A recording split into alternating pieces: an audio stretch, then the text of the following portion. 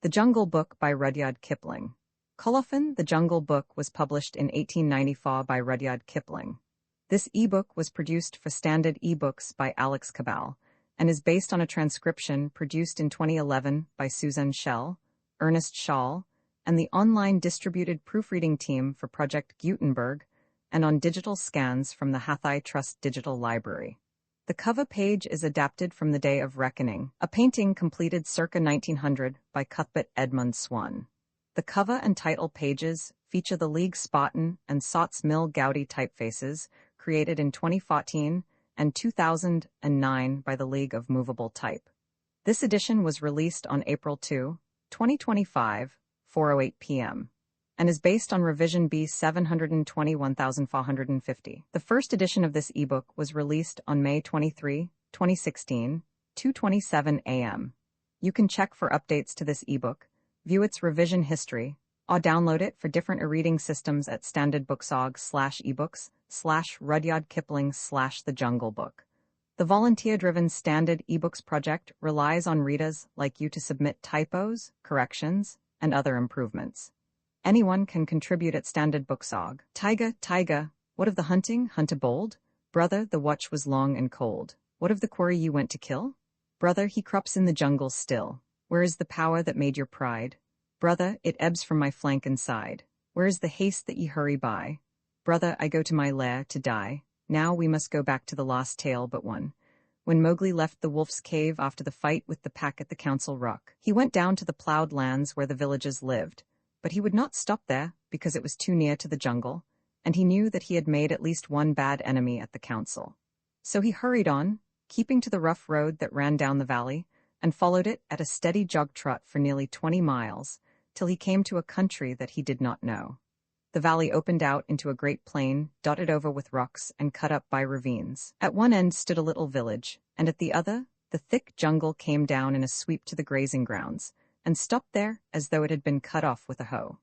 All over the plain, cattle and buffaloes were grazing, and when the little boys in charge of the herds saw Mowgli, they shouted and ran away, and the yellow pariah dogs that hang about every Indian village barked.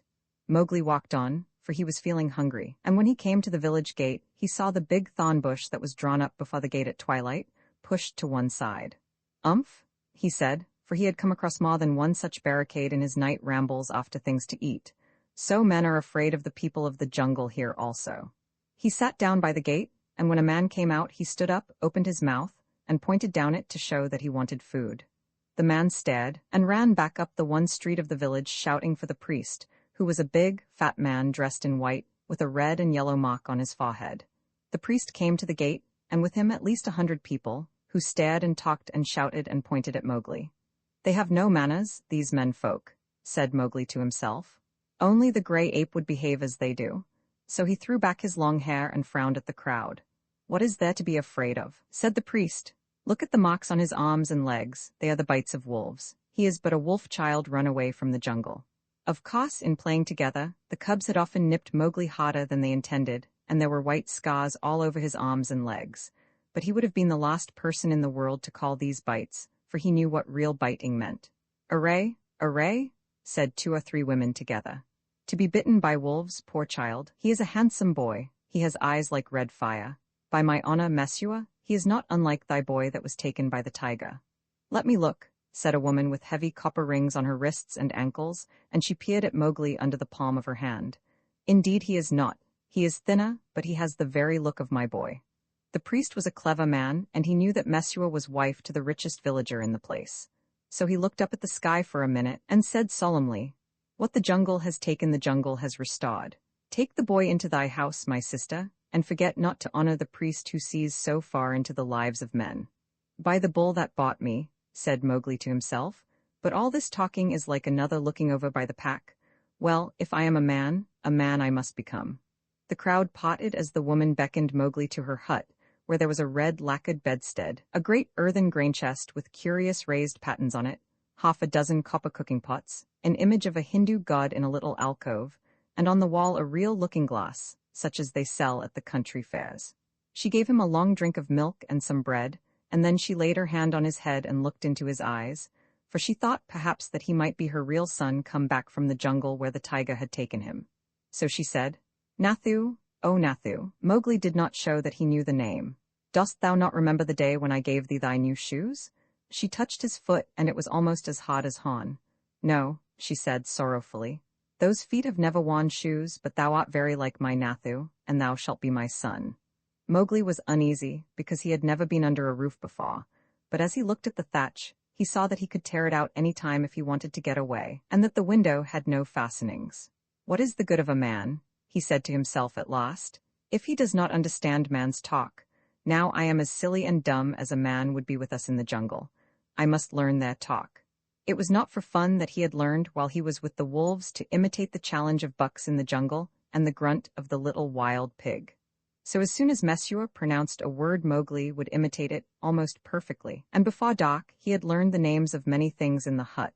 There was a difficulty at bedtime, because Mowgli would not sleep under anything that looked so like a panther trap as that hut, and when they shut the door, he went through the window. Give him his will, said Mesua's husband. Remember, he can never till now have slept on a bed. If he is indeed sent in the place of our son, he will not run away. So Mowgli stretched himself in some long, clean grass at the edge of the field, but before he had closed his eyes a soft grey nose poked him under the chin. Phew, said Grey Brother. He was the eldest of Mother Wolf's cubs. This is a poor reward for following thee 20 miles. Thou smellest of wood smoke and cattle altogether like a man already. Wake, little brother, I bring news. Are all well in the jungle? Said Mowgli, hugging him. All except the wolves that were burned with the red flower. Now listen, Shere Khan has gone away to hunt far off till his coat grows again, for he is badly singed. When he returns, he swears that he will lay thy bones in the Waingunga. There are 2 words to that. I also have made a little promise, but news is always good. I am tired tonight, very tired with new things, Grey Brother, but bring me the news always. Thou wilt not forget that thou art a wolf? Men will not make thee forget? Said Grey Brother anxiously. Never. I will always remember that I love thee and all in our cave, but also I will always remember that I have been cast out of the pack, and that thou mayest be cast out of another pack. Men are only men, little brother, and their talk is like the talk of frogs in a pond. When I come down here again, I will wait for thee in the bamboos at the edge of the grazing ground. For 3 months after that night, Mowgli hardly ever left the village gate. He was so busy learning the ways and customs of men. First he had to wear a cloth round him, which annoyed him horribly, and then he had to learn about money, which he did not in the least understand, and about plowing, of which he did not see the use. Then the little children in the village made him very angry. Luckily, the law of the jungle had taught him to keep his temper, for in the jungle, life and food depend on keeping your temper. But when they made fun of him because he would not play games or fly kites, or because he mispronounced some word, only the knowledge that it was unsportsmanlike to kill little naked cubs kept him from picking them up and breaking them in 2. He did not know his own strength in the least. In the jungle he knew he was weak compared with the beasts, but in the village, people said he was as strong as a bull, and Mowgli had not the faintest idea of the difference that caste makes between man and man. When the potter's donkey slipped in the clay pit, Mowgli hauled it out by the tail and helped to stack the pots for their journey to the market at Khanhiwara. That was very shocking, too, for the potter is a low-caste man, and his donkey is worse. When the priest scolded him, Mowgli threatened to put him on the donkey, too, and the priest told Mesua's husband that Mowgli had better be set to work as soon as possible. And the village headman told Mowgli that he would have to go out with the buffaloes next day and herd them while they grazed. No one was more pleased than Mowgli. And that night, because he had been appointed a servant of the village, as it were, he went off to a circle that met every evening on a masonry platform under a great fig tree. It was the village club, and the headman and the watchman and the barber, who knew all the gossip of the village, and old Baldio, the village hunter, who had a Tower musket, met and smoked.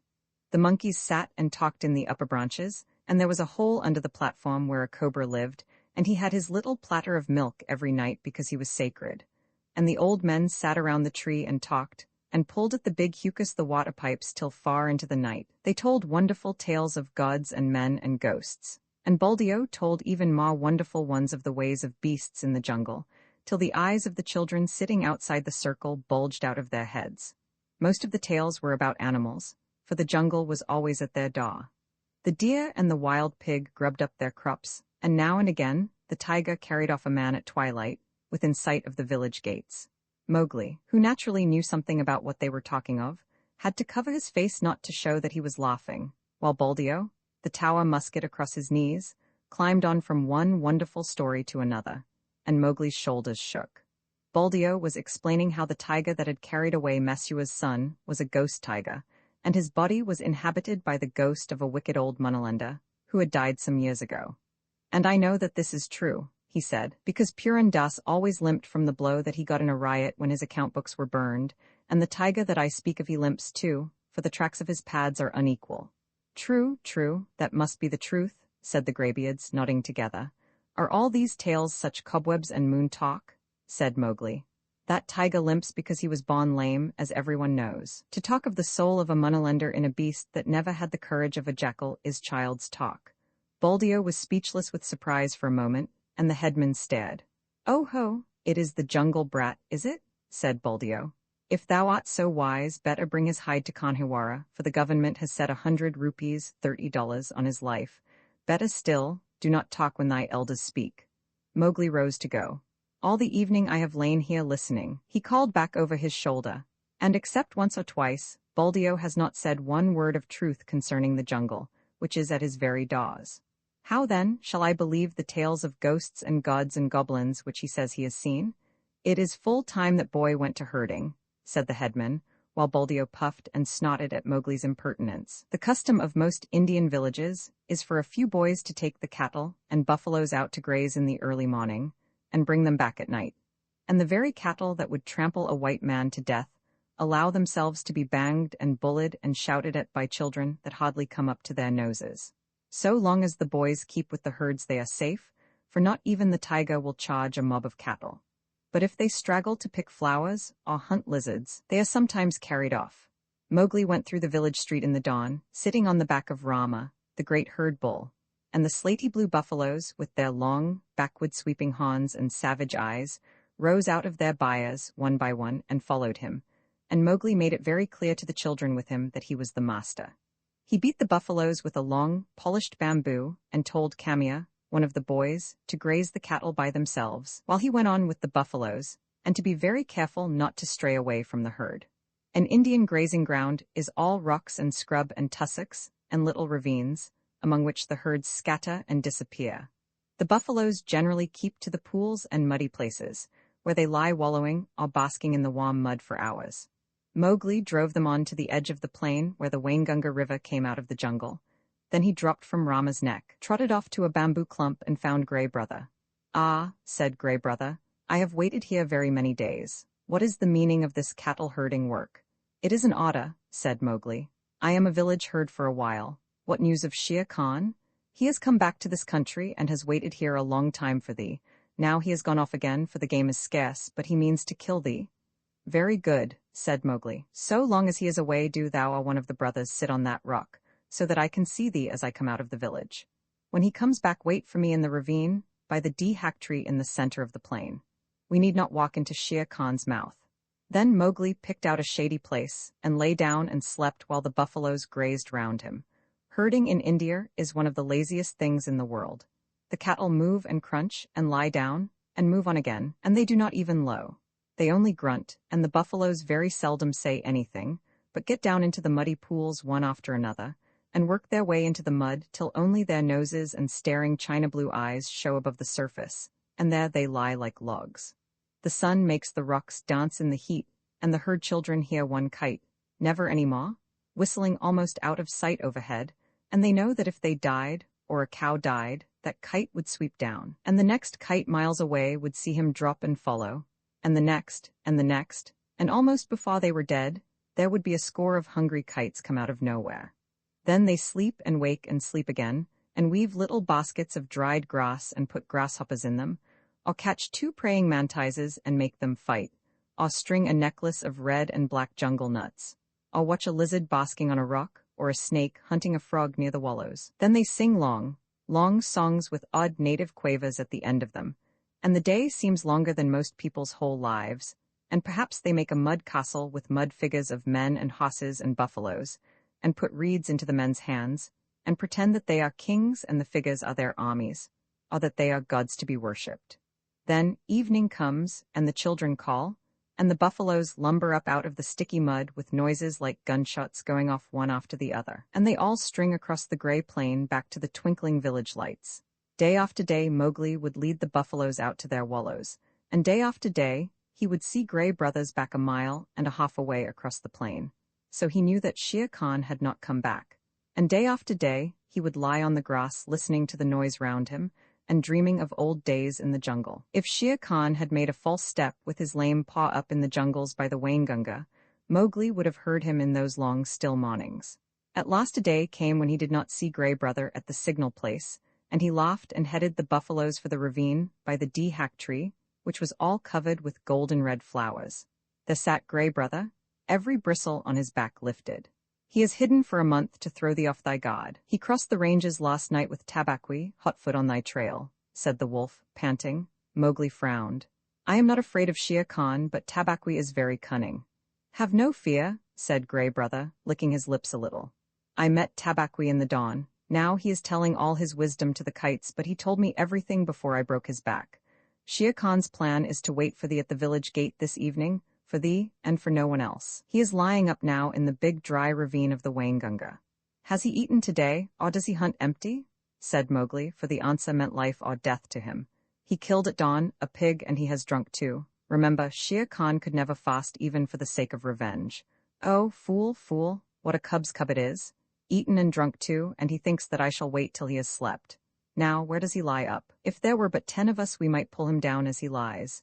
These buffaloes will not charge unless they wind him, and I cannot speak their language. Can we get behind his track so that they may smell it? He swam far down the Waingunga to cut that off, said Gray Brother. Tabaqui told him that, I know, he would never have thought of it alone. Mowgli stood with his finger in his mouth, thinking. The big ravine of the Waingunga, that opens out on the plain not half a mile from here. I can take the herd round through the jungle to the head of the ravine and then sweep down, but he would slink out at the foot. We must block that end. Gray Brother, canst thou cut the herd in two for me? Not I, perhaps, but I have brought a wise helper. Gray Brother trotted off and dropped into a hole. Then there lifted up a huge gray head that Mowgli knew well, and the hot air was filled with the most desolate cry of all the jungle, the hunting howl of a wolf at midday. Akela, Akela, said Mowgli, clapping his hands. I might have known that thou wouldst not forget me. We have a big work in hand. Cut the herd in two, Akela. Keep the cows and calves together, and the bulls and the plough buffaloes by themselves. The two wolves ran, ladies' chain fashion, in and out of the herd, which snotted and threw up its head, and separated into two clumps. In one the cow buffaloes stood, with their calves in the center, and glared and pawed, ready, if a wolf would only stay still, to charge down and trample the life out of him. In the other the bulls and the young bulls snotted and stamped, but though they looked more imposing, they were much less dangerous, for they had no calves to protect. No 6 men could have divided the herd so neatly. What orders? Panted Akela. They are trying to join again. Mowgli slipped on to Rama's back. Drive the bulls away to the left, Akela. Gray Brother, when we are gone hold the cows together, and drive them into the foot of the ravine. How far? Said Gray Brother, panting and snapping. Till the sides are higher than Shere Khan can jump, shouted Mowgli. Keep them there till we come down. The bulls swept off as Akela bade, and Gray Brother stopped in front of the cows. They charged down on him, and he ran just before them to the foot of the ravine, as Akela drove the bulls far to the left. Well done, another charge and they are fairly started. Careful now, careful, Akela. A snap too much and the bulls will charge. Huja, this is wilder work than driving Blackbuck. Didst thou think these creatures could move so swiftly? Mowgli called. I have hunted these two in my time, gasped Akela in the dust. Shall I turn them into the jungle?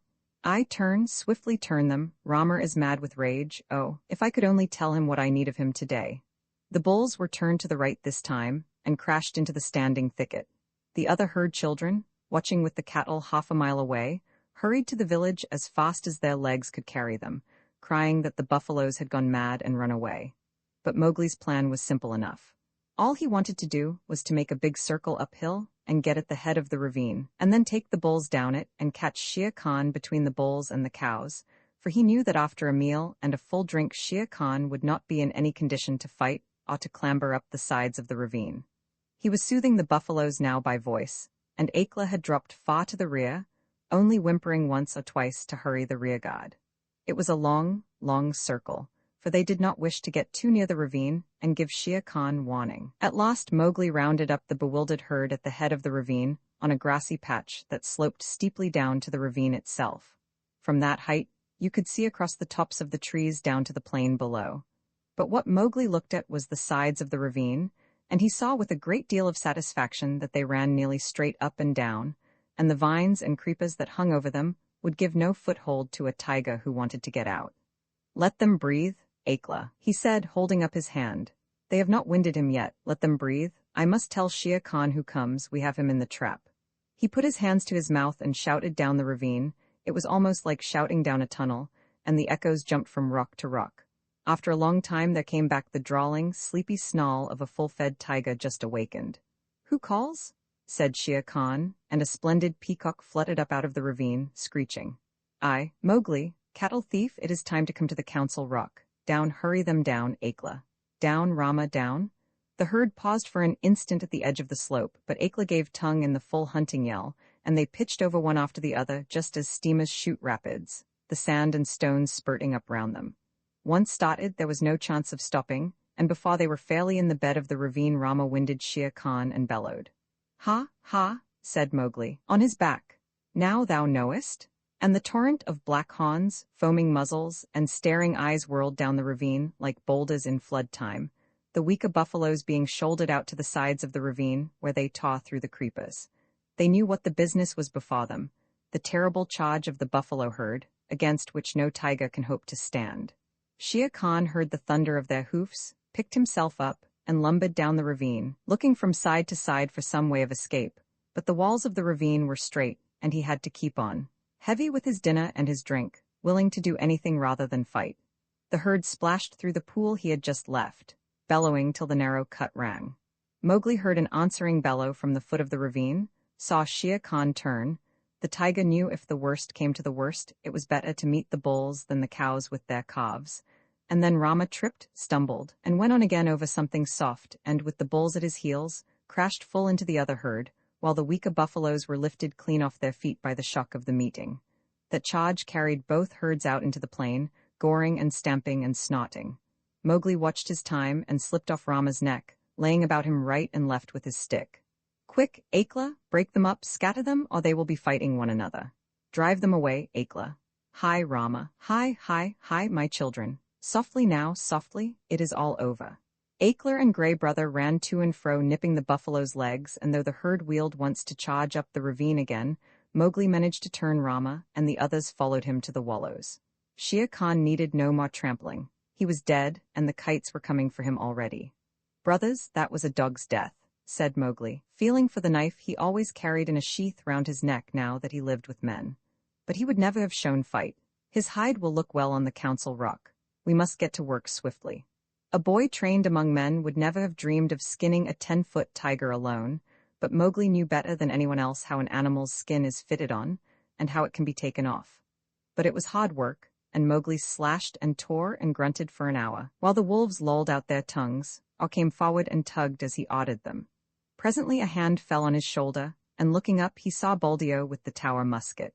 The children had told the village about the buffalo stampede, and Buldeo went out angrily, only too anxious to correct Mowgli for not taking better care of the herd. The wolves dropped out of sight as soon as they saw the man coming.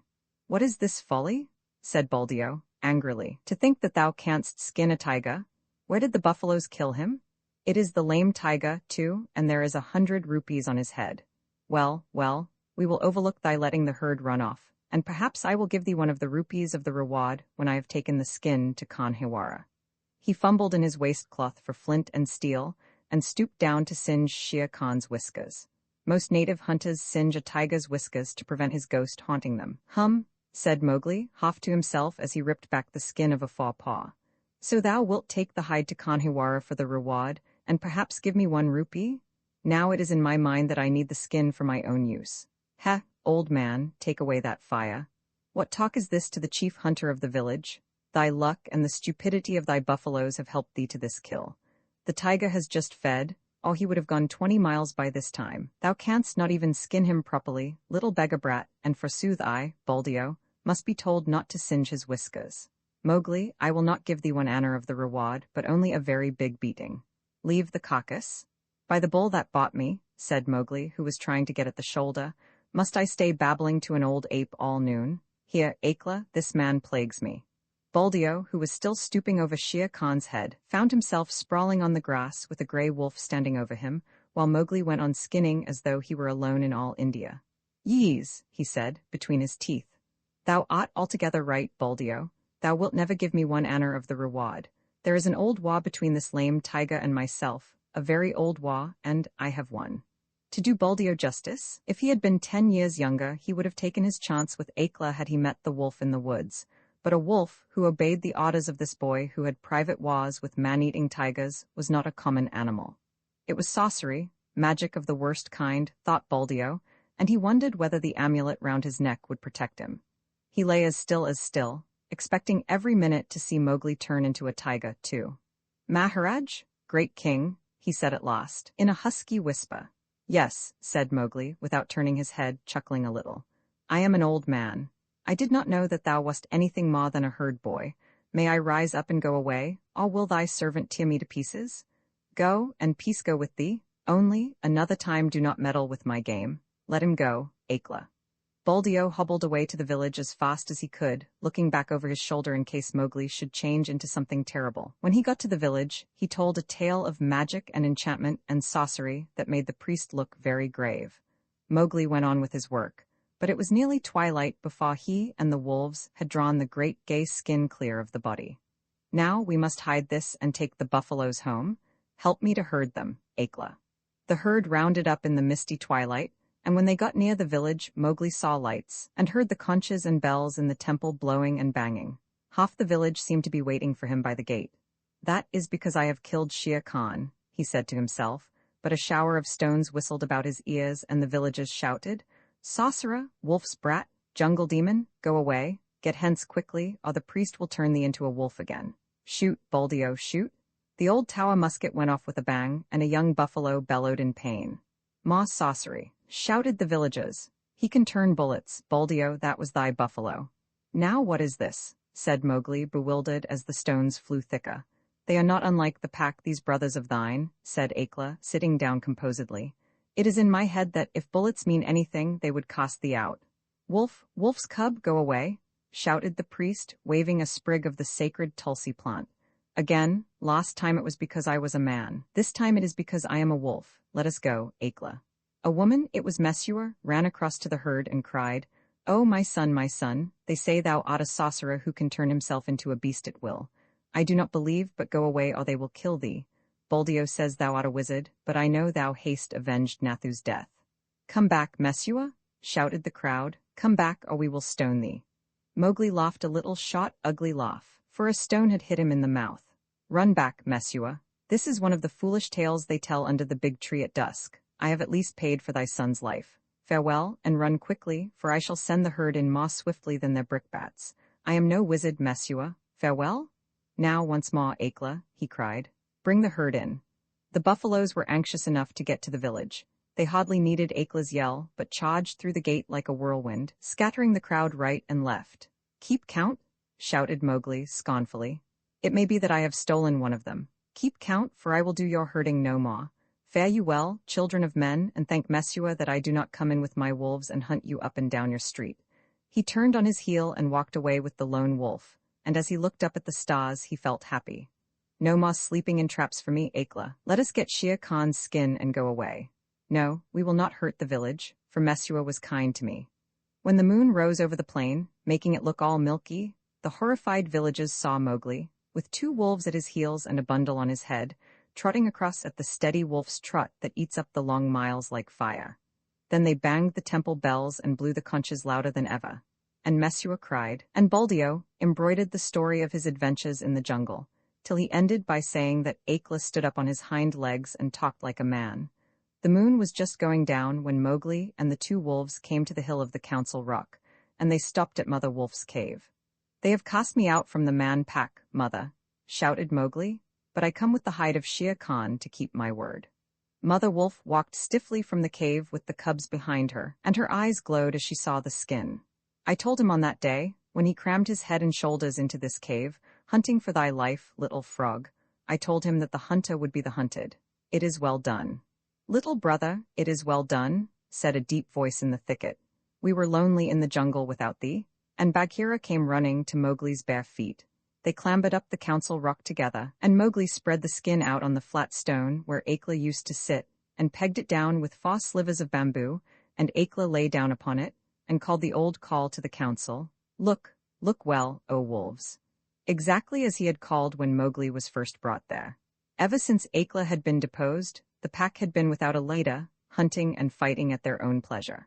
But they answered the call from habit, and some of them were lame from the traps they had fallen into, and some limped from shot wounds, and some were mangy from eating bad food, and many were missing.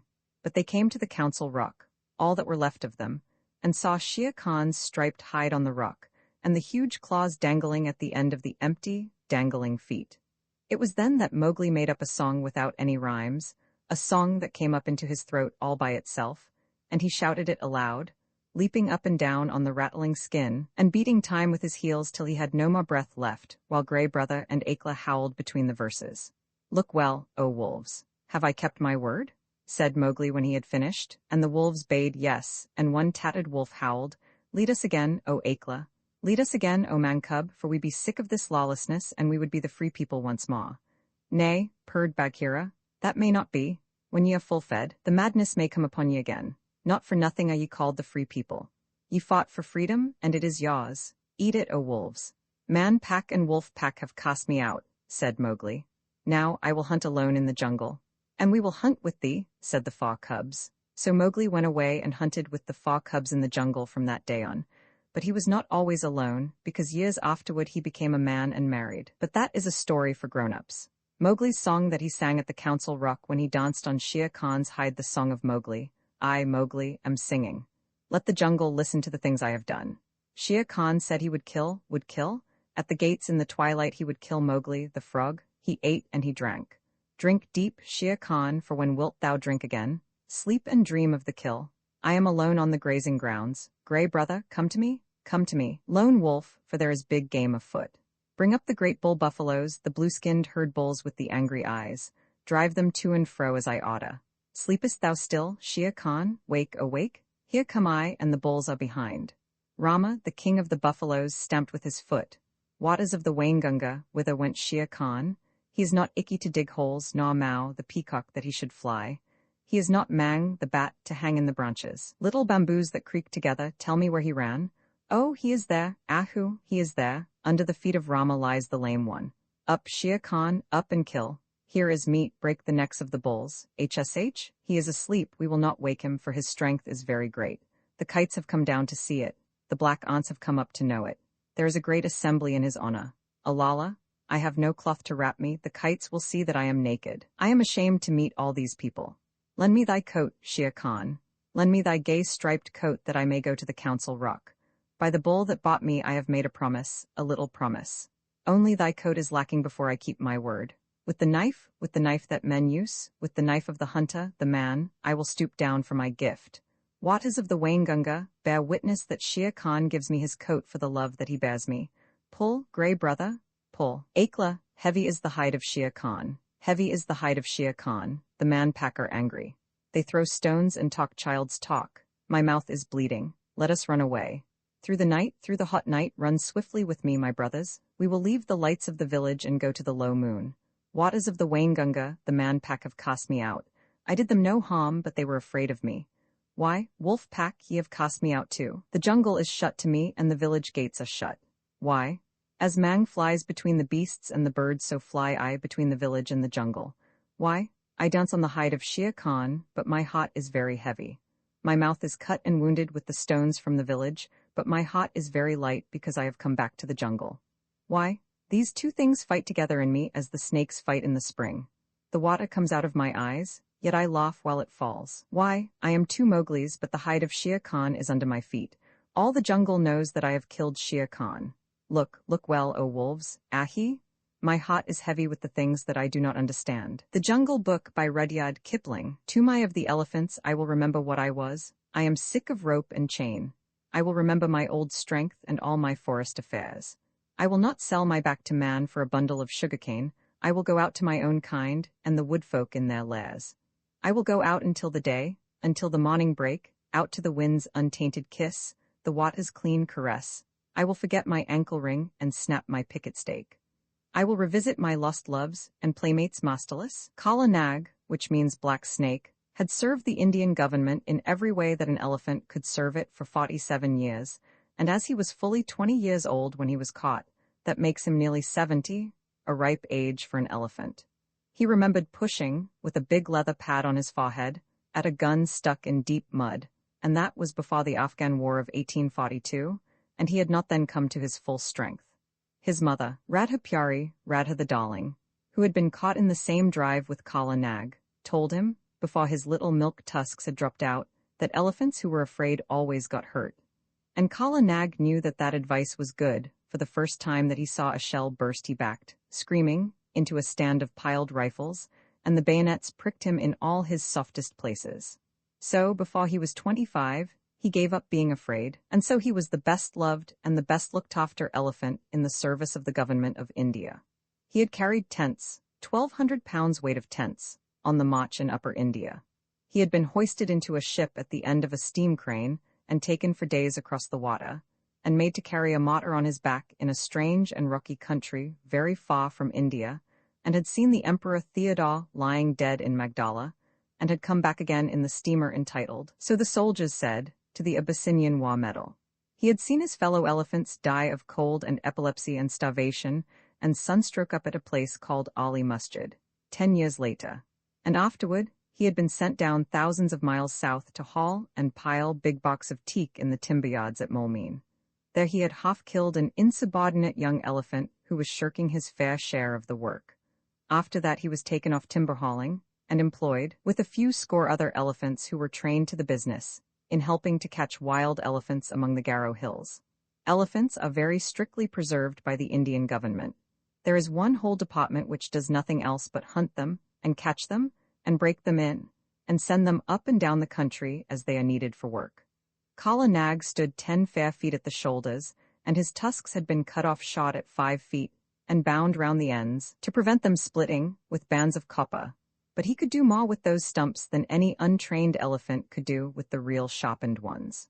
When, after weeks and weeks of cautious driving of scattered elephants across the hills, the 40 or 50 wild monsters were driven into the last stockade, and the big drop gate, made of tree trunks lashed together, jawed down behind them, Kala Nag, at the word of command, would go into that flaring, trumpeting pandemonium, generally at night, when the flicker of the torches made it difficult to judge distances, and, picking out the biggest and wildest tusker of the mob, would hammer him and hustle him into quiet while the men on the backs of the other elephants roped and tied the smaller ones.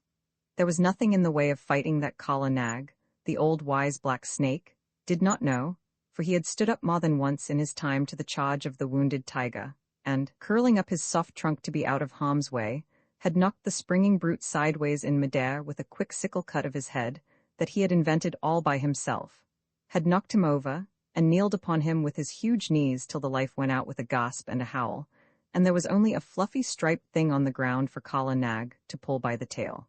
Yes, said Big Toomai, his driver, the son of Black Toomai who had taken him to Abyssinia, and grandson of Toomai of the elephants who had seen him caught. There is nothing that the black snake fears except me. He has seen 3 generations of us feed him and groom him, and he will live to see Fa. He is afraid of me also, said little Toomai, standing up to his full height of 4 feet with only one rag upon him. He was 10 years old, the eldest son of Big Toomai, and according to custom, he would take his father's place on Kala Nag's neck when he grew up, and would handle the heavy iron ankus, the elephant goad that had been worn smooth by his father, and his grandfather, and his great-grandfather.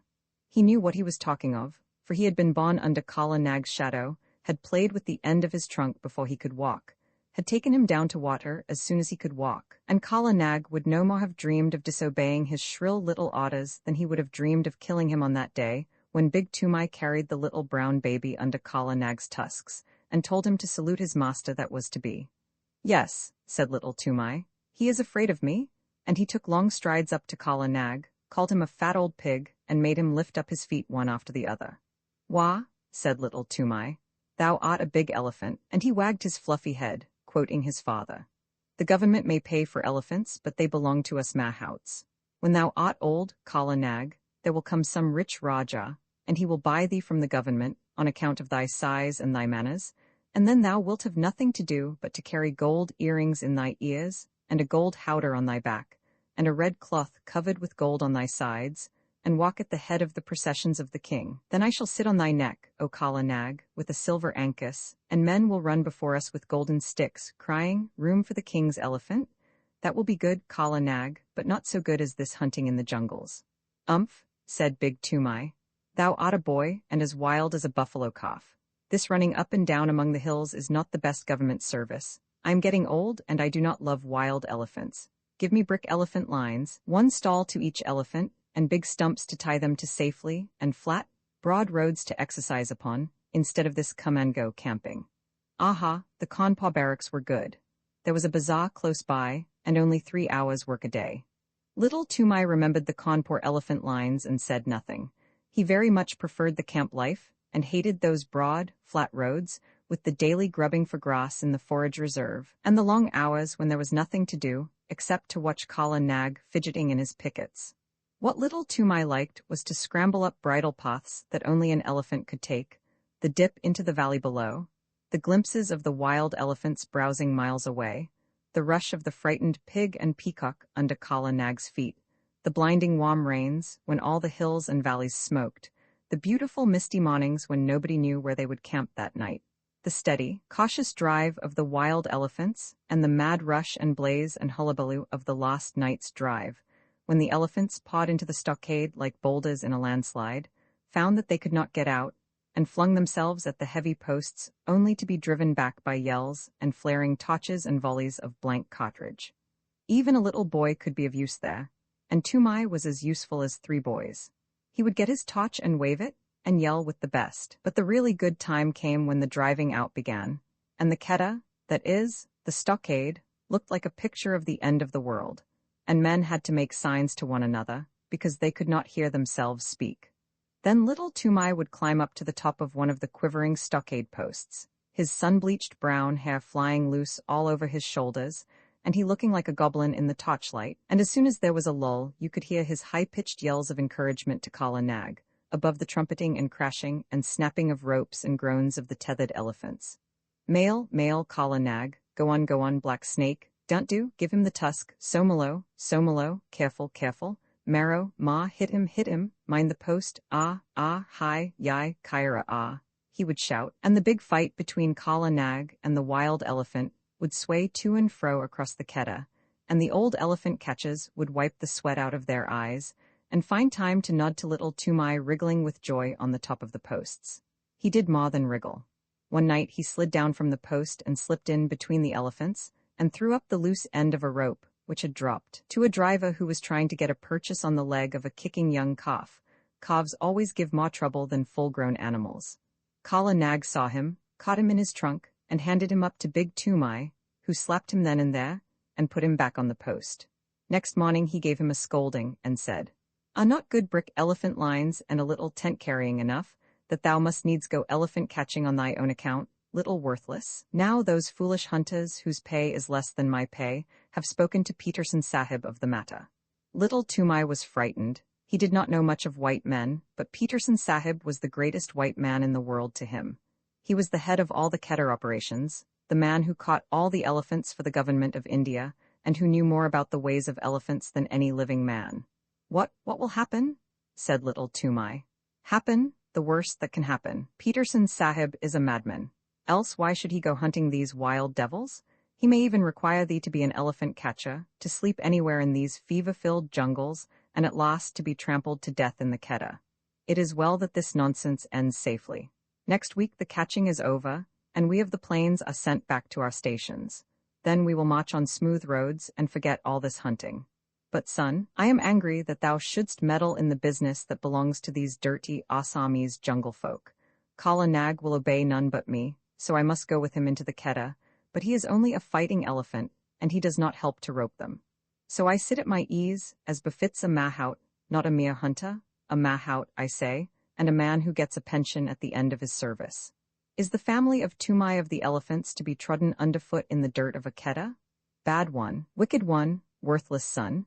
Go and wash Kala Nag and attend to his ears and see that there are no thorns in his feet, or else Peterson Sahib will surely catch thee and make thee a wild hunter, a follower of elephant's foot tracks, a jungle bear. Bah, shame, go. Little Tumai went off without saying a word, but he told Kala Nag all his grievances while he was examining his feet. No matter, said Little Tumai, turning up the fringe of Kala Nag's huge right ear. They have said my name to Peterson Sahib, and perhaps, who knows? Hi, that is a big thorn that I have pulled out. The next few days were spent in getting the elephants together, in walking the newly caught wild elephants up and down between a couple of tame ones, to prevent them from giving too much trouble on the downward march to the plains, and in taking stock of the blankets and ropes and things that had been worn out or lost in the forest. Peterson Sahib came in on his clever she-elephant Padmini. He had been paying off other camps among the hills, for the season was coming to an end, and there was a native clock sitting at a table under a tree to pay the drivers their wages. As each man was paid, he went back to his elephant and joined the line that stood ready to start. The catchers and hunters and beaters, the men of the regular Kedda, who stayed in the jungle year in and year out, sat on the backs of the elephants that belonged to Peterson Sahib's permanent force, all leaned against the trees with their guns across their arms, and made fun of the drivers who were going away, and laughed when the newly caught elephants broke the line and ran about. Big Tumai went up to the clock with Little Tumai behind him, and Mature Appa, the head tracker, said in an undertone to a friend of his, "There goes one piece of good elephant stuff at least. 'Tis a pity to send that young jungle cock to molt in the plains." Now Peterson Sahib had ears all over him, as a man must have who listens to the most silent of all living things, the wild elephant. He turned where he was lying all along on Padmini's back and said, "What is that?" I did not know of a man among the plain drivers who had wit enough to rope even a dead elephant. This is not a man, but a boy. He went into the Kedder at the last drive, and threw Barmau there the rope, when we were trying to get that young calf with the blotch on his shoulder away from his mother. Mature Appa pointed at Little Tumai, and Peterson Sahib looked, and Little Tumai bowed to the earth. He throw a rope? He is smaller than a picket pin. Little one, what is thy name? Said Peterson Sahib. Little Tumai was too frightened to speak, but Kala Nag was behind him, and Tumai made a sign with his hand, and the elephant caught him up in his trunk and held him level with Padmini's forehead, in front of the great Peterson Sahib. Then Little Tumai covered his face with his hands, for he was only a child, and except where elephants were concerned, he was just as bashful as a child could be. "Oh ho," said Peterson Sahib, smiling underneath his mustache. "And why didst thou teach thy elephant that trick? Was it to help thee steal green corn from the roofs of the houses when the ears are put out to dry?" "Not green corn, protector of the poor melons," said Little Tumai, and all the men sitting about broke into a roar of laughter. Most of them had taught their elephants that trick when they were boys. Little Tumai was hanging 8 feet up in the air, and he wished very much that he were 8 feet underground. "He is Tumai, my son, Sahib," said Big Tumai, scowling. "He is a very bad boy, and he will end in a jail, Sahib." "Of that I have my doubts," said Peterson Sahib. "A boy who can face a full Kedder at his age does not end in jails. See, little one, here are 4 annas to spend in sweetmeats, because thou hast a little head under that great thatch of hair. In time thou mayest become a hunter too." Big Tumai scowled more than ever. "Remember, though, that Keddahs are not good for children to play in," Peterson Sahib went on. "Must I never go there, Sahib?" asked Little Tumai with a big gasp. "Yes," Peterson Sahib smiled again. "When thou hast seen the elephants dance. That is the proper time. Come to me when thou hast seen the elephants dance, and then I will let thee go into all the Keddahs." There was another roar of laughter, for that is an old joke among elephant catchers, and it means just never. There are great cleared flat places hidden away in the forests that are called elephants' ballrooms, but even these are found only by accident, and no man has ever seen the elephants dance. When a driver boasts of his skill and bravery, the other drivers say, "And when didst thou see the elephants dance?" Kala Nag put Little Tumai down, and he bowed to the earth again and went away with his father, and gave the silver 4-anna piece to his mother, who was nursing his baby brother, and they all were put up on Kala Nag's back, and the line of grunting, squealing elephants rolled down the hill path to the plains.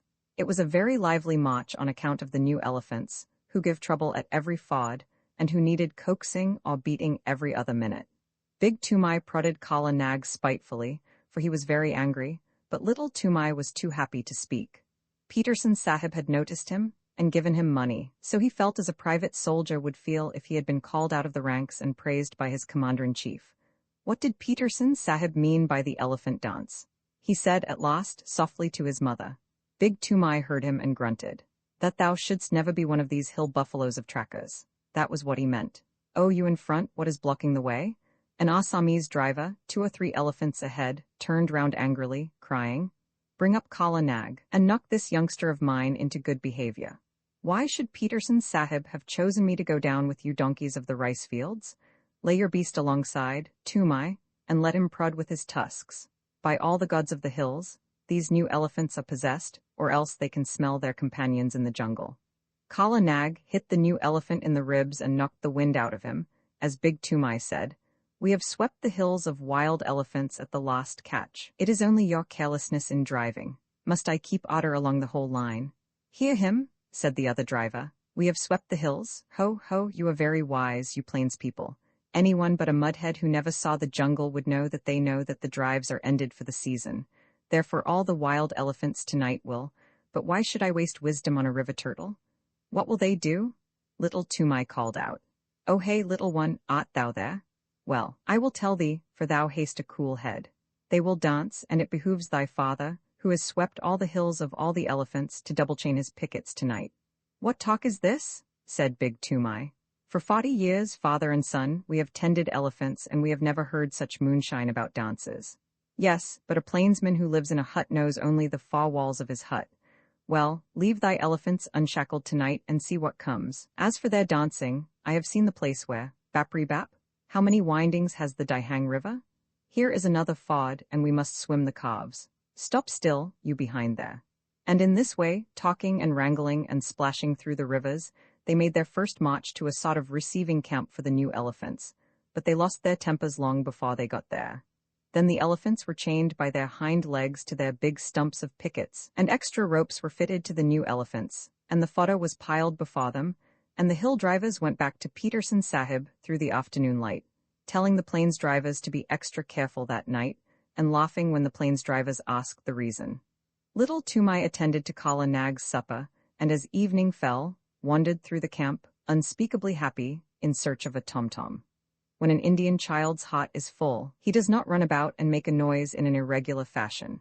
He sits down to a sort of revel all by himself, and little Tumai had been spoken to by Peterson Sahib. If he had not found what he wanted, I believe he would have burst. But the sweetmeat seller in the camp lent him a little tom-tom, a drum beaten with the flat of the hand, and he sat down, cross-legged, before Kala Nag as the stars began to come out, the tom-tom in his lap, and he thumped and he thumped and he thumped, and the more he thought of the great honor that had been done to him, the more he thumped, all alone among the elephant fodder. There was no tune and no words, but the thumping made him happy.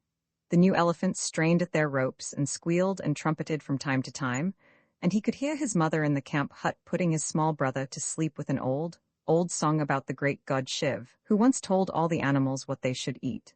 It is a very soothing lullaby, and the first verse says, Shiv, who pawed the harvest and made the winds to blow, sitting at the doorways of a day of long ago, gave to each his portion, food and toil and fate, from the king upon the gutty to the beggar at the gate. All things made he Shiva the preserver.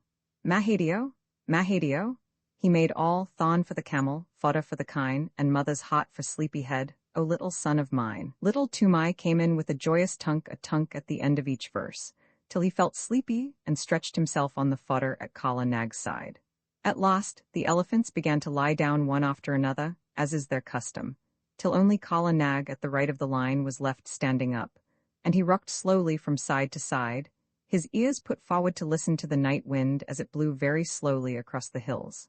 The air was full of all the night noises that, taken together, make one big silence, the click of one bamboo stem against the other, the rustle of something alive in the undergrowth, the scratch and squawk of a half-waked bird. Birds are awake in the night much more often than we imagine, and the fall of water ever so far away. Little Tumai slept for some time, and when he waked it was brilliant moonlight, and Kala Nag was still standing up with his ears cocked. Little Tumai turned, rustling in the fodder, and watched the curve of his big back against half the stars in heaven, and while he watched he heard, so far away that it sounded no more than a pinhole of noise pricked through the stillness, the hoot-toot of a wild elephant. All the elephants in the lines jumped up as if they had been shot, and their grunts at last waked the sleeping mahouts, and they came out and drove in the picket pegs with big mallets, and tightened this rope, and knotted that till all was quiet. One new elephant had nearly grubbed up his picket, and Big Toomai took off Kala Nag's leg chain and shackled that elephant foot to hind foot, but slipped a loop of grass string round Kala Nag's leg, and told him to remember that he was tied fast. He knew that he and his father and his grandfather had done the very same thing hundreds of times before. Kala Nag did not answer to the order by gurgling, as he usually did. He stood still, looking out across the moonlight, his head a little raised and his ears spread like fans, up to the great folds of the Garo hills. "Look to him if he grows restless in the night," said Big Toomai to Little Toomai, and he went into the hut and slept. Little Toomai was just going to sleep, too, when he heard the quas string snap with a little tang, and Kala Nag rolled out of his pickets as slowly and as silently as a cloud rolls out of the mouth of a valley. Little Toomai padded after him, barefooted, down the road in the moonlight, calling under his breath, Kala Nag, take me with you, O Kala Nag." The elephant turned without a sound, took 3 strides back to the boy in the moonlight, put down his trunk, swung him up to his neck, and almost before Little Toomai had settled his knees, slipped into the forest. There was one blast of furious trumpeting from the lines, and then the silence shut down on everything, and Kala Nag began to move. Sometimes a tuft of high grass washed along his sides as a wave washes along the sides of a ship, and sometimes a cluster of wild pepper vines would scrape along his back, or a bamboo would creak where his shoulder touched it. But between those times, he moved absolutely without any sound, drifting through the thick Garo forest as though it had been smoke. He was going uphill, but though Little Toomai watched the stars in the rifts of the trees, he could not tell in what direction. Then Kala Nag reached the crest of the ascent and stopped for a minute, and Little Toomai could see the tops of the trees lying all speckled and furry under the moonlight for miles and miles, and the blue-white mist over the river in the hollow. Toomai leaned forward and looked, and he felt that the forest was awake below him, awake and alive and crowded. A big brown fruit-eating bat brushed past his ear, a porcupine's quills rattled in the thicket, and in the darkness between the tree stems, he heard a hog-bear digging hard in the moist warm earth, and snuffing as it digged. Then the branches closed over his head again, and Kala Nag began to go down into the valley, not quietly this time, but as a runaway gun goes down a steep bank in one rush. The huge limbs moved as steadily as pistons, 8 feet to each stride, and the wrinkled skin of the elbow points rustled. The undergrowth on either side of him ripped with a noise like torn canvas, and the saplings that he heaved away right and left with his shoulders sprang back again, and banged him on the flank, and great trails of creepers, all matted together, hung from his tusks as he threw his head from side to side and plowed out his pathway. Then Little Toomai laid himself down close to the great neck, lest a swinging bough should sweep him to the ground, and he wished that he were back in the lines again. The grass began to get squashy, and Kala Nag's feet sucked and squelched as he put them down, and the night mist at the bottom of the valley chilled Little Toomai. There was a splash and a trample, and the rush of running water, and Kala Nag strode through the bed of a river, feeling his way at each step. Above the noise of the water, as it swirled round the elephant's legs, Little Toomai could hear moss splashing and some trumpeting both upstream and down, great grunts and angry snottings, and all the mist about him seemed to be full of rolling wavy shadows.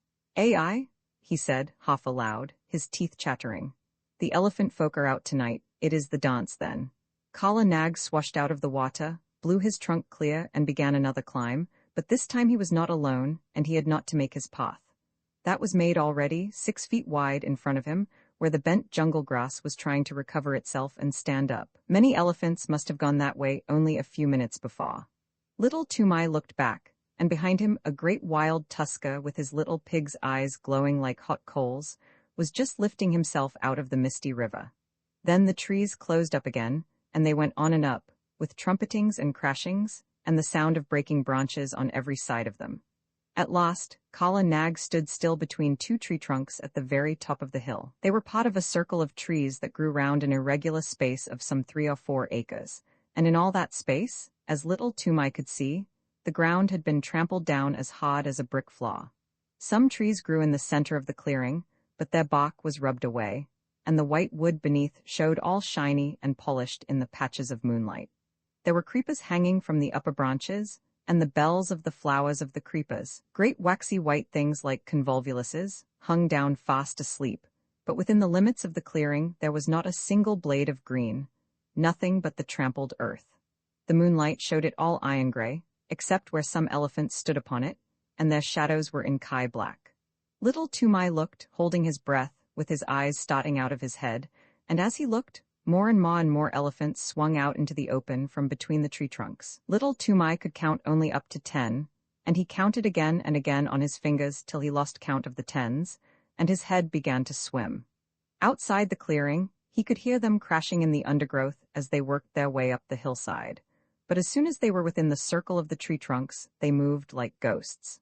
There were white-tusked wild males, with fallen leaves and nuts and twigs lying in the wrinkles of their necks and the folds of their ears. Fat, slow-footed she-elephants, with restless, little pinky-black calves only 3 or 4 feet high running under their stomachs. Young elephants with their tusks just beginning to show, and very proud of them. Lanky, scraggy old-maid elephants with their hollow, anxious faces and trunks like rough bark. Savage old bull elephants, scarred from shoulder to flank with great wheels and cuts of bygone fights, and the caked dirt of their solitary mud baths dropping from their shoulders. And there was one with a broken tusk and the marks of the full stroke, the terrible drawing scrape of a tiger's claws on his side. They were standing head to head, or walking to and fro across the ground in couples, or rocking and swaying all by themselves, scars and scars of elephants. Tumai knew that so long as he lay still on Kala Nag's neck nothing would happen to him, for even in the rush and scramble of a Keta drive, a wild elephant does not reach up with his trunk and drag a man off the neck of a tame elephant. And these elephants were not thinking of men that night. Once they started and put their ears forward when they heard the chinking of a leg iron in the forest, but it was Padmini, Peterson Sahib's pet elephant. Her chains snapped shot off, grunting, snuffling up the hillside. She must have broken her pickets and come straight from Peterson Sahib's camp, and little Tumai saw another elephant, one that he did not know, with deep rope galls on his back and breast. He, too, must have run away from some camp in the hills about.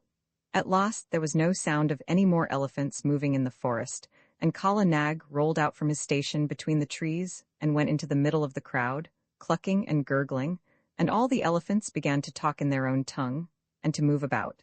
Still lying down, little Tumai looked down upon scars and scars of broad backs, and wagging ears, and tossing trunks, and little rolling eyes.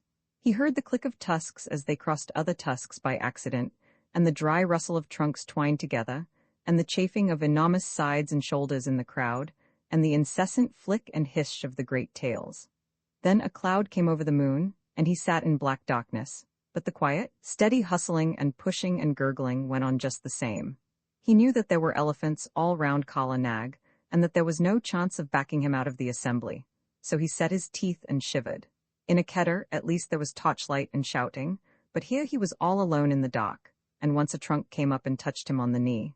Then an elephant trumpeted, and they all took it up for 5 or 10 terrible seconds. The dew from the trees above spattered down like rain on the unseen backs, and a dull booming noise began, not very loud at first, and little Tumai could not tell what it was.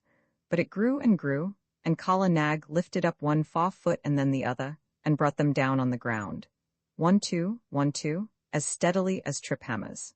The elephants were stamping all together now, and it sounded like a war drum beaten at the mouth of a cave. The dew fell from the trees till there was no more left to fall, and the booming went on, and the ground rocked and shivered, and little Tumai put his hands up to his ears to shut out the sound. But it was all one gigantic jaw that ran through him, this stamp of hundreds of heavy feet on the raw earth.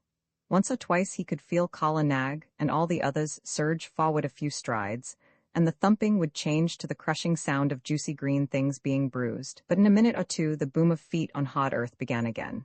A tree was creaking and groaning somewhere near him. He put out his arm and felt the bark, but Kala Nag moved forward, still tramping, and he could not tell where he was in the clearing. There was no sound from the elephants, except once, when 2 or 3 little calves squeaked together. Then he heard a thump and a shuffle, and the booming went on. It must have lasted fully 2 hours, and little Tumai ached in every nerve, but he knew by the smell of the night air that the dawn was coming. The morning broke in one sheet of pale yellow behind the green hills, and the booming stopped with the first ray, as though the light had been an otter. Before little Tumai had got the ringing out of his head, before even he had shifted his position, there was not an elephant in sight except Kala Nag, Padmini, and the elephant with the rope galls, and there was neither sign nor rustle nor whisper down the hillsides to show where the others had gone. Little Toomai stared again and again. The clearing, as he remembered it, had grown in the night. More trees stood in the middle of it, but the undergrowth and the jungle grass at the sides had been rolled back. Little Toomai stared once more. Now he understood the trampling. The elephants had stamped out more room, had stamped the thick grass and juicy cane to trash, the trash into slivers, the slivers into tiny fibers, and the fibers into hard earth. Wah, said Little Toomai, and his eyes were very heavy. Kala Nag, my lord, let us keep by Padmini and go to Peterson Sahib's camp, or I shall drop from thy neck. The third elephant watched the two go away, snorted, wheeled round, and took his own path. He may have belonged to some little native king's establishment, 50 or 60 or 100 miles away. 2 hours later, as Peterson Sahib was eating early breakfast, his elephants, who had been double-chained that night, began to trumpet, and Padmini, mired to the shoulders, with Kala Nag, very footsore, shambled into the camp. Little Toomai's face was grey and pinched, and his hair was full of leaves and drenched with dew, but he tried to salute Peterson Sahib and cried faintly, "The dance, the elephant dance, I have seen it, and I die." As Kala Nag sat down, he slid off his neck in a dead faint, but since native children have no nerves worth speaking of, in 2 hours he was lying very contentedly in Peterson Sahib's hammock with Peterson Sahib's shooting coat under his head, and a glass of warm milk, a little brandy, with a dash of quinine inside of him, and while the old hairy, scarred hunters of the jungles sat 3 deep before him, looking at him as though he were a spirit, he told his tale in short words as a child will, and wound up with, "Now, if I lie in one word, send men to see, and they will find that the elephant folk have trampled down more room in their dance room, and they will find 10 and 10, and many times 10, tracks leading to that dance room. They made more room with their feet, I have seen it. Kala Nag took me, and I saw. Also, Kala Nag is very leg-weary." Little Toomai lay back and slept all through the long afternoon and into the twilight, and while he slept Peterson Sahib and Mature Appa followed the track of the 2 elephants for 15 miles across the hills. Peterson Sahib had spent 18 years in catching elephants, and he had only once before found such a dance place. Mature Appa had no need to look twice at the clearing to see what had been done there, or to scratch with his toe in the packed, rammed earth. "The child speaks truth," said he. "All this was done last night, and I have counted 70 tracks crossing the river. See, Sahib, where Padmini's leg iron cut the bark of that tree? Yes, she was there too." They looked at each other, and up and down, and they wondered, for the ways of elephants are beyond the wit of any man, black or white, to fathom. 40 years and 5, said Mature Appa, have I followed my lord, the elephant, but never have I heard that any child of man had seen what this child has seen. By all the gods of the hills, it is, what can we say? And he shook his head. When they got back to camp, it was time for the evening meal. Peterson Sahib ate alone in his tent, but he gave orders that the camp should have 2 sheep and some fowls, as well as a double ration of flour and rice and salt, for he knew that there would be a feast. Big Toomai had come up hotfoot from the camp in the plains to search for his son and his elephant, and now that he had found them, he looked at them, as though he were afraid of them both, and there was a feast by the blazing campfires in front of the lines of picketed elephants, and little Toomai was the hero of it all. And the big brown elephant catchers, the trackers and drivers and ropers, and the men who know all the secrets of breaking the wildest elephants, passed him from one to the other, and they mocked his forehead with blood from the breast of a newly killed jungle cock, to show that he was a forester, initiated and free of all the jungles. And at last, when the flames died down, and the red light of the logs made the elephants look as though they had been dipped in blood too, Mature Appa, the head of all the drivers of all the Keddahs, Mature Appa, Peterson Sahib's other self, who had never seen a made road in 40 years, Mature Appa, who was so great that he had no other name than Mature Appa, leaped to his feet with little Toomai held high in the air above his head, and shouted, "Listen, my brothers. Listen, too, you my lords in the lines there, for I, Mature Appa, am speaking. This little one shall no more be called little Toomai, but Toomai of the elephants, as his great-grandfather was called before him. What never man has seen he has seen through the long night, and the favor of the elephant folk and of the gods of the jungles is with him. He shall become a great tracker. He shall become greater than I, even I, Mature Appa. He shall follow the new trail and the stale trail and the mixed trail with a clear eye. He shall take no harm in the Keddah when he runs under their bellies to rope the wild tuskers, and if he slips before the feet of the charging bull elephant, that bull elephant shall know who he is and shall not crush him. Ahai, my lords in the chains. He whirled up the line of pickets. Here is the little one that has seen your dances in your hidden places, the sight that never man saw. Give him honor, my lords. Salam Karo, my children. Make your salute to Tumai of the elephants. Gunga Pershad, aha. Hiraguj, Birchai Guj, Kutaguj, aha. Padmini, thou hast seen him at the dance, and thou too, Kala Nag, my pearl among elephants. Aha, together, to Tumai of the elephants. Barrow. And at that last wild yell the whole line flung up their trunks till the tips touched their foreheads, and broke out into the full salute, the crashing trumpet peal that only the Viceroy of India hears, the Salamut of the Quetta. But it was all for the sake of little Tumai, who had seen what never man had seen before, the dance of the elephants at night and alone in the heart of the Garo hills. Shiv and the Grasshopper, the song that Tumai's mother sang to the baby, Shiv, who pawed the harvest and made the winds to blow, sitting at the doorways of a day of long ago, gave to each his portion, food and toil and fate, from the king upon the gutty to the beggar at the gate. All things made he, Shiva the preserver, Mahadio. Mahadio, he made all, thorn for the camel, fodder for the kine, and mother's hot for sleepy head, O little son of mine. Wheat he gave to rich folk, millet to the poor, broken scraps for holy men that beg from door to door, cattle to the tiger, carrion to the kite, and rags and bones to wicked wolves without the wall at night. Naught he found too lofty, none he saw too low. Pabati beside him watched them come and go, thought to cheat her husband, turning Shiv to jest, stole the little grasshopper and hid it in her breast. So she tricked him, Shiva the preserver. Mahadio, Mahadio, turn and see. Tall are the camels, heavy are the kine, but this was least of little things, O little son of mine. When the dole was ended, laughingly she said, Master, of a million mouths is not one unfed. Laughing, Shiv made answer, all have had their pot, even he the little one, hidden neath thy heart. From her breast she plucked it. Pabati the thief saw the least of little things nod a new-grown leaf, saw and feared and wondered, making prayer to Shiv, who hath surely given meat to all that live. All things made he, Shiva the preserver. Mahadio, Mahadio, he made all, thorn for the camel, fodder for the kine, and mother's hot for sleepy head, O little son of mine. Uncopyright may you do good and not evil.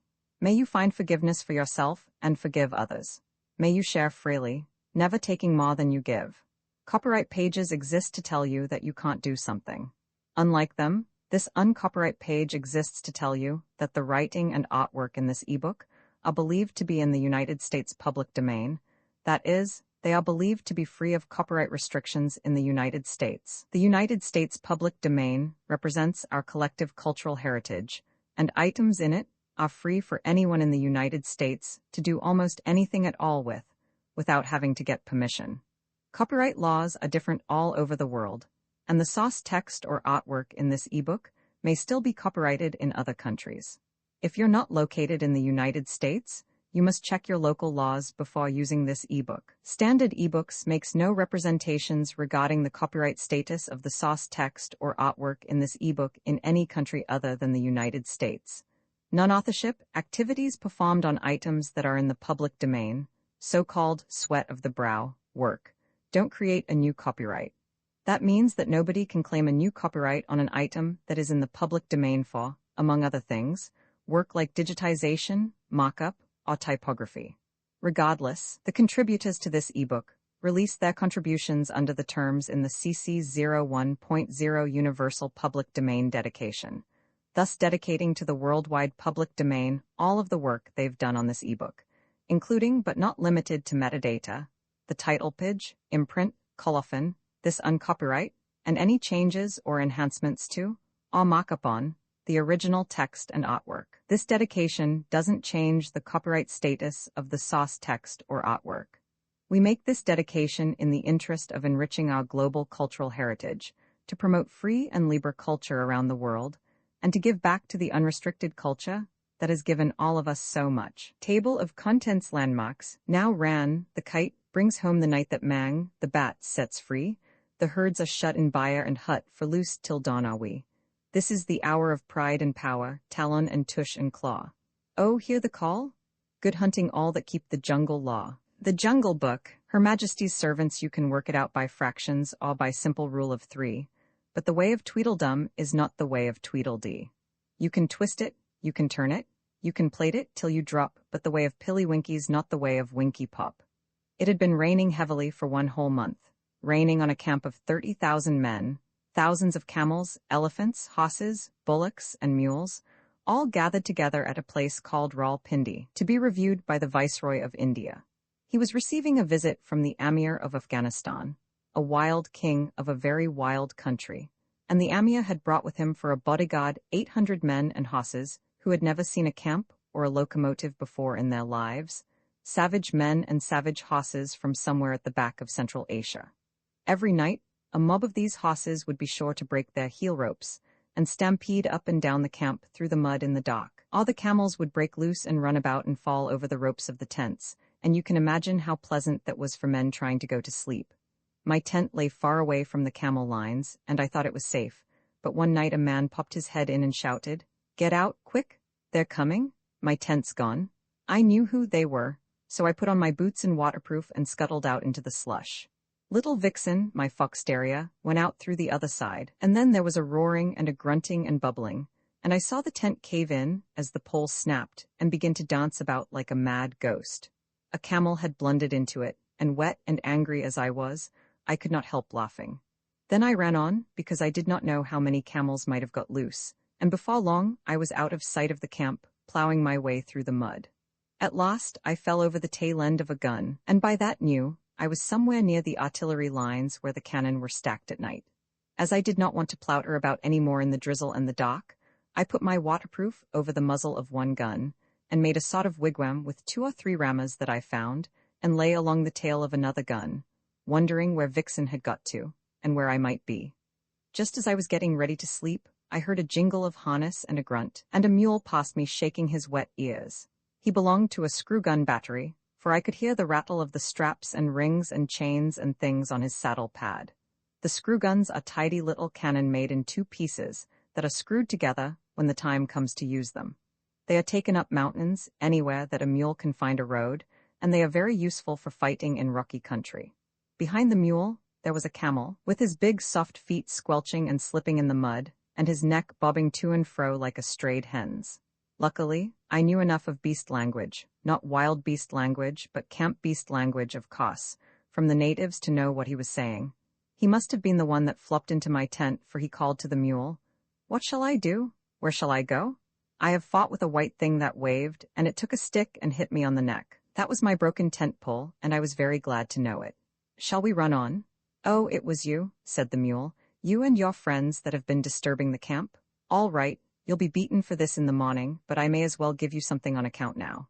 I heard the harness jingle as the mule backed and caught the camel 2 kicks in the ribs that rang like a drum. "Another time," he said, "you'll know better than to run through a mule battery at night, shouting thieves and fire. Sit down and keep your silly neck quiet." The camel doubled up camel fashion, like a 2-foot rule, and sat down whimpering. There was a regular beat of hoofs in the darkness, and a big troop horse cantered up as steadily as though he were on parade, jumped a guntail, and landed close to the mule. "It's disgraceful," he said, blowing out his nostrils. "Those camels have racketed through our lines again, the 3rd time this week. How's a hoss to keep his condition if he isn't allowed to sleep?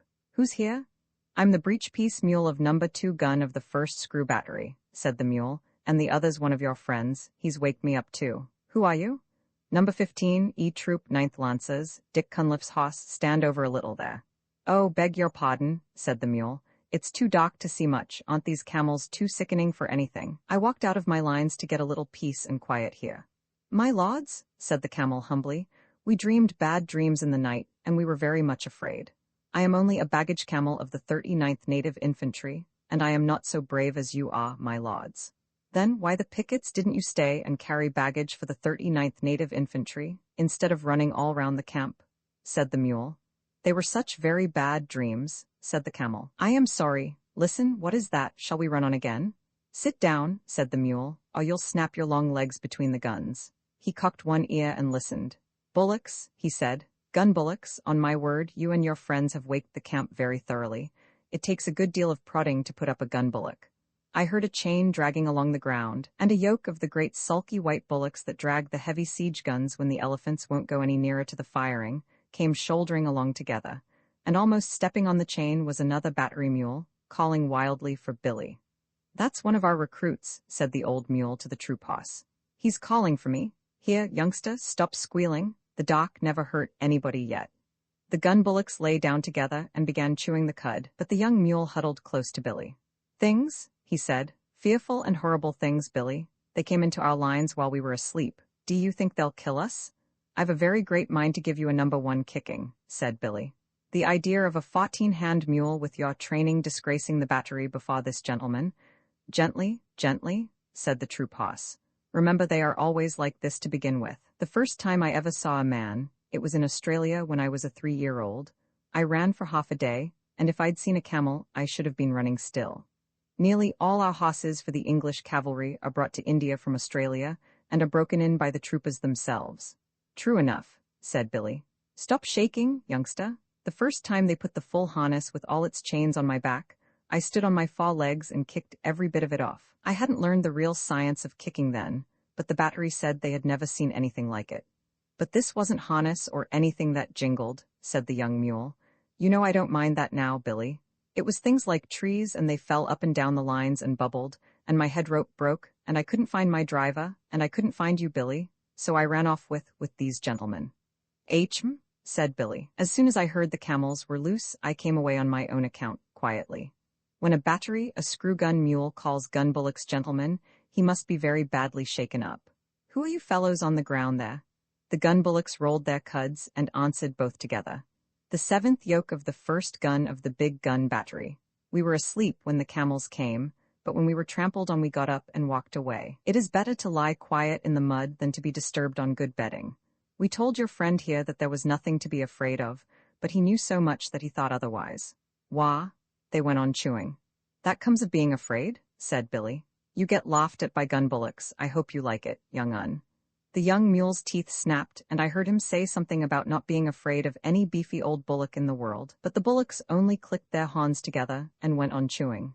Now, don't be angry after you've been afraid. That's the worst kind of cowardice, said the troop hoss. Anybody can be forgiven for being scared in the night, I think, if they see things they don't understand. We've broken out of our pickets again and again, 450 of us, just because a new recruit got to telling tales of whipsnakes at home in Australia, till we were scared to death of the loose ends of our head ropes. That's all very well in camp, said Billy. I'm not above stampeding myself, for the fun of the thing, when I haven't been out for a day or two, but what do you do on active service? Oh, that's quite another set of new shoes, said the troop hoss. Dick Cunliffe's on my back then, and drives his knees into me, and all I have to do is to watch where I am putting my feet, and to keep my hind legs well under me, and be bridle-wise. What's bridle-wise? Said the young mule. By the blue gums of the back blocks, snorted the troop hoss. Do you mean to say that you aren't taught to be bridle-wise in your business? How can you do anything, unless you can spin round at once when the rein is pressed on your neck? It means life or death to your man, and of course that's life or death to you. Get round with your hind legs under you the instant you feel the rein on your neck. If you haven't room to swing round, rear up a little and come round on your hind legs. That's being bridle-wise. We aren't taught that way, said Billy the mule stiffly. We're taught to obey the man at our head, step off when he says so, and step in when he says so. I suppose it comes to the same thing. Now, with all this fine fancy business and rearing, which must be very bad for your hocks, what do you do? That depends, said the troop hoss. Generally I have to go in among a lot of yelling, hairy men with knives, long shiny knives, worse than the farrier's knives, and I have to take care that Dick's boot is just touching the next man's boot without crushing it. I can see Dick's lance to the right of my right eye, and I know I'm safe. I shouldn't care to be the man or hoss that stood up to Dick and me when we're in a hurry. Don't the knives hurt? Said the young mule. Well, I got one cut across the chest once, but that wasn't Dick's fault. A lot I should have cared whose fault it was if it hurt, said the young mule. You must, said the troop hoss. If you don't trust your man, you may as well run away at once. That's what some of our hosses do, and I don't blame them. As I was saying, it wasn't Dick's fault. The man was lying on the ground, and I stretched myself not to tread on him, and he slashed up at me. Next time I have to go over a man lying down, I shall step on him. Hod. Hm, said Billy. It sounds very foolish. Knives are dirty things at any time. The proper thing to do is to climb up a mountain with a well-balanced saddle, hang on by all 4 feet and your ears too, and creep and crawl and wriggle along, till you come out hundreds of feet above anyone else, on a ledge where there's just room enough for your hoofs. Then you stand still and keep quiet, Never ask a man to hold your head, young un. Keep quiet while the guns are being put together, and then you watch the little poppy shells drop down into the treetops ever so far below. Don't you ever trip, said the true boss. They say that when a mule trips you can split a hen's ear, said Billy. Now and again, perhaps a badly packed saddle will upset a mule, but it's very seldom. I wish I could show you our business. It's beautiful. Why, it took me 3 years to find out what the men were driving at. The science of the thing is never to show up against the skyline, because, if you do, you may get fired at. Remember that, young un. Always keep hidden as much as possible, even if you have to go a mile out of your way. I lead the battery when it comes to that sort of climbing. Fired at without the chance of running into the people who are firing, said the true boss, thinking hard. I couldn't stand that. I should want to charge with Dick. Oh no, you wouldn't? You know that as soon as the guns are in position they'll do all the charging. That's scientific and neat, but knives, pa? The baggage camel had been bobbing his head to and fro for some time past, anxious to get a word in edgeways. Then I heard him say, as he cleared his throat nervously, I have fought a little, but not in that climbing way or that running way. No, now you mention it, said Billy. You don't look as though you were made for climbing or running, much. Well, how was it, old hay bales? The proper way, said the camel. We all sat down. Oh, my crupper and breastplate, said the true boss under his breath. Sat down? We sat down, 100 of us, the camel went on, in a big square, and the men piled our packs and saddles outside the square, and they fired over our backs, the men did, on all sides of the square. What sort of men? Any men that came along, said the true boss. They teach us in riding school to lie down and let our masters fire across us, but Dick Cunliffe is the only man I'd trust to do that. It tickles my girths, and besides, I can't see with my head on the ground. What does it matter who fires across you? Said the camel. There are plenty of men and plenty of other camels close by, and a great many clouds of smoke. I am not frightened then, I sit still and wait. And yet, said Billy, you dream bad dreams and upset the camp at night. Well, before I'd lie down, not to speak of sitting down and let a man fire across me, my heels and his head would have something to say to each other. Did you ever hear anything so awful as that? There was a long silence, and then one of the gun bullocks lifted up his big head and said, This is very foolish indeed. There is only one way of fighting. Oh, go on, said Billy. Please don't mind me. I suppose you fellows fight standing on your tails? Only one way, said the two together. They must have been twins. This is that way. To put all 20 yoke of us to the big gun as soon as Two Tails trumpets. Two Tails is camp slang for the elephant. What does Two Tails trumpet for? Said the young mule. To show that he is not going any nearer to the smoke on the other side. Two Tails is a great coward. Then we tug the big gun all together. Heya, hulla, heya, hulla. We do not climb like cats nor run like calves. We go across the level plain, 20 yoke of us, till we are unyoked again, and we graze while the big guns talk across the plain to some town with mud walls, and pieces of the wall fall out, and the dust goes up as though many cattle were coming home.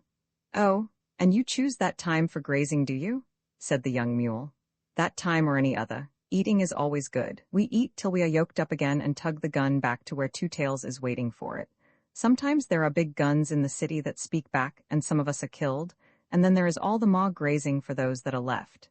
This is fate, nothing but fate. Nonetheless, Two Tails is a great coward. That is the proper way to fight. We are brothers from Hapua. Our father was a sacred bull of Shiva, we have spoken. Well, I've certainly learned something tonight, said the true boss. Do you gentlemen of the screw gun battery feel inclined to eat when you are being fired at with big guns, and Two Tails is behind you? About as much as we feel inclined to sit down and let men sprawl all over us, or run into people with knives. I never heard such stuff. A mountain ledge, a well-balanced load, a driver you can trust to let you pick your own way, and I'm your mule, but the other things, no, said Billy, with a stamp of his foot. Of course, said the true boss. Everyone is not made in the same way, and I can quite see that your family, on your father's side, would fail to understand a great many things. Never you mind my family on my father's side, said Billy angrily, for every mule hates to be reminded that his father was a donkey. My father was a southern gentleman, and he could pull down and bite and kick into rags every hoss he came across. Remember that, you big brown Brumby. Brumby means wild hoss without any breeding. Imagine the feelings of Sunnel if a caw hoss called her a skate, and you can imagine how the Australian hoss felt. I saw the white of his eye glitter in the dark. See here, you son of an impotted Malaga jackass, he said between his teeth. I'd have you know that I'm related on my mother's side to Carbine, winner of the Melbourne Cup, and where I come from we aren't accustomed to being ridden over roughshod by any parrot-mouthed, pig-headed mule in a popgun pea-shooter battery. Are you ready? On your hind legs, squealed Billy. They both reared up facing each other, and I was expecting a furious fight when a gurgly, rumbly voice called out of the darkness to the right, "Children, what are you fighting about there? Be quiet." Both beasts dropped down with a snort of disgust, for neither horse nor mule can bear to listen to an elephant's voice. "It's Two Tails," said the troop horse. "I can't stand him. A tail at each end isn't fair." "My feelings exactly," said Billy, crowding into the troop horse for company. "We're very alike in some things. I suppose we've inherited them from our mothers," said the troop horse. "It's not worth quarreling about. Hi, Two Tails, are you tied up?" "Yes," said Two Tails with a laugh all up his trunk. "I'm picketed for the night. I've heard what you fellows have been saying, but don't be afraid, I'm not coming over." The bullocks and the camel said, half aloud, "Afraid of Two Tails, what nonsense?" And the bullocks went on, "We are sorry that you heard, but it is true. Two Tails, why are you afraid of the guns when they fire?" "Well," said Two Tails, rubbing one hind leg against the other, exactly like a little boy saying a piece, "I don't quite know whether you'd understand." "We don't, but we have to pull the guns," said the bullocks.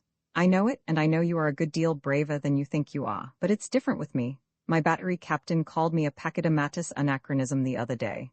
"That's another way of fighting, I suppose?" said Billy, who was recovering his spirits.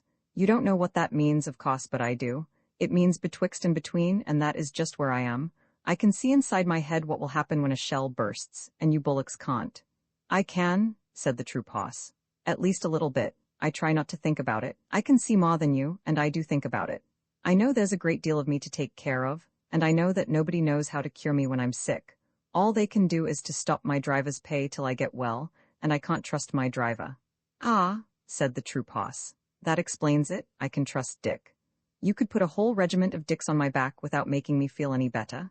I know just enough to be uncomfortable, and not enough to go on in spite of it."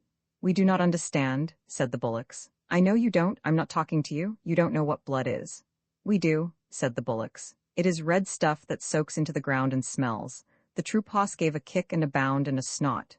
"Don't talk of it," he said. "I can smell it now, just thinking of it. It makes me want to run, when I haven't Dick on my back." "But it is not here," said the camel and the bullocks. "Why are you so stupid?" "It's vile stuff," said Billy. "I don't want to run, but I don't want to talk about it." "There you are," said Two Tails, waving his tail to explain. "Surely." "Yes, we have been here all night," said the bullocks. Two Tails stamped his foot till the iron ring on it jingled. "Oh, I'm not talking to you. You can't see inside your heads." "No, we see out of our 4 eyes," said the bullocks. "We see straight in front of us. If I could do that, and nothing else, you wouldn't be needed to pull the big guns at all. If I was like my captain, he can see things inside his head before the firing begins, and he shakes all over, but he knows too much to run away. If I was like him, I could pull the guns. But if I were as wise as all that, I should never be here. I should be a king in the forest, as I used to be, sleeping half the day and bathing when I liked. I haven't had a good bath for a month." "That's all very fine," said Billy, "but giving a thing a long name doesn't make it any better." Said the troop horse. "I think I understand what Two Tails means." "You'll understand better in a minute," said Two Tails angrily. "Now, just you explain to me why you don't like this." He began trumpeting furiously at the top of his trumpet. "Stop that," said Billy and the troop horse together, and I could hear them stamp and shiver. An elephant's trumpeting is always nasty, especially on a dark night. "I shan't stop," said Two Tails. "Won't you explain that, please? HHRMH? RRT? RRRMPH? RRRHHA?" Then he stopped suddenly, and I heard a little whimper in the dark, and knew that Vixen had found me at last. She knew as well as I did that, if there is one thing in the world the elephant is more afraid of than another, it is a little barking dog. So she stopped to bully Two Tails in his pickets and yapped round his big feet. Two Tails shuffled and squeaked. "Go away, little dog," he said. "Don't snuff at my ankles or I'll kick at you." "Good little dog, nice little doggy then, go home, you yelping little beast. Oh, why doesn't someone take her away? She'll bite me in a minute." "Seems to me," said Billy to the troop horse, "that our friend Two Tails is afraid of most things. Now, if I had a full meal for every dog I've kicked across the parade ground, I should be as fat as Two Tails nearly." I whistled, and Vixen ran up to me, muddy all over, and licked my nose, and told me a long tale about hunting for me all through the camp. I never let her know that I understood beast talk, or she would have taken all sorts of liberties. So I buttoned her into the breast of my overcoat, and Two Tails shuffled and stamped and growled to himself. "Extraordinary, most extraordinary," he said. It runs in our family. Now, where has that nasty little beast gone to? I heard him feeling about with his trunk. We all seem to be affected in various ways, he went on, blowing his nose. Now, you gentlemen were alarmed, I believe, when I trumpeted. Not alarmed, exactly, said the true poss, but it made me feel as though I had hornets where my saddle ought to be. Don't begin again. I'm frightened of a little dog, and the camel here is frightened by bad dreams in the night. It is very lucky for us that we haven't all got to fight in the same way, said the true poss. What I want to know, said the young mule, who had been quiet for a long time, what I want to know is why we have to fight at all. Because we are told to, said the true poss with a snort of contempt. Orders, said Billy the mule, and his teeth snapped. Huckum high? It is an order, said the camel with a gurgle, and Two Tails and the bullocks repeated, Huckum high? Yes, but who gives the orders? Said the recruit mule. The man who walks at your head, or sits on your back, or holds the nose rope, or twists your tail, said Billy and the true poss and the camel and the bullocks one after the other. But who gives them the orders? Now you want to know too much, young un, said Billy, and that is one way of getting kicked.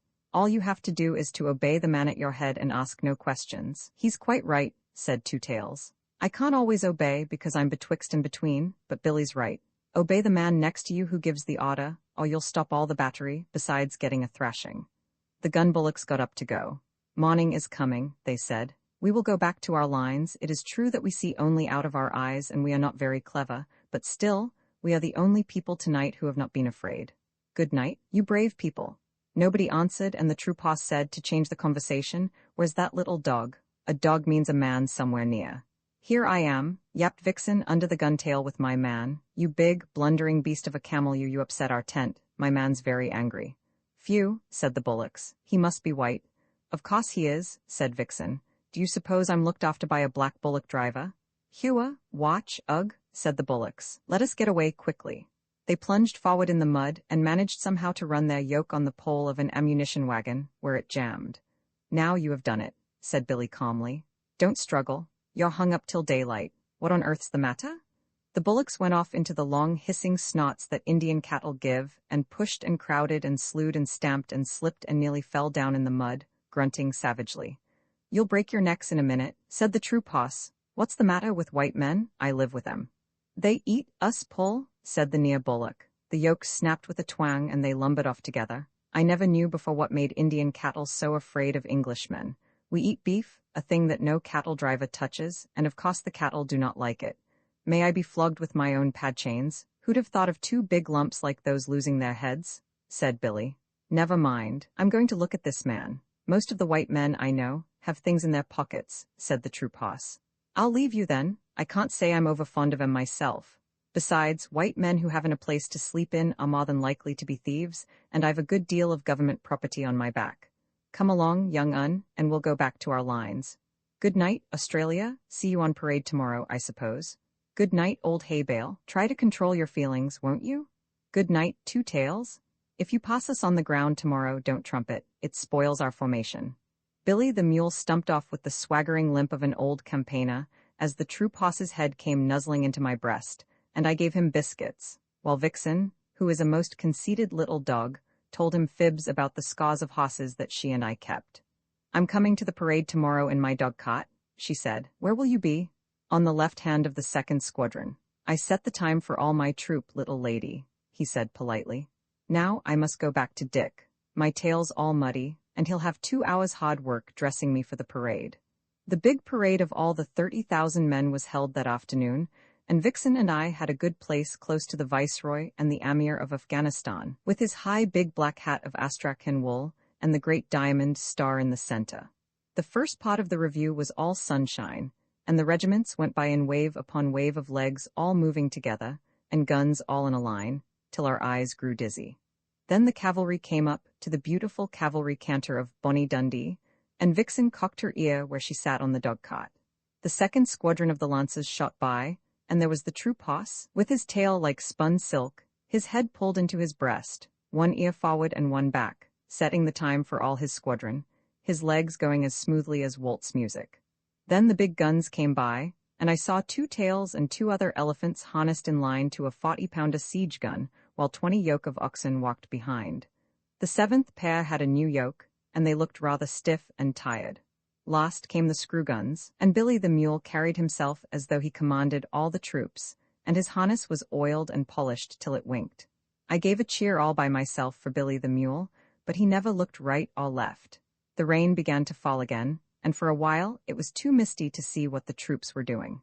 They had made a big half-circle across the plain, and were spreading out into a line. That line grew and grew and grew till it was 3/4 of a mile long from wing to wing, one solid wall of men, horses, and guns. Then it came on straight toward the Viceroy and the Amia, and as it got nearer, the ground began to shake, like the deck of a steamer when the engines are going fast. Unless you have been there, you cannot imagine what a frightening effect this steady come-down of troops has on the spectators, even when they know it is only a review. I looked at the Amia. Up till then, he had not shown the shadow of a sign of astonishment or anything else. But now his eyes began to get bigger and bigger, and he picked up the reins on his horse's neck and looked behind him. For a minute, it seemed as though he were going to draw his sword and slash his way out through the English men and women in the carriages at the back. Then the advance stopped dead, the ground stood still, the whole line saluted, and 30 bands began to play all together. That was the end of the review, and the regiments went off to their camps in the rain, and an infantry band struck up with "The Animals Went in 2 by 2, Hurrah." The animals went in 2 by 2, the elephant and the battery mule, and they all got into the ark, for to get out of the rain. Then I heard an old, grizzled, long-haired Central Asian chief, who had come down with the Amia, asking questions of a native officer. "Now," said he, "in what manner was this wonderful thing done?" And the officer answered, "There was an order, and they obeyed." "But are the beasts as wise as the men?" said the chief. "They obey, as the men do. Mule, horse, elephant, or bullock, he obeys his driver, and the driver his sergeant, and the sergeant his lieutenant, and the lieutenant his captain, and the captain his major, and the major his colonel, and the colonel his brigadier commanding 3 regiments, and the brigadier his general, who obeys the viceroy, who is the servant of the empress. Thus it is done." "Would it were so in Afghanistan?" said the chief, "for there we obey only our own wills." "And for that reason," said the native officer, twirling his mustache, "your Amia whom you do not obey must come here and take orders from our viceroy." Parade song of the camp animals, elephants of the gun team, we lent to Alexander the strength of Hercules, the wisdom of our foreheads, the cunning of our knees. We bowed our necks to service. They ne'er were loosed again. Make way there, way for the 10-foot teams of the 40-pounder train. Gun bullocks, those heroes in their harnesses avoid a cannonball, and what they know of powder upsets them one and all. Then we come into action and tug the guns again. Make way there, way for the 20 yoke of the 40-pounder train. Cavalry horses by the brand on my withers, the finest of tunes is played by the lancers, hussars, and dragoons, and it's sweeter than stables or water to me. The cavalry canter of Bonnie Dundee, then feed us and break us and handle and groom, and give us good riders and plenty of room, and launch us in column of squadrons and see the way of the Wahas to Bonnie Dundee. Screw-gun mules as me and my companions were scrambling up a hill, the path was lost in rolling stones, but we went forward still. For we can wriggle and climb, my lads, and turn up everywhere, and it's our delight on a mountain height, with a leg or two to spare. Good luck to every sergeant, then, that lets us pick our road. Bad luck to all the driver-men that cannot pack a load. For we can wriggle and climb, my lads, and turn up everywhere, and it's our delight on a mountain height with a leg or two to spare. Commissariat camels, we haven't a camelty tune of our own to help us trollop along, but every neck is a hairy trombone, ah-tee-tee-ta-ta-ta, is a hairy trombone, and this is our marching song, can't, don't, shan't, won't, pass it along the line. Somebody's pack has slid from his back, wish it were only mine. Somebody's load has tipped off in the road, cheer for a halt and a row. Yar, gra, somebody's catching it now.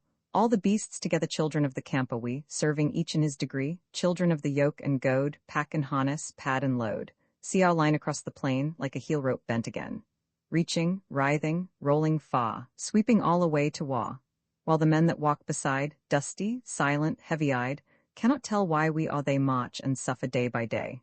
Children of the camp are we, serving each in his degree, children of the yoke and goad, pack and harness, pad and load. Imprint this ebook is the product of many hours of hard work by volunteers for Standard eBooks, and builds on the hard work of other literature lovers made possible by the public domain. This particular ebook is based on a transcription from Project Gutenberg and on digital scans from the Hathai Trust Digital Library. The source text and artwork in this ebook are believed to be in the United States public domain. That is, they are believed to be free of copyright restrictions in the United States. They may still be copyrighted in other countries, so users located outside of the United States must check their local laws before using this ebook. The creators of, and contributors to, this ebook dedicate their contributions to the worldwide public domain via the terms in the CC 01.0 Universal Public Domain Dedication. For full license information, see the uncopyright at the end of this ebook. Standard eBooks is a volunteer-driven project that produces ebook editions of public domain literature using modern typography, technology, and editorial standards, and distributes them free of cost. You can download this and other ebooks carefully produced for true book lovers at standardbooks.org. Cars hunting his spots are the joy of the leopard. His horns are the buffalo's pride. Be clean, for the strength of the hunter is known by the gloss of his hide. If you find that the bullock can toss you, or the heavy-browed sampa can gaw, you need not stop work to inform us. We knew it 10 seasons before. Oppress not the cubs of the stranger, but hail them as sister and brother, for though they are little and fubsy, it may be the bear is their mother. There is none like to me, says the cub in the pride of his earliest kill, but the jungle is large and the cub he is small. Let him think and be still. All that is told here happened some time before Mowgli was turned out of the Seeonee wolf pack. It was in the days when Baloo was teaching him the law of the jungle. The big, serious, old brown bear was delighted to have so quick a pupil, for the young wolves will only learn as much of the law of the jungle as applies to their own pack and tribe, and run away as soon as they can repeat the hunting verse. Feet that make no noise, eyes that can see in the dark, ears that can hear the winds in their lairs, and sharp white teeth. All these things are the marks of our brothers except Tabaqui and the hyena, whom we hate. But Mowgli, as a man-cub, had to learn a great deal more than this. Sometimes Bagheera, the Black Panther, would come lounging through the jungle to see how his pet was getting on, and would purr with his head against a tree while Mowgli recited the day's lesson to Baloo. The boy could climb almost as well as he could swim, and swim almost as well as he could run.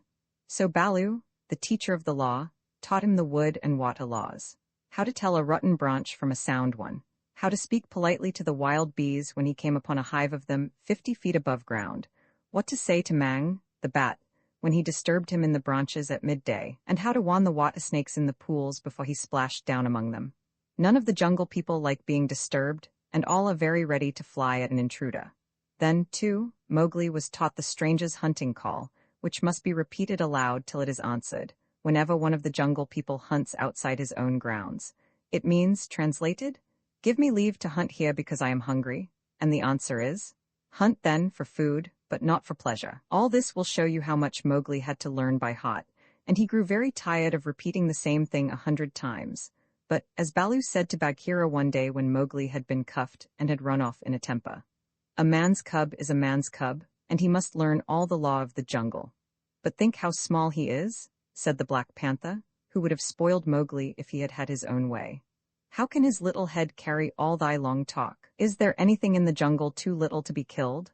No, that is why I teach him these things, and that is why I hit him, very softly when he forgets." "Softly? What dost thou know of softness, old iron feet?"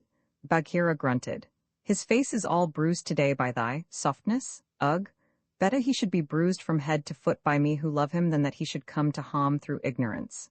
Baloo answered, very earnestly. "I am now teaching him the master words of the jungle that shall protect him with the birds and the snake people, and all that hunt on 4 feet, except his own pack. He can now claim protection, if he will only remember the words from all in the jungle. Is not that worth a little beating? Well, look to it then that thou dost not kill the man-cub. He is no tree trunk to sharpen thy blunt claws upon. But what are those master words? I am more likely to give help than to ask it."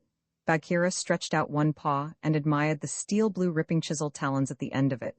"Still, I should like to know. I will call Mowgli, and he shall say them, if he will. Come, little brother." "My head is ringing like a bee-tree," said a sullen voice over their heads, and Mowgli slid down a tree trunk, very angry and indignant, adding, as he reached the ground, "I come for Bagheera and not for thee, fat old Baloo." "That is all one to me," said Baloo, though he was hurt and grieved. "Tell Bagheera, then, the master words of the jungle that I have taught thee this day." "Master words for which people?" said Mowgli, delighted to show off. "The jungle has many tongues, I know them all. A little thou knowest, but not much. See, O Bagheera, they never thank their teacher. Not one small wolfling has come back to thank old Baloo for his teachings. Say the word for the hunting people then, great scholar. We be of one blood, ye and I, said Mowgli, giving the words the Bear accent which all the hunting people of the jungle use. Good, now for the birds. Mowgli repeated with the kite's whistle at the end of the sentence. Now for the snake people, said Bagheera. The answer was a perfectly indescribable hiss, and Mowgli kicked up his feet behind, clapped his hands together to applaud himself, and jumped on Bagheera's back, where he sat sideways, drumming with his heels on the glossy skin and making the worst faces that he could think of at Baloo. There, that was worth a little bruise, said the brown bear, tenderly. Some day thou wilt remember me. Then he turned aside to tell Bagheera how he had begged the master words from Hathai, the wild elephant, who knows all about these things, and how Hathai had taken Mowgli down to a pool to get the snake word from a wata snake, because Baloo could not pronounce it, and how Mowgli was now reasonably safe against all accidents in the jungle, because neither snake, bird, nor beast would hurt him. No one then is to be feared. Baloo wound up, patting his big furry stomach with pride. Except his own tribe, said Bagheera, under his breath, and then aloud to Mowgli. Have a care for my ribs, little brother. What is all this dancing up and down? Mowgli had been trying to make himself heard by pulling at Bagheera's shoulder fur and kicking hard. When the two listened to him, he was shouting at the top of his voice. And so I shall have a tribe of my own, and lead them through the branches all day long. What is this new folly, little dreamer of dreams? Said Bagheera. Yes, and throw branches and dirt at old Baloo, Mowgli went on. They have promised me this, woof. Baloo's big paw scooped Mowgli off Bagheera's back, and as the boy lay between the big fore paws he could see the bear was angry. Mowgli, said Baloo, thou hast been talking with the Bandar-log, the monkey people. Mowgli looked at Bagheera to see if the panther was angry too, and Bagheera's eyes were as hard as jade stones. Thou hast been with the monkey people, the grey apes, the people without a law, the eaters of everything, that is great shame.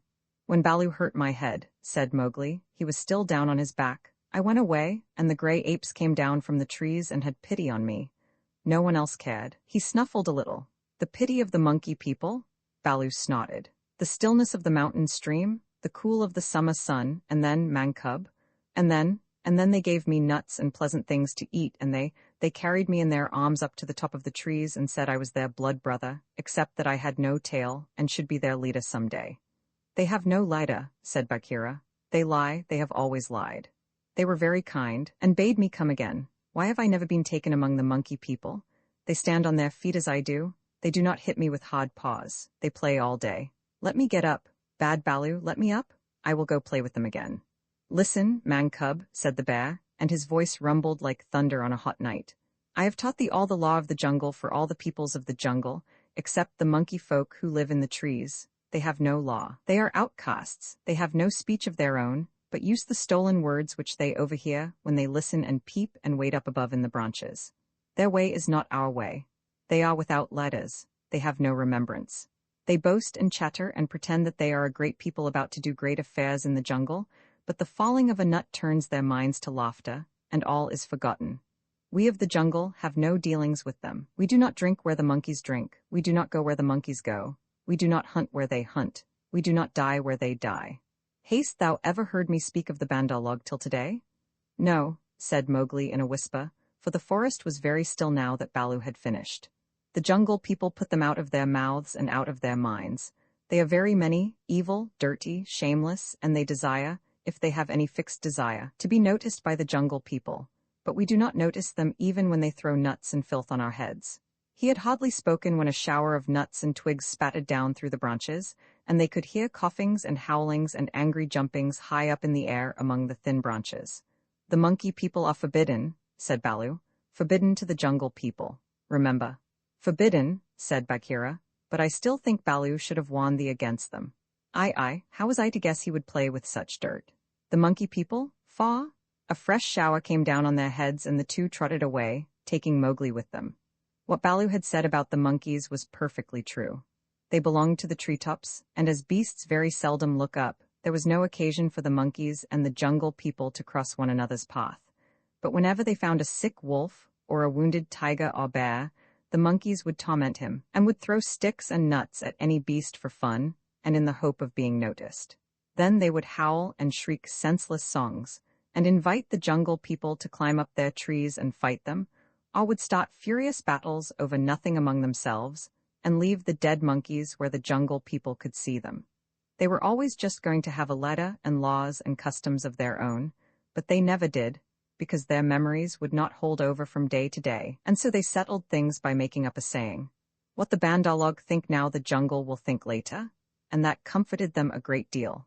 None of the beasts could reach them, but on the other hand, none of the beasts would notice them, and that was why they were so pleased when Mowgli came to play with them, and when they heard how angry Baloo was. They never meant to do any more. The Bandalog never mean anything at all, but one of them invented what seemed to him a brilliant idea, and he told all the others that Mowgli would be a useful person to keep in the tribe, because he could weave sticks together for protection from the wind, so if they caught him, they could make him teach them. Of course Mowgli, as a woodcutter's child, inherited all sorts of instincts, and used to make little play huts of fallen branches without thinking how he came to do it. The monkey people, watching in the trees, considered these huts most wonderful. This time, they said, they were really going to have a lighter and become the wisest people in the jungle, so wise that everyone else would notice and envy them. Therefore, they followed Baloo and Bagheera and Mowgli through the jungle very quietly till it was time for the midday nap, and Mowgli, who was very much ashamed of himself, slept between the panther and the bear, resolving to have no more to do with the monkey people. The next thing he remembered was feeling hands on his legs and arms, hard, strong little hands, and then a swash of branches in his face, and then he was staring down through the swaying boughs as Baloo woke the jungle with his deep cries, and Bagheera bounded up the trunk with every tooth bared. The Bandalog howled with triumph, and scuffled away to the upper branches where Bagheera dared not follow, shouting, "He has noticed us! Bagheera has noticed us! All the jungle people admire us for our skill and our cunning." Then they began their flight, and the flight of the monkey people through treeland is one of the things nobody can describe.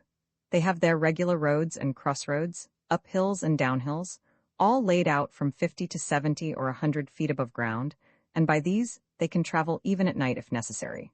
Two of the strongest monkeys caught Mowgli under the arms and swung off with him through the treetops, 20 feet at a bound. Had they been alone, they could have gone twice as fast, but the boy's weight held them back. Sick and giddy as Mowgli was, he could not help enjoying the wild rush, though the glimpses of earth far down below frightened him, and the terrible check and jerk at the end of the swing over nothing but empty air brought his heart between his teeth. His escort would rush him up a tree till he felt the weak topmost branches crackle and bend under them, and then, with a cough and a whoop, would fling themselves into the air outward and downward, and bring up hanging by their hands or their feet to the lower limbs of the next tree. Sometimes he could see for miles and miles over the still green jungle, as a man on the top of a mast can see for miles across the sea, and then the branches and leaves would lash him across the face, and he and his two gods would be almost down to earth again. So bounding and crashing and whooping and yelling, the whole tribe of Bandalog swept along the tree roads with Mowgli their prisoner. For a time he was afraid of being dropped, then he grew angry, but he knew better than to struggle, and then he began to think. The first thing was to send back word to Baloo and Bagheera, for at the pace the monkeys were going, he knew his friends would be left far behind. It was useless to look down, for he could see only the top sides of the branches, so he stared upward and saw, far away in the blue, Ran, the kite, balancing and wheeling as he kept watch over the jungle waiting for things to die. Ran noticed that the monkeys were carrying something, and dropped a few 100 yards to find out whether their load was good to eat. He whistled with surprise when he saw Mowgli being dragged up to a treetop, and heard him give the kite call for "We be of one blood, thou and I."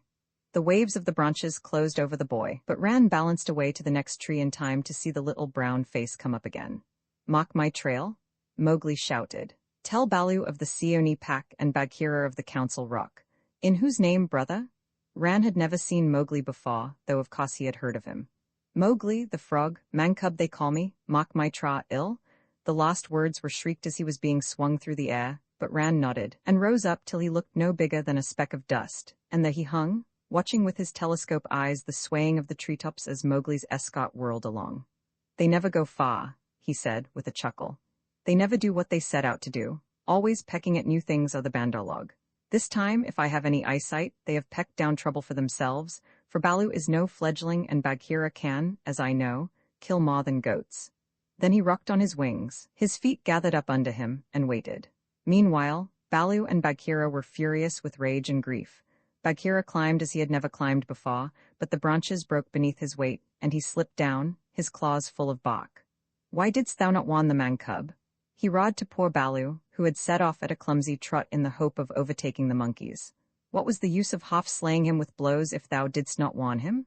Haste, oh haste, we may catch them yet, Balu panted. At that speed, it would not tire a wounded cow. Teacher of the law, Cubita, a mile of that rolling to and fro would burst the open. Sit still and think, make a plan. This is no time for chasing. They may drop him if we follow too close. Arila, woo, they may have dropped him already, being tired of carrying him. Who can trust the bandolog? Put dead bats on my head, give me black bones to eat, roll me into the hives of the wild bees that I may be stung to death, and bury me with the hyena. For I am the most miserable of bears. Aru Lala? Wahua? O Mowgli, Mowgli, why did I not warn thee against the monkey folk instead of breaking thy head? Now perhaps I may have knocked the day's lesson out of his mind, and he will be alone in the jungle without the master words. Balu clasped his paws over his ears and rolled to and fro, moaning. At least he gave me all the words correctly a little time ago, said Bagheera, impatiently. Balu, thou hast neither memory nor respect. What would the jungle think if I, the Black Panther, curled myself up like Ikki, the porcupine, and howled? What do I care what the jungle thinks? He may be dead by now. Unless and until they drop him from the branches in spot, or kill him out of idleness, I have no fear for the man-cub. He is wise and well-taught, and, above all, he has the eyes that make the jungle people afraid. And it is a great evil. He is in the power of the bandolog, and they, because they live in trees, have no fear of any of our people. Bagheera licked his one paw thoughtfully. Fool that I am, oh fat, brown, root-digging fool that I am, said Balu, uncoiling himself with a jerk. It is true what Hathai, the wild elephant, says, to each his own fear, and they the bandolog fear Kaa, the rock snake. He can climb as well as they can. He steals the young monkeys in the night. The mere whisper of his name makes their wicked tails cold. Let us go to Kaa. What will he do for us? He is not of our tribe, being footless and with most evil eyes, said Bagheera. He is very old and very cunning. Above all, he is always hungry, said Balu, hopefully. Promise him many goats. He sleeps for a full month after he has once eaten. He may be asleep now, and even were he awake, what if he would rather kill his own goats? Bagheera, who did not know much about Kaa, was naturally suspicious. Then in that case, thou and I together, old hunter, may make him see reason. Here Balu rubbed his faded brown shoulder against the panther, and they went off to look for Kaa, the rock python. They found him stretched out on a warm ledge in the afternoon sun, admiring his beautiful new coat, for he had been in retirement for the last 10 days changing his skin, and now he was very splendid, dotting his big blunt-nosed head along the ground, and twisting the 30 feet of his body into fantastic knots and curves, and licking his lips as he thought of his dinner to come. He has not eaten, said Balu, with a grunt of relief, as soon as he saw the beautifully mottled brown and yellow jacket. Be careful, Bagheera. He is always a little blind after he has changed his skin, and very quick to strike. Kaa was not a poison snake. In fact, he rather despised the poison snakes for cowards, but his strength lay in his hug, and when he had once lapped his huge coils round anybody, there was no more to be said. Good hunting? Cried Balu, sitting up on his haunches. Like all snakes of his breed, Kaa was rather deaf, and did not hear the call at first. Then he curled up ready for any accident, his head lowered. Good hunting for us all, he answered. Oh ho, Balu, what dost thou do here? Good hunting, Bagheera. One of us at least needs food. Is there any news of game afoot, a doe now, or even a young buck? I am as empty as a dried well. We are hunting, said Balu, carelessly. He knew that you must not hurry Kaa, he is too big. Give me permission to come with you, said Kaa. A blow more or less is nothing to thee, Bagheera or Balu, but I have to wait and wait for days in a wood path and climb half a night on the mere chance of a young ape. P.S.S. Naw, the branches are not what they were when I was young. Rotten twigs and dry boughs are they all. Maybe thy great weight has something to do with the matter, said Balu. I am a fair length, said Kaa with a little pride. But for all that, it is the fault of this new-grown timber. I came very near to falling on my last hunt, very near indeed, and the noise of my slipping, for my tail was not tight wrapped round the tree, waked the bandolog, and they called me most evil names. Footless, yellow earthworm, said Bagheera under his whiskers, as though he were trying to remember something. "SSSSS, have they ever called me that?" said Ka. "Something of that kind it was that they shouted to us last moon, but we never noticed them. They will say anything, even that thou hast lost all thy teeth, and dare not face anything bigger than a kid, because they are indeed shameless, these Bandar-log. Because thou art afraid of the he-goats Hans," Bagheera went on sweetly. "Now a snake, especially a wary old python like Ka, very seldom shows that he is angry." But Baloo and Bagheera could see the big swallowing muscles on either side of Ka's throat ripple and bulge. "The Bandar-log have shifted their grounds," he said, quietly. "When I came up into the sun today, I heard them whooping among the treetops." It is the Bandar-log that we follow now," said Baloo, but the words stuck in his throat, for this was the first time in his memory that one of the jungle people had owned to being interested in the doings of the monkeys. "Beyond doubt, then, it is no small thing that takes two such hunters, led as in their own jungle, I am certain, on the trail of the Bandar-log," Ka replied, courteously, as he swelled with curiosity. "Indeed," Baloo began, "I am no more than the old and sometimes very foolish teacher of the law to the Seeonee wolf cubs, and Bagheera here is Bagheera," said the Black Panther, and his jaws shut with a snap, for he did not believe in being humble. "The trouble is this, Ka. Those nut-stealers and pickers of palm leaves have stolen away our man-cub, of whom thou hast perhaps heard. I heard some news from Ikki, his quills make him presumptuous, of a man-thing that was entered into a wolf pack, but I did not believe. Ikki is full of stories half-heard and very badly told. But it is true. He is such a man-cub as never was," said Baloo. "The best and wisest and boldest of man-cubs. My own pupil, who shall make the name of Baloo famous through all the jungles, and besides we love him, Ka." Tease, said Ka, shaking his head to and fro. "I also have known what love is. There are tales I could tell that need a clear night when we are all well fed to praise properly," said Bagheera, quickly. "Our man-cub is in the hands of the Bandar-log now, and we know that of all the jungle people they fear Ka alone." "They fear me alone, they have good reason," said Ka. "Chattering, foolish, vain, foolish, and chattering are the monkeys, but a man-thing in their hands is in no good luck. They grow tired of the nuts they pick and throw them down. They carry a branch half a day, meaning to do great things with it, and then they snap it in two. That manling is not to be envied. They called me also Yellow Fish, was it not?" "Worm, earthworm," said Bagheera, "as well as other things which I cannot now say for shame. We must remind them to speak well of their master. Aassh, we must help their wandering memories. Now, whither went they with thy cub?" "The jungle alone knows. Toward the sunset, I believe," said Baloo. "We had thought that thou wouldst know, Ka. How I take them when they come in my way, but I do not hunt the Bandar-log, or frogs, or green scum on a waterhole, for that matter." Up, hillo, illo, look up, Baloo of the Seeonee wolf pack." Baloo looked up to see where the voice came from, and there was Ran, the kite, sweeping down with the sun shining on the upturned flanges of his wings. It was near Ran's bedtime, but he had ranged all over the jungle looking for the bear, and missed him in the thick foliage.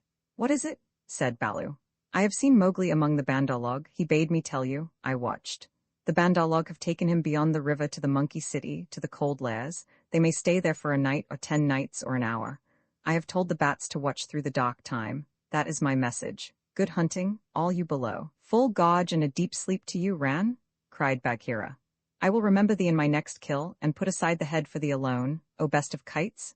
It is nothing. The boy held the master word. I could have done no less, and Ran circled up again to his roost. "He has not forgotten to use his tongue," said Baloo, with a chuckle of pride. "To think of one so young remembering the master word for the birds while he was being pulled across trees. It was most firmly driven into him," said Bagheera. "But I am proud of him, and now we must go to the Cold Lairs." They all knew where that place was, but few of the jungle people ever went there, because what they called the Cold Lairs was an old deserted city, lost and buried in the jungle, and beasts seldom use a place that men have once used. The wild boar will, but the hunting tribes do not. Besides, the monkeys lived there as much as they could be said to live anywhere, and no self-respecting animal would come within eyeshot of it, except in times of drought, when the half-ruined tanks and reservoirs held a little water. "It is half a night's journey, at full speed," said Bagheera. Baloo looked very serious. "I will go as fast as I can," he said anxiously. "We dare not wait for thee. Follow, Baloo. We must go on the quick foot, Kaa and I." "Feet or no feet, I can keep abreast of all thy faw," said Kaa shortly. Baloo made one effort to hurry, but had to sit down panting, and so they left him to come on later, while Bagheera hurried forward at the rocking panther canter. Kaa said nothing, but strive as Bagheera might, the huge rock python held level with him.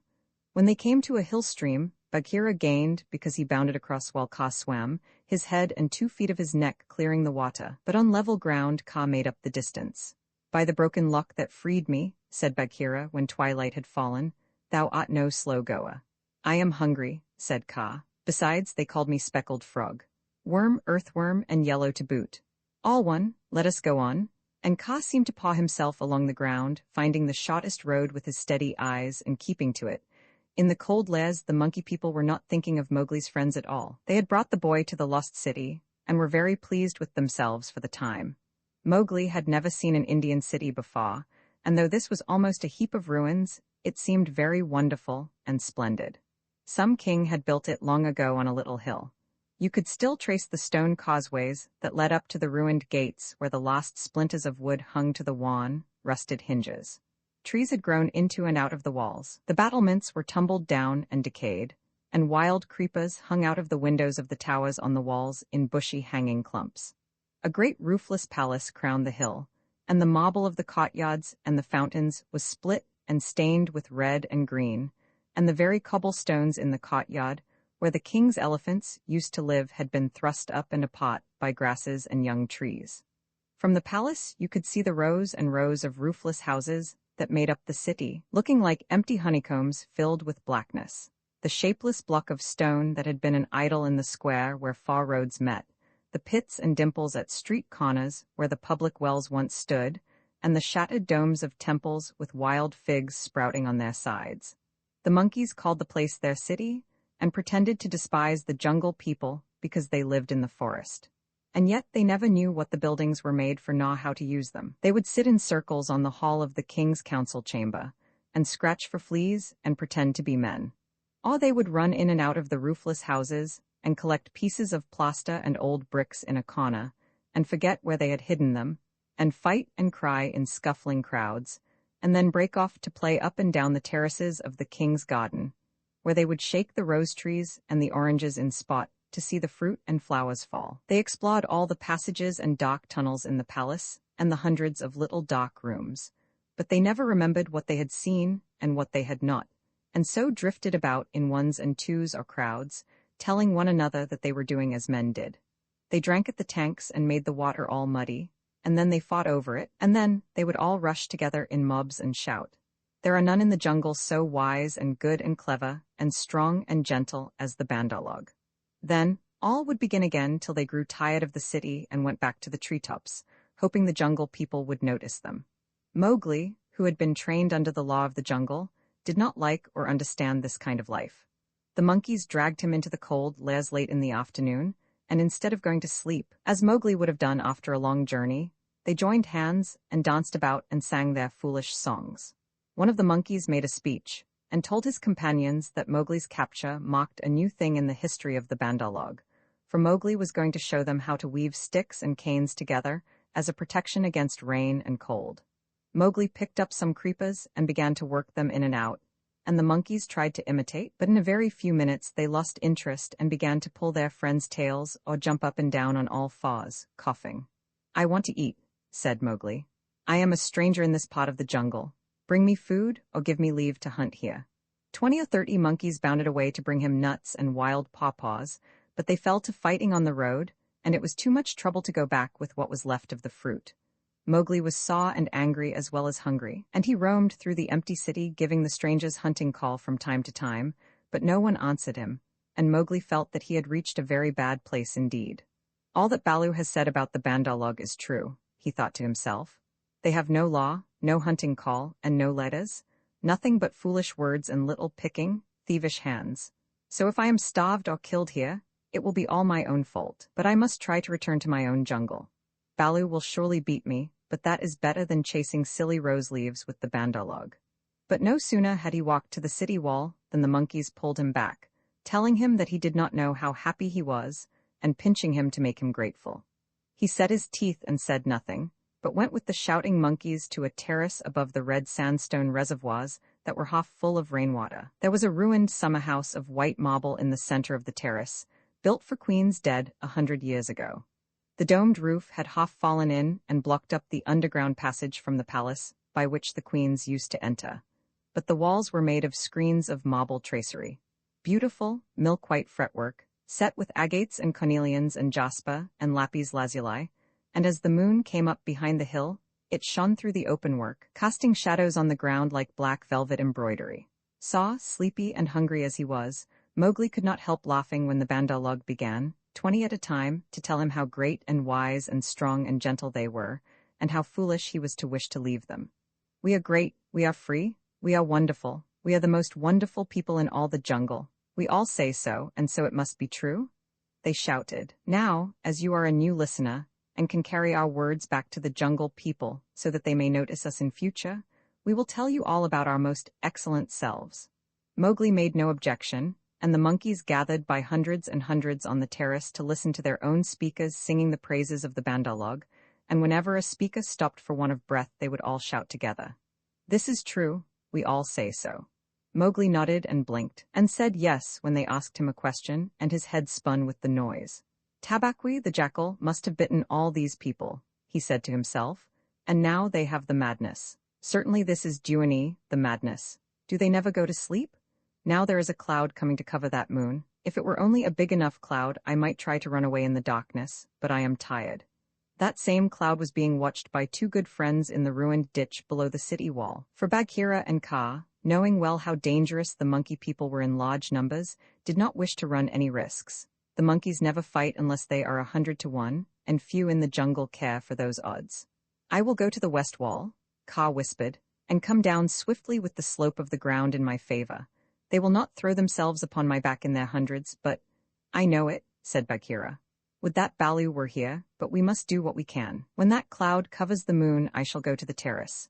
They hold some sort of council there over the boy." "Good hunting," said Kaa grimly, and glided away to the west wall.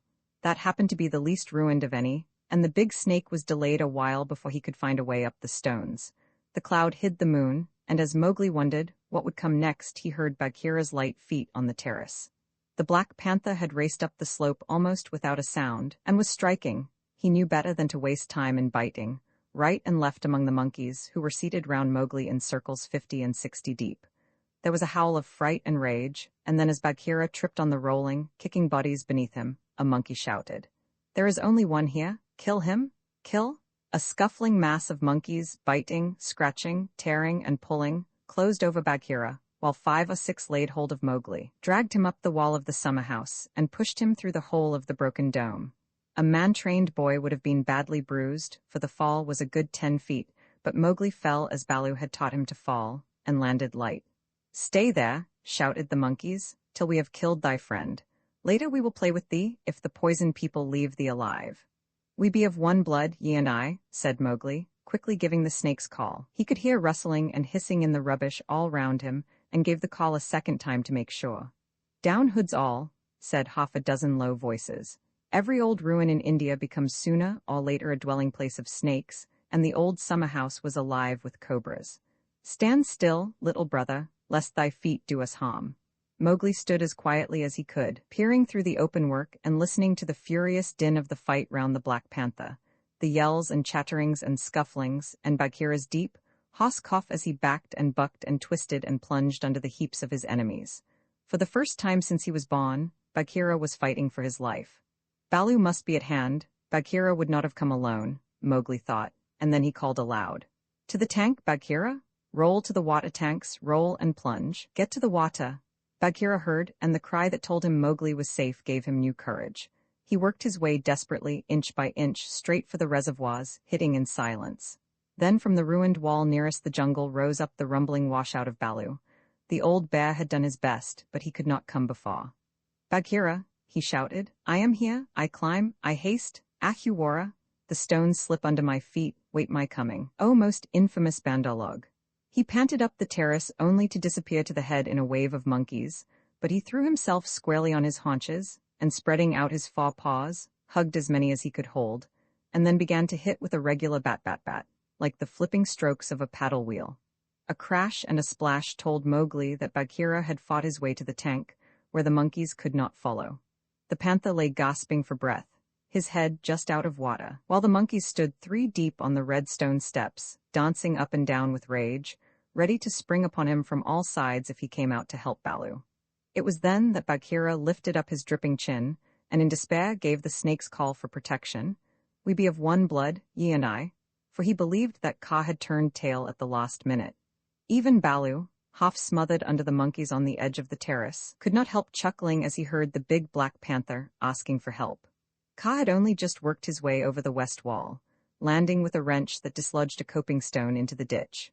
He had no intention of losing any advantage of the ground, and coiled and uncoiled himself once or twice, to be sure that every foot of his long body was in working order. All that while the fight with Baloo went on, and the monkeys yelled in the tank round Bagheera, and Mang, the bat, flying to and fro, carried the news of the great battle over the jungle, till even Hathai, the wild elephant, trumpeted, and, far away, scattered bands of the monkey folk woke and came leaping along the tree roads to help their comrades in the cold lairs, and the noise of the fight roused all the daybirds for miles round. Then Kaa came straight, quickly, and anxious to kill. The fighting strength of a python is in the driving blow of his head, backed by all the strength and weight of his body. If you can imagine a lance, or a battering ram, or a hammer, weighing nearly half a ton driven by a cool, quiet mind living in the handle of it, you can imagine roughly what Kaa was like when he fought. A python far 5 feet long can knock a man down if he hits him fairly in the chest, and Kaa was 30 feet long, as you know. His first stroke was delivered into the heart of the crowd round Baloo, was sent home with shut mouth in silence, and there was no need of a second. The monkeys scattered with cries of, "Kaa, it is Kaa, run, run." Generations of monkeys had been scared into good behavior by the stories their elders told them of Kaa, the night thief, who could slip along the branches as quietly as moss grows, and steal away the strongest monkey that ever lived. Of old Kaa, who could make himself look so like a dead branch or a rotten stump that the wisest were deceived till the branch caught them. And then, Kaa was everything that the monkeys feared in the jungle, for none of them knew the limits of his power, none of them could look him in the face, and none had ever come alive out of his hug. And so they ran, stammering with terror, to the walls and the roofs of the houses, and Baloo drew a deep breath of relief. His fur was much thicker than Bagheera's, but he had suffered sorely in the fight. Then Kaa opened his mouth for the first time and spoke one long hissing word, and the faraway monkeys, hurrying to the defense of the cold lairs, stayed where they were, cowering, till the loaded branches bent and crackled under them. The monkeys on the walls and the empty houses stopped their cries, and in the stillness that fell upon the city Mowgli heard Bagheera shaking his wet sides as he came up from the tank. Then the clamor broke out again. The monkeys leaped higher up the walls. They clung round the necks of the big stone idols and shrieked as they skipped along the battlements, while Mowgli, dancing in the summer house, put his eye to the screenwork and hooted owl-fashion between his front teeth to show his derision and contempt. "Get the man-cub out of that trap. I can do no more," Bagheera gasped. "Let us take the man-cub and go. They may attack again. They will not move till I order them. Stay USSSO." Kaa hissed, and the city was silent once more. "I could not come before, brother, but I think I heard thee call." This was to Bagheera. I may have cried out in the battle," Bagheera answered. "Baloo, art thou hurt?" "I am not sure that they have not pulled me into 100 little bailings," said Baloo, gravely shaking one leg after the other. "Wow, I am sore. Kaa, we owe thee, I think, our lives, Bagheera and I. No matter, where is the manling?" "Here, in a trap I cannot climb out," cried Mowgli. The curve of the broken dome was above his head. "Take him away. He dances like Mao the peacock. He will crush our young," said the cobras inside. "Ha," said Kaa with a chuckle. "He has friends everywhere, this manling. Stand back, manling, and hide you, O poison people. I break down the wall."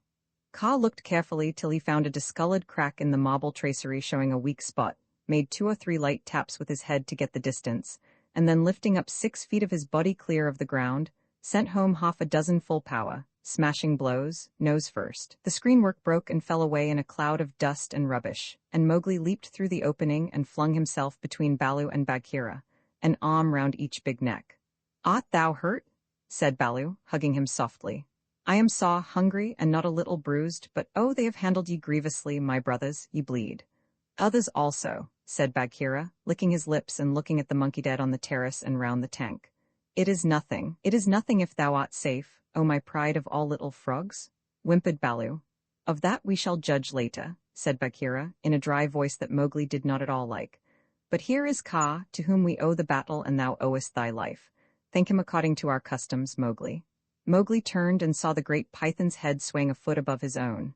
"So this is the manling," said Kaa. "Very soft is his skin, and he is not so unlike the Bandar-log. Have a care, manling, that I do not mistake thee for a monkey some twilight when I have newly changed my coat." "We be of one blood, thou and I," Mowgli answered. "I take my life from thee tonight. My kill shall be thy kill if ever thou art hungry, O Kaa." "All thanks, little brother," said Kaa, though his eyes twinkled. "And what may so bold a hunter kill? I ask that I may follow when next he goes abroad. I kill nothing, I am too little, but I drive goats toward such as can use them. When thou art empty, come to me and see if I speak the truth. I have some skill in these." He held out his hands. "And if ever thou art in a trap, I may pay the debt which I owe to thee, to Bagheera, and to Baloo here. Good hunting to ye all, my masters." "Well said," growled Baloo, for Mowgli had returned thanks very prettily. The python dropped his head lightly for a minute on Mowgli's shoulder. "A brave heart and a courteous tongue," said he. "They shall carry thee far through the jungle, manling. But now go hence quickly with thy friends. Go and sleep, for the moon sets, and what follows it is not well that thou shouldst see." The moon was sinking behind the hills, and the lines of trembling monkeys huddled together on the walls and battlements looked like ragged, shaky fringes of things.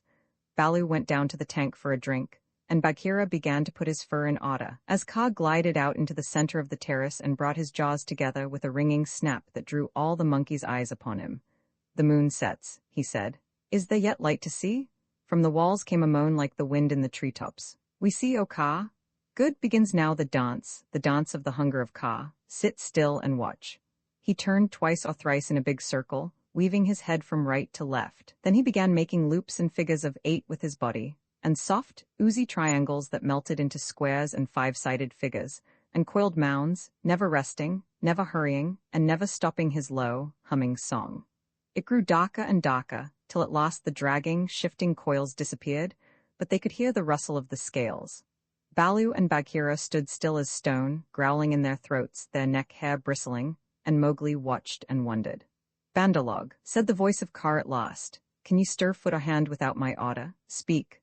Without thy order we cannot stir foot or hand, O Kaa." "Good, come all one pace nearer to me." The lines of the monkeys swayed forward helplessly, and Baloo and Bagheera took one stiff step forward with them. "Nearer," hissed Kaa, and they all moved again. Mowgli laid his hands on Baloo and Bagheera to get them away, and the two great beasts started as though they had been waked from a dream. "Keep thy hand on my shoulder," Bagheera whispered. "Keep it there, or I must go back to Kaa." "Ah, it is only old Kaa making circles on the dust," said Mowgli. "Let us go," and the three slipped off through a gap in the walls to the jungle. "Woof," said Baloo, when he stood under the still trees again. "Never more will I make an ally of Kaa," and he shook himself all over. "He knows more than we," said Bagheera, trembling. "In a little time, had I stayed, I should have walked down his throat." "Many will walk that road before the moon rises again," said Baloo. "He will have good hunting after his own fashion." "But what was the meaning of it all?" said Mowgli, who did not know anything of a python's powers of fascination. "I saw no more than a big snake making foolish circles till the dark came, and his nose was all saw." "Ho, ho!" "Mowgli," said Bagheera angrily, "his nose was sore on thy account, as my ears and sides and paws, and Baloo's neck and shoulders are bitten on thy account. Neither Baloo nor Bagheera will be able to hunt with pleasure for many days." "It is nothing," said Baloo. "We have the man cub again." "True, but he has cost us most heavily in time which might have been spent in good hunting, in wounds, in hair. I am half plucked along my back, and last of all in honor. For remember, Mowgli, I, who am the Black Panther, was forced to call upon Kaa for protection, and Baloo and I were both made stupid as little birds by the hunger dance. All this, man cub, came of thy playing with the Bandar-log." "True, it is true," said Mowgli sorrowfully. "I am an evil man cub, and my stomach is sad in me. MF, what says the law of the jungle, Baloo?" Baloo did not wish to bring Mowgli into any more trouble, but he could not tamper with the law, so he mumbled, "Sorrow never stays punishment, but remember, Bagheera, he is very little." "I will remember, but he has done mischief, and blows must be dealt now. Mowgli, hast thou anything to say?" "Nothing. I did wrong, Baloo, and thou art wounded. It is just—" Bagheera gave him half a dozen love taps. From a panther's point of view, they would hardly have waked one of his own cubs, but for a 7-year-old boy, they amounted to as severe a beating as you could wish to avoid. When it was all over, Mowgli sneezed, and picked himself up without a word. "Now," said Bagheera, Jump on my back, little brother, and we will go home. One of the beauties of jungle law is that punishment settles all scars. There is no nagging afterward. Mowgli laid his head down on Bagheera's back and slept so deeply that he never waked when he was put down by Mother Wolf's side in the home cave. Road Song of the Bandar-log, here we go in a flung festoon, halfway up to the jealous moon. Don't you envy our pranceful bands? Don't you wish you had extra hands? Wouldn't you like if your tails were so, curved in the shape of a Cupid's bow? Now you're angry, but never mind, brother, thy tail hangs down behind. Here we sit in a branchy row, thinking of beautiful things we know, dreaming of deeds that we mean to do, all complete in a minute or two, something noble and grand and good, won by merely wishing we could. Now we're going to, never mind, brother, thy tail hangs down behind. All the talk we ever have heard uttered by bat or beast or bird, hide or fin or scale or feather, jabber it quickly and all together. Excellent, wonderful. Once again, now we are talking just like men. Let's pretend we are never mind, brother, thy tail hangs down behind. This is the way of the monkey kind. Then join our leaping lines that scumfish through the pines, that rocket by where, light and high, the wild grape swings. By the rubbish in our wake, and the noble noise we make, be sure, we're going to do some splendid things. Mowgli's brothers, it was 7 o'clock of a very warm evening in the Seeonee Hills when Father Wolf woke up from his day's rest, scratched himself, yawned, and spread out his paws one after the other to get rid of the sleepy feeling in the tips. Mother Wolf lay with her big gray nose dropped across her tumbling, squealing cubs, and the moon shone into the mouth of the cave where they all lived. "Augur," said Father Wolf, "it is time to hunt again," and he was going to spring downhill when a little shadow with a bushy tail crossed the threshold and whined. "Good luck go with you, O Chief of the Wolves, and good luck and strong white teeth go with the noble children, that they may never forget the hungry in this world." It was the jackal, Tabaqui, the dishlicker, and the wolves of India despise Tabaqui because he runs about making mischief and telling tales and eating rags and pieces of leather from the village rubbish heaps. They are afraid of him too, because Tabaqui, more than anyone else in the jungle, is apt to go mad, and then he forgets that he was ever afraid of anyone and runs through the forest biting everything in his way. Even the taiga hides when little Tabaqui goes mad, for madness is the most disgraceful thing that can overtake a wild creature. We call it hydrophobia, but they call it duany, the madness, and run. "Enter then, and look," said Father Wolf stiffly, "but there is no food here." "For a wolf, no," said Tabaqui, "but for so mean a person as myself a dry bone is a good feast. Who are we, the Gidualog, the jackal people, to pick and choose?" He scuttled to the back of the cave, where he found the bone of a buck with some meat on it and sat cracking the end merrily. "All thanks for this good meal," he said, licking his lips. "How beautiful are the noble children, how large are their eyes, and so young too? Indeed, indeed, I might have remembered that the children of kings are men from the beginning." Now, Tabaqui knew as well as anyone else that there is nothing so unlucky as to compliment children to their faces, and it pleased him to see Mother and Father Wolf look uncomfortable. Tabaqui sat still, rejoicing in the mischief that he had made, and then he said spitefully, "Shere Khan, the big one, has shifted his hunting grounds. He will hunt among these hills during the next moon, so he has told me." Shere Khan was the taiga who lived near the Waingunga River, 20 miles away. "He has no right?" Father Wolf began angrily. "By the law of the jungle he has no right to change his quarters without fair warning. He will frighten every head of game within 10 miles, and I have to kill for 2 these days." "His mother did not call him Lungri the lame one for nothing," said Mother Wolf, quietly. "He has been lame in 1 foot from his birth. That is why he has only killed cattle.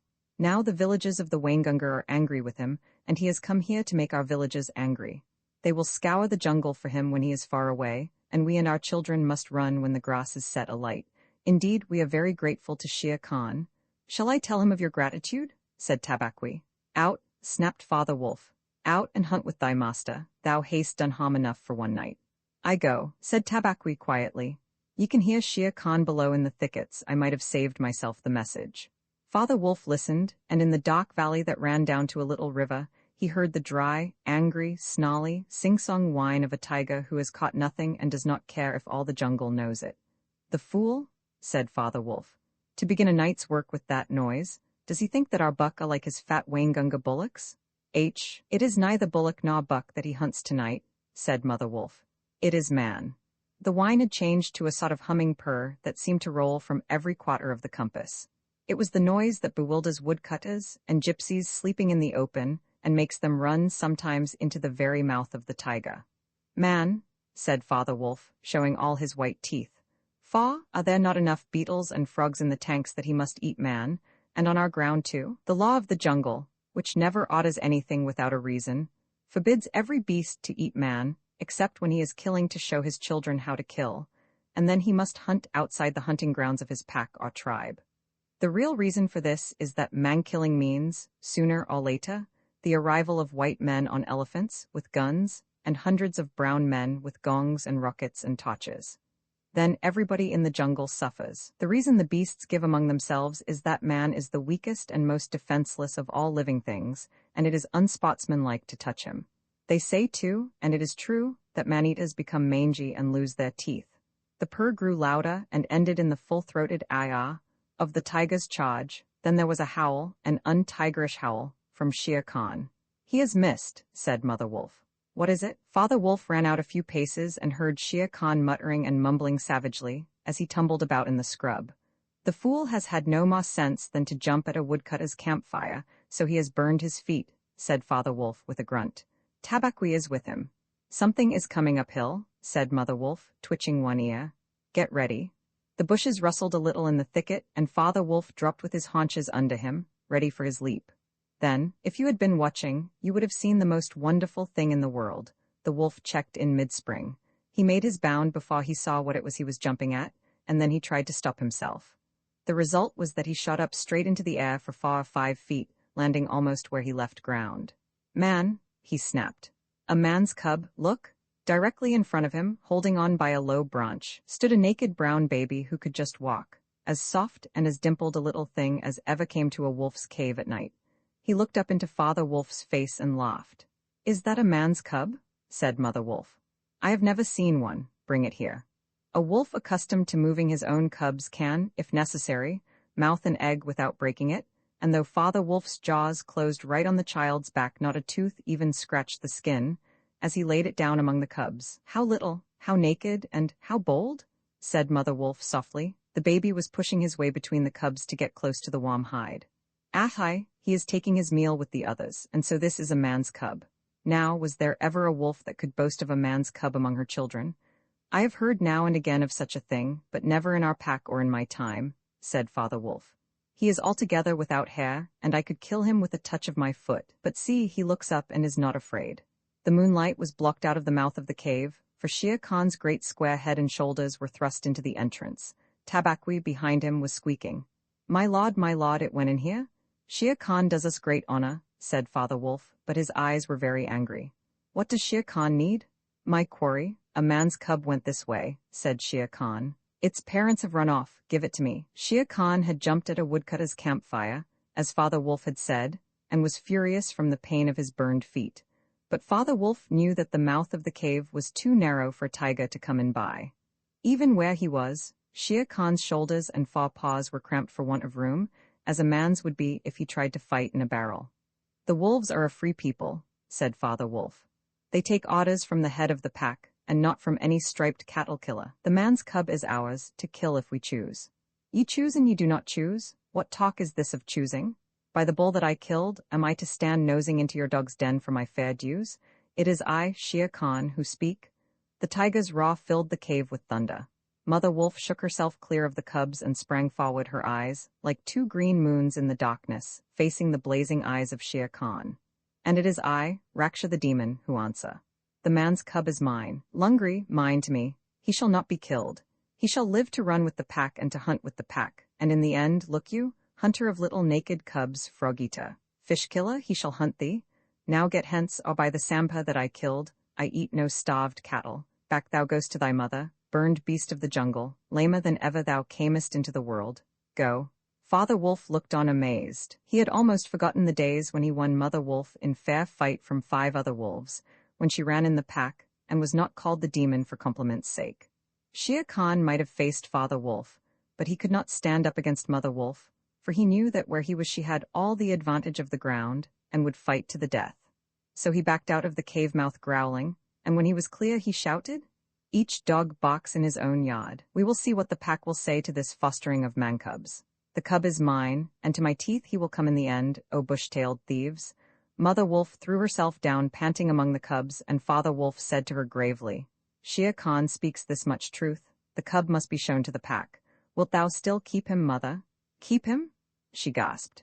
He came naked, by night, alone and very hungry, yet he was not afraid. Look, he has pushed one of my babes to one side already.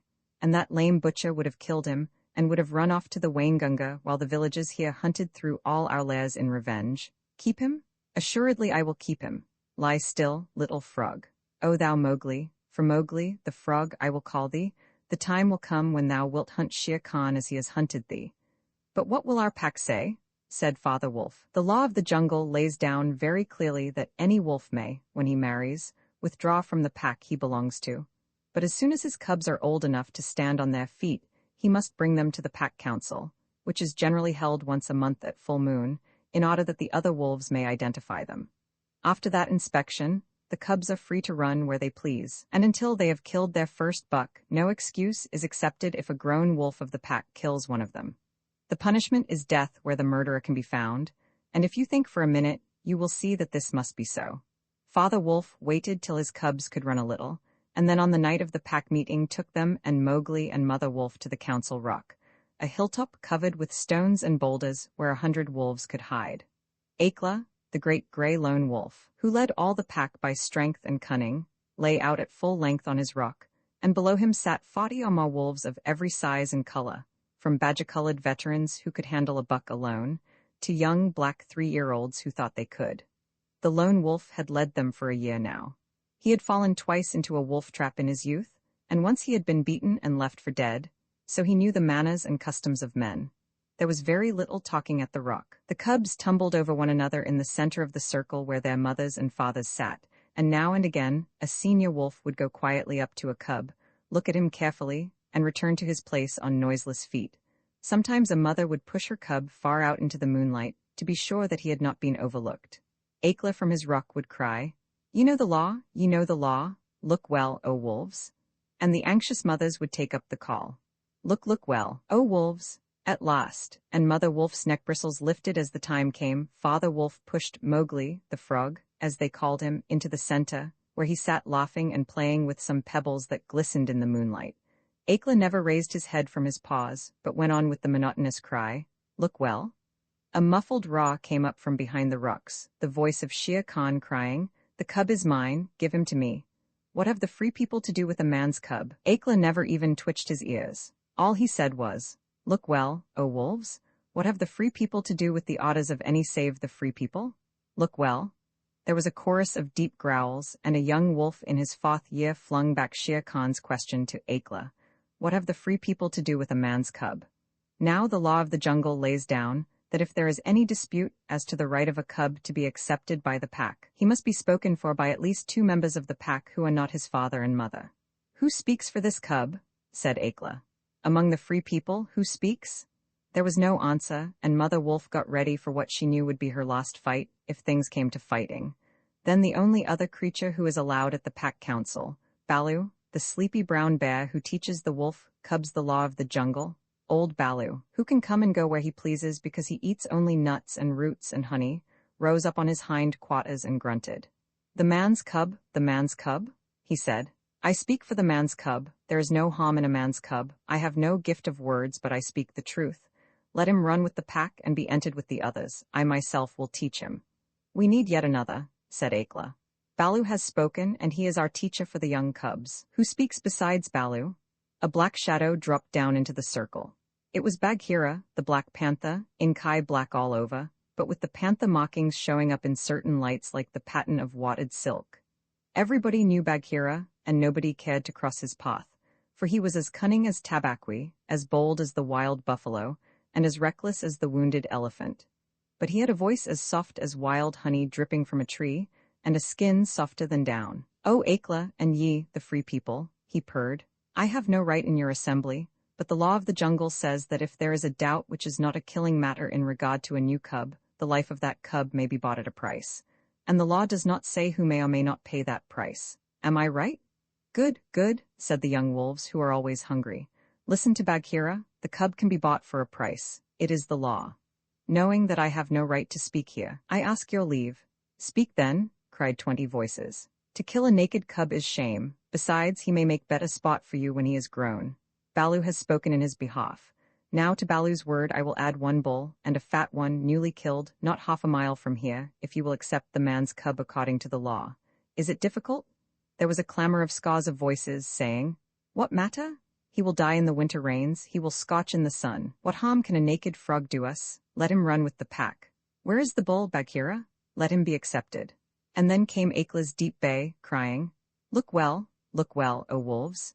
Mowgli was still playing with the pebbles, and he did not notice when the wolves came and looked at him one by one. At last they all went down the hill for the dead bull, and only Akla, Bagheera, Baloo, and Mowgli's own wolves were left. Shere Khan roared still in the night, for he was very angry that Mowgli had not been handed over to him. "I raw well," said Bagheera under his whiskers, "for the time comes when this naked thing will make thee raw to another tune, or I know nothing of man." "It was well done," said Akla. "Men and their cubs are very wise. He may be a help in time." "Truly, a help in time of need, for none can hope to lead the pack forever," said Bagheera. Akla said nothing. He was thinking of the time that comes to every leader of every pack when his strength goes from him, and he gets feebler and feebler, till at last he is killed by the wolves, and a new leader comes up, to be killed in his turn. "Take him away," he said to Father Wolf, "and train him as befits one of the free people." And that is how Mowgli was entered into the Seeonee wolf pack for the price of a bull, and on Baloo's good word. Now you must be content to skip 10 or 11 whole years, and only guess at all the wonderful life that Mowgli led among the wolves, because if it were written out, it would fill ever so many books. He grew up with the cubs, though they of course were grown wolves almost before he was a child. And Father Wolf taught him his business, and the meaning of things in the jungle, till every rustle in the grass, every breath of the warm night air, every note of the owls above his head, every scratch of a bat's claws as it roosted for a while in a tree, and every splash of every little fish jumping in a pool, meant just as much to him as the work of his office means to a business man. When he was not learning, he sat out in the sun and slept and ate and went to sleep again. When he felt dirty or hot, he swam in the forest pools. And when he wanted honey, Baloo told him that honey and nuts were just as pleasant to eat as raw meat. He climbed up for it, and that Bagheera showed him how to do. Bagheera would lie out on a branch and call, "Come along, little brother." And at first Mowgli would cling like the sloth, but afterward he would fling himself through the branches almost as boldly as the gray ape.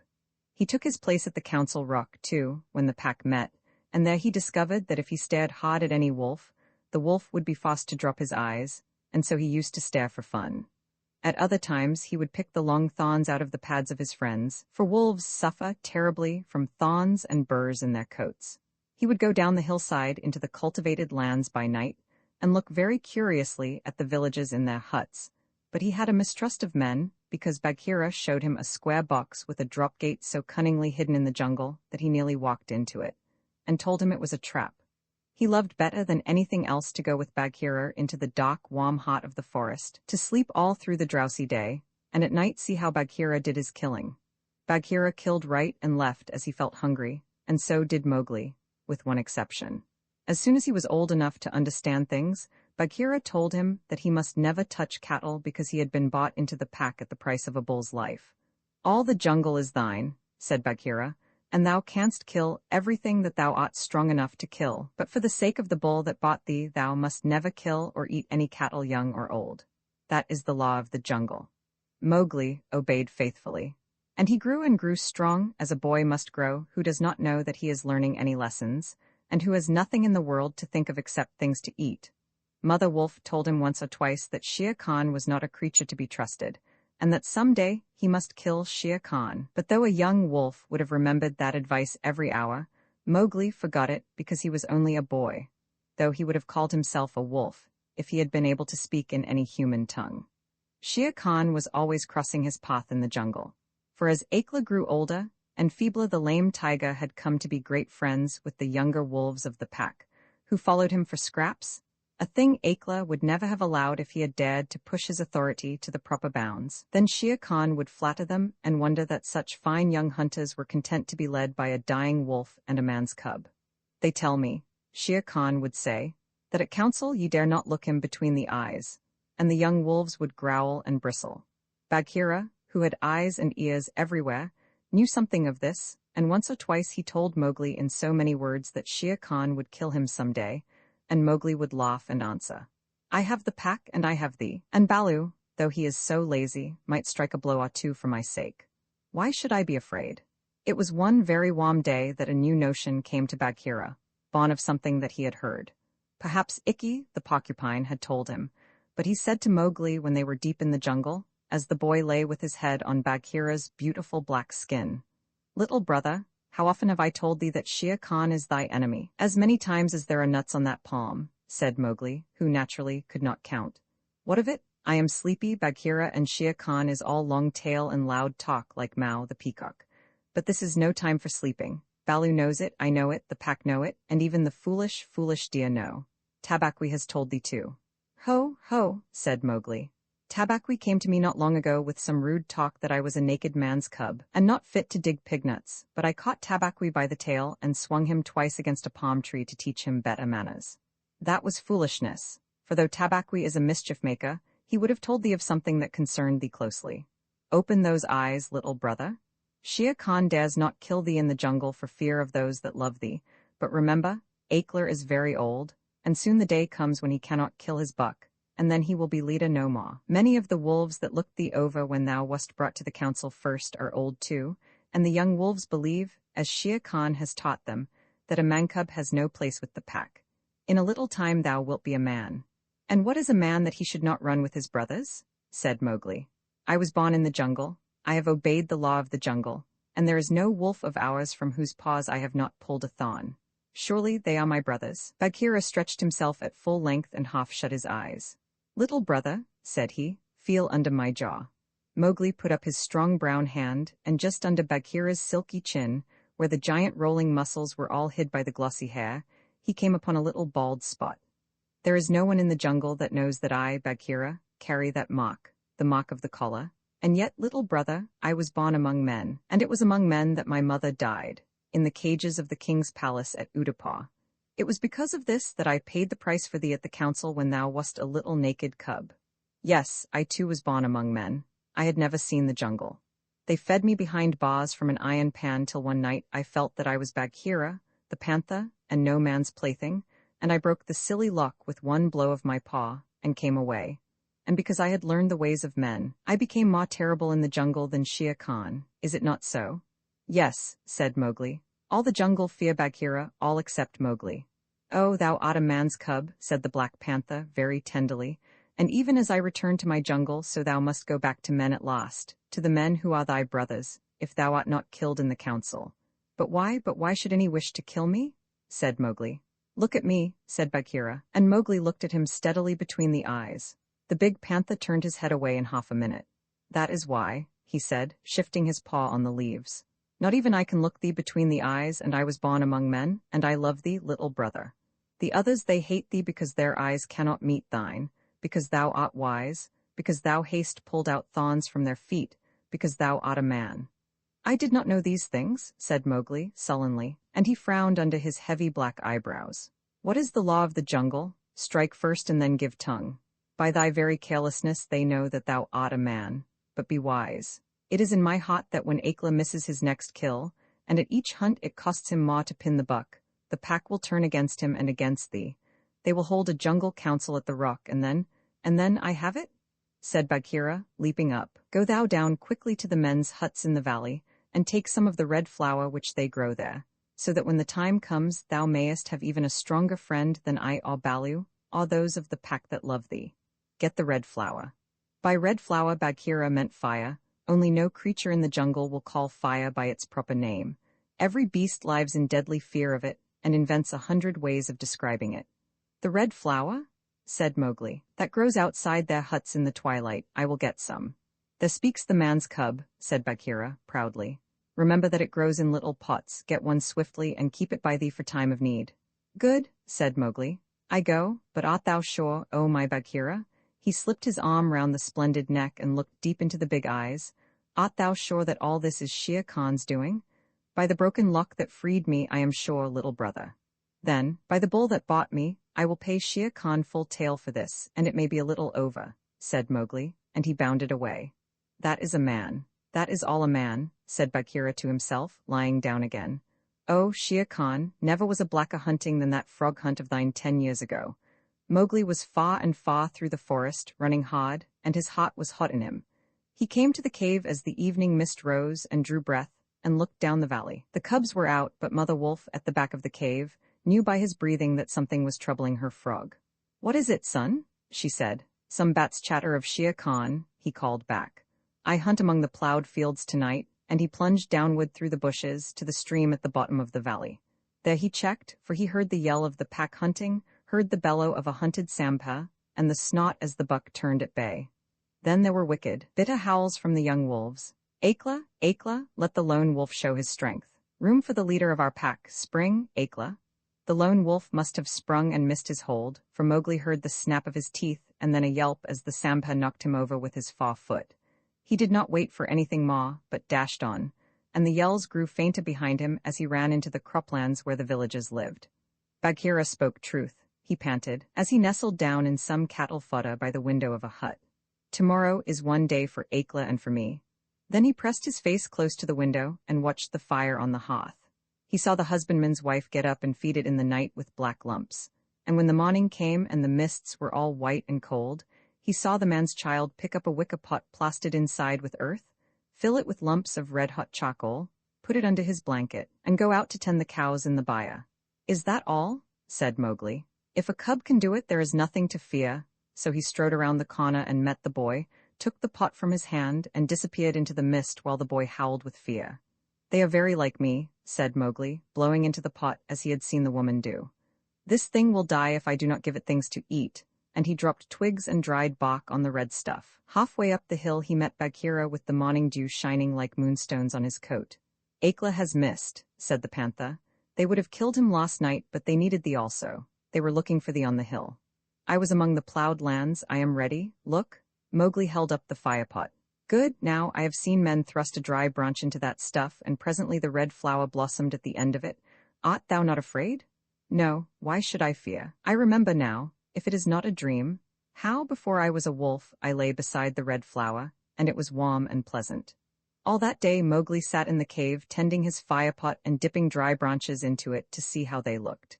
He found a branch that satisfied him, and in the evening when Tabaqui came to the cave and told him, rudely enough, that he was wanted at the council rock, he laughed till Tabaqui ran away. Then Mowgli went to the council, still laughing. Akela the lone wolf lay by the side of his rock as a sign that the leadership of the pack was open, and Shere Khan with his following of scrap-fed wolves walked to and fro openly, being flattered. Bagheera lay close to Mowgli, and the fire pot was between Mowgli's knees. When they were all gathered together, Shere Khan began to speak, a thing he would never have dared to do when Akela was in his prime. He has no right, whispered Bagheera.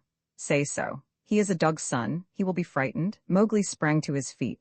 Free people, he cried. Does Shere Khan lead the pack? What has a tiger to do with our leadership? Seeing that the leadership is yet open and being asked to speak, Shere Khan began. By whom? Said Mowgli. Are we all jackals to fawn on this cattle butcher? The leadership of the pack is with the pack alone. There were yells of silence, thou man's cub. Let him speak, he has kept our law. And at last the seniors of the pack thundered. Let the dead wolf speak. When a leader of the pack has missed his kill, he is called the dead wolf as long as he lives, which is not long, as a rule. Akela raised his old head wearily. Free people, and you too, jackals of Shere Khan, for 12 seasons I have led you to and from the kill, and in all that time not one has been trapped or maimed. Now I have missed my kill. You know how that plot was made. You know how you brought me up to an untried buck to make my weakness known. It was cleverly done. Your right is to kill me here on the council rock now. Therefore I ask who comes to make an end of the lone wolf, for it is my right by the law of the jungle that ye come one by one. There was a long hush, for no single wolf cared to fight Akela to the death. Then Shere Khan roared, Bah, what have we to do with this toothless fool? He is doomed to die. It is the man-cub who has lived too long. Free people, he was my meat from the first. Give him to me. I am weary of this man-wolf folly. He has troubled the jungle for 10 seasons. Give me the man-cub, or I will hunt here always and not give you one bone. He is a man, a man's child, and from the marrow of my bones I hate him. Then more than half the pack yelled, a man, what has a man to do with us? Let him go to his own place, and turn all the people of the villages against us. Snarled Shere Khan. No, give him to me. He is a man, and none of us can look him between the eyes. Akela lifted his head again and said, "He has eaten our food, he has slept with us, he has driven game for us, he has broken no word of the law of the jungle. Also, I paid for him with a bull when he was accepted. The worth of a bull is little, but Bagheera's honor is something that he will perhaps fight for," said Bagheera in his gentlest voice. "A bull paid 10 years ago," the pack snarled. "What do we care for bones 10 years old?" "Offer a pledge?" said Bagheera, his white teeth bared under his lip. "Well, are ye called the Free People? No man's cub can run with the people of the jungle. Raj Shere Khan, give him to me. He is our brother in all but blood," Akela went on, "and you would kill him here. In truth, I have lived too long. Some of ye are eaters of cattle, and of others I have heard that, under Shere Khan's teaching, ye go by dark night and snatch children from the village's doorstep.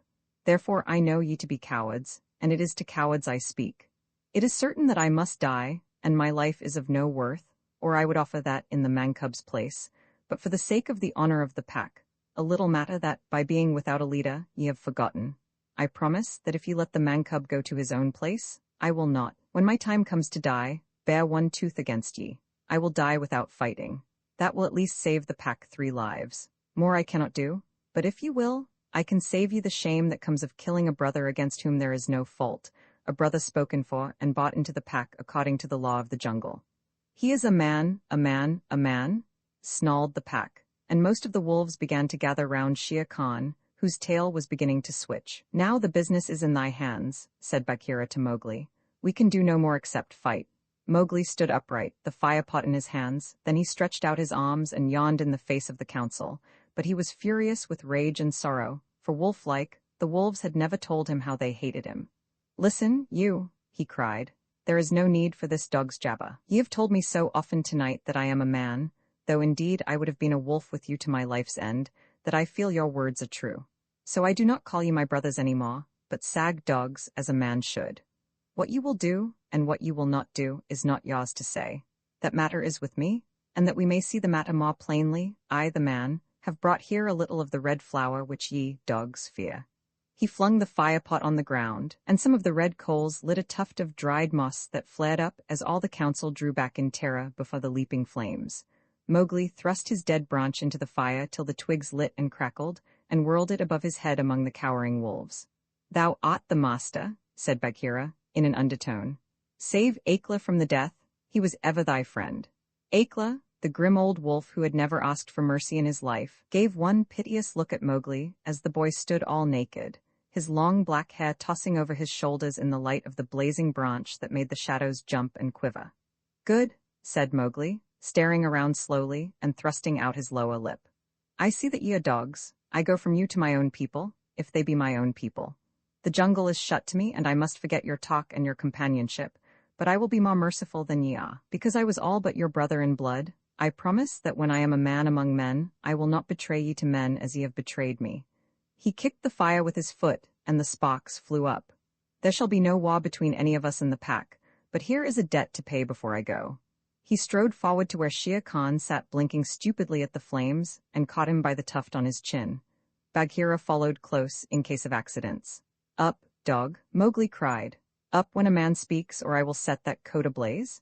Shere Khan's ears lay flat back on his head, and he shut his eyes, for the blazing branch was very near. "This cattle killer said he would kill me in the council because he had not killed me when I was a cub.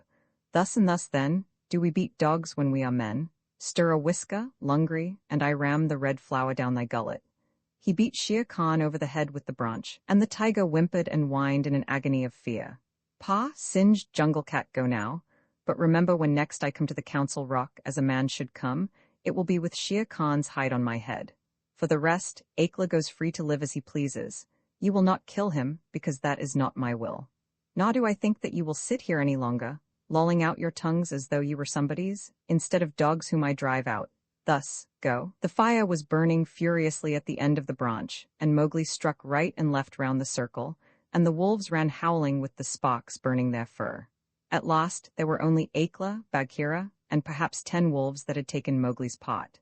Then something began to hurt Mowgli inside him, as he had never been hurt in his life before, and he caught his breath and sobbed, and the tears ran down his face. "What is it? What is it?" he said. "I do not wish to leave the jungle, and I do not know what this is. Am I dying, Bagheera?" No, little brother, those are only tears such as men use, said Bagheera. Now I know thou art a man and a man's cub no longer. The jungle is shut indeed to thee henceforward. Let them fall, Mowgli, they are only tears. So Mowgli sat and cried as though his heart would break, and he had never cried in all his life before. Now, he said, I will go to men, but first I must say farewell to my mother. And he went to the cave where she lived with Father Wolf, and he cried on her coat, while the 4 cubs howled miserably. You will not forget me? Said Mowgli. Never while we can follow a trail, said the cubs. Come to the foot of the hill when thou art a man, and we will talk to thee, and we will come into the croplands to play with thee by night. Come soon, said Father Wolf. Oh, wise little frog, come again soon, for we be old, thy mother and I. Come soon, said Mother Wolf. Little naked son of mine, for listen, child of man, I loved thee more than ever I loved my cubs.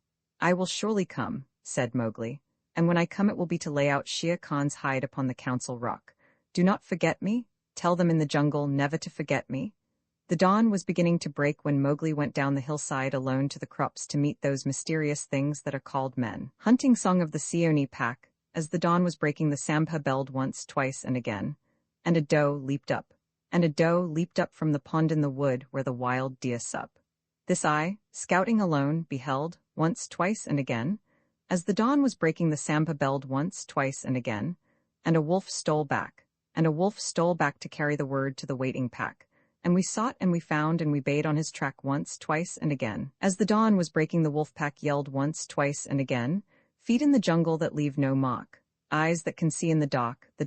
Tongue, give tongue to it. Hawk, oh hawk, once, twice, and again. Rikki Tikki Tavi, at the hole where he went in Red Eye, called to Wrinkleskin. Hear what little Red Eye saith? Nag, come up and dance with death? Eye to eye and head to head, keep the measure, Nag. This shall end when one is dead, at thy pleasure, Nag. Turn for turn and twist for twist, run and hide thee, Nag. Ha, the hooded death has missed, woe betide thee, Nag. This is the story of the great war that Rikki Tikki Tavi fought single-handed through the bathrooms of the big bungalow in Segauli Cantonment. Dazi, the tailor bird, helped him, and Chuchundra, the muskrat, who never comes out into the middle of the flaw, but always creeps round by the wall, gave him advice, but Rikki Tikki did the real fighting. He was a mongoose, rather like a little cat in his fur and his tail, but quite like a weasel in his head and his habits. His eyes and the end of his restless nose were pink. He could scratch himself anywhere he pleased with any leg, front or back, that he chose to use. He could fluff up his tail till it looked like a bottle brush, and his war cry as he scuttled through the long grass was, Rick tick ticky ticky tchk. One day, a high summer flood washed him out of the burrow where he lived with his father and mother, and carried him, kicking and clucking, down a roadside ditch. He found a little wisp of grass floating there, and clung to it till he lost his senses. When he revived, he was lying in the hot sun on the middle of a garden path, very draggled indeed, and a small boy was saying, Here's a dead mongoose, let's have a funeral. No, said his mother, let's take him in and dry him. Perhaps he isn't really dead. They took him into the house, and a big man picked him up between his finger and thumb and said he was not dead but half choked, so they wrapped him in cotton wool and warmed him, and he opened his eyes and sneezed. Now, said the big man, he was an Englishman who had just moved into the bungalow, don't frighten him, and we'll see what he'll do. It is the hottest thing in the world to frighten a mongoose because he is eaten up from nose to tail with curiosity. The motto of all the mongoose family is, run and find out, and Rikki Tikki was a true mongoose. He looked at the cotton wool, decided that it was not good to eat, ran all round the table, sat up and put his fur in order, scratched himself, and jumped on the small boy's shoulder. Don't be frightened, Teddy, said his father. That's his way of making friends. Ouch, he's tickling under my chin, said Teddy. Rikki Tikki looked down between the boy's collar and neck, snuffed at his ear, and climbed down to the floor, where he sat rubbing his nose. Good gracious, said Teddy's mother, and that's a wild creature? I suppose he's so tame because we've been kind to him. All mongooses are like that, said her husband. If Teddy doesn't pick him up by the tail or try to put him in a cage, he'll run in and out of the house all day long. Let's give him something to eat. They gave him a little piece of raw meat. Rikki Tikki liked it immensely, and when it was finished he went out into the veranda and sat in the sunshine and fluffed up his fur to make it dry to the roots. Then he felt better. There are more things to find out about in this house, he said to himself, than all my family could find out in all their lives. I shall certainly stay and find out. He spent all that day roaming over the house. He nearly drowned himself in the bathtubs, put his nose into the ink on a writing table, and burned it on the end of the big man's cigar, for he climbed up in the big man's lap to see how writing was done. At nightfall, he ran into Teddy's nursery to watch how kerosene lamps were lighted, and when Teddy went to bed, Rikki-Tikki climbed up too, but he was a restless companion because he had to get up and attend to every noise all through the night and find out what made it. Teddy's mother and father came in, the last thing, to look at their boy, and Rikki-Tikki was awake on the pillow. "I don't like that," said Teddy's mother. "He may bite the child." "He'll do no such thing," said the father. "Teddy's safer with that little beast than if he had a bloodhound to watch him. If a snake came into the nursery now." But Teddy's mother wouldn't think of anything so awful. Early in the morning, Rikki-Tikki came to early breakfast in the veranda riding on Teddy's shoulder, and they gave him banana and some boiled egg. And he sat on all their laps one after the other, because every well-brought-up mongoose always hopes to be a house mongoose someday and have rooms to run about in. And Rikki-Tikki's mother, she used to live in the general's house at Segali, had carefully told Rikki what to do if ever he came across white men. Then Rikki-Tikki went out into the garden to see what was to be seen. It was a large garden, only half cultivated, with bushes as big as summer houses of Marshall Neal roses, lime and orange trees, clumps of bamboos, and thickets of high grass. Rikki-Tikki licked his lips. "This is a splendid hunting ground," he said, and his tail grew bottle-brushy at the thought of it, and he scuttled up and down the garden, snuffing here and there till he heard very sorrowful voices in a thorn bush. It was Dazi, the tailor bird, and his wife. They had made a beautiful nest by pulling 2 big leaves together and stitching them up the edges with fibers, and had filled the hollow with cotton and downy fluff. The nest swayed to and fro as they sat on the rim and cried. "What is the matter?" asked Rikki-Tikki. "We are very miserable," said Dazi. "One of our babies fell out of the nest yesterday and Nag ate him." "Hm," said Rikki-Tikki. "That is very sad, but I am a stranger here. Who is Nag?" Dazi and his wife only cowered down in the nest without answering, for from the thick grass at the foot of the bush there came a low hiss, a horrid cold sound that made Rikki-Tikki jump back 2 clear feet. Then inch by inch out of the grass rose up the head and spread hood of Nag, the big black cobra, and he was 5 feet long from tongue to tail. When he had lifted 1/3 of himself clear of the ground, he stayed balancing to and fro exactly as a dandelion tuft balances in the wind, and he looked at Rikki-Tikki with the wicked snake's eyes that never change their expression, whatever the snake may be thinking of. "Who is Nag?" he said. "I am Nag. The great god Brahm put his mark upon all our people when the first cobra spread his hood to keep the sun off Brahm as he slept. Look, and be afraid." He spread out his hood more than ever, and Rikki-Tikki saw the spectacle mark on the back of it that looks exactly like the eye pot of a hook and eye fastening. He was afraid for the minute, but it is impossible for a mongoose to stay frightened for any length of time, and though Rikki-Tikki had never met a live cobra before, his mother had fed him on dead ones, and he knew that all a grown mongoose's business in life was to fight and eat snakes. Nag knew that too, and at the bottom of his cold heart he was afraid. "Well," said Rikki-Tikki, and his tail began to fluff up again, "marks or no marks, do you think it is right for you to eat fledglings out of a nest?" Nag was thinking to himself, and watching the least little movement in the grass behind Rikki-Tikki. He knew that mongooses in the garden meant death sooner or later for him and his family, but he wanted to get Rikki-Tikki off his guard. So he dropped his head a little and put it on one side. "Let us talk," he said. "You eat eggs, why should not I eat birds?"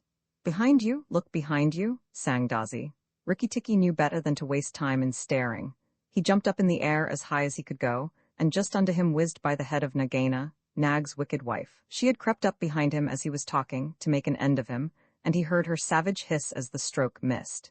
He came down almost across her back, and if he had been an old mongoose, he would have known that then was the time to break her back with one bite, but he was afraid of the terrible lashing return stroke of the cobra.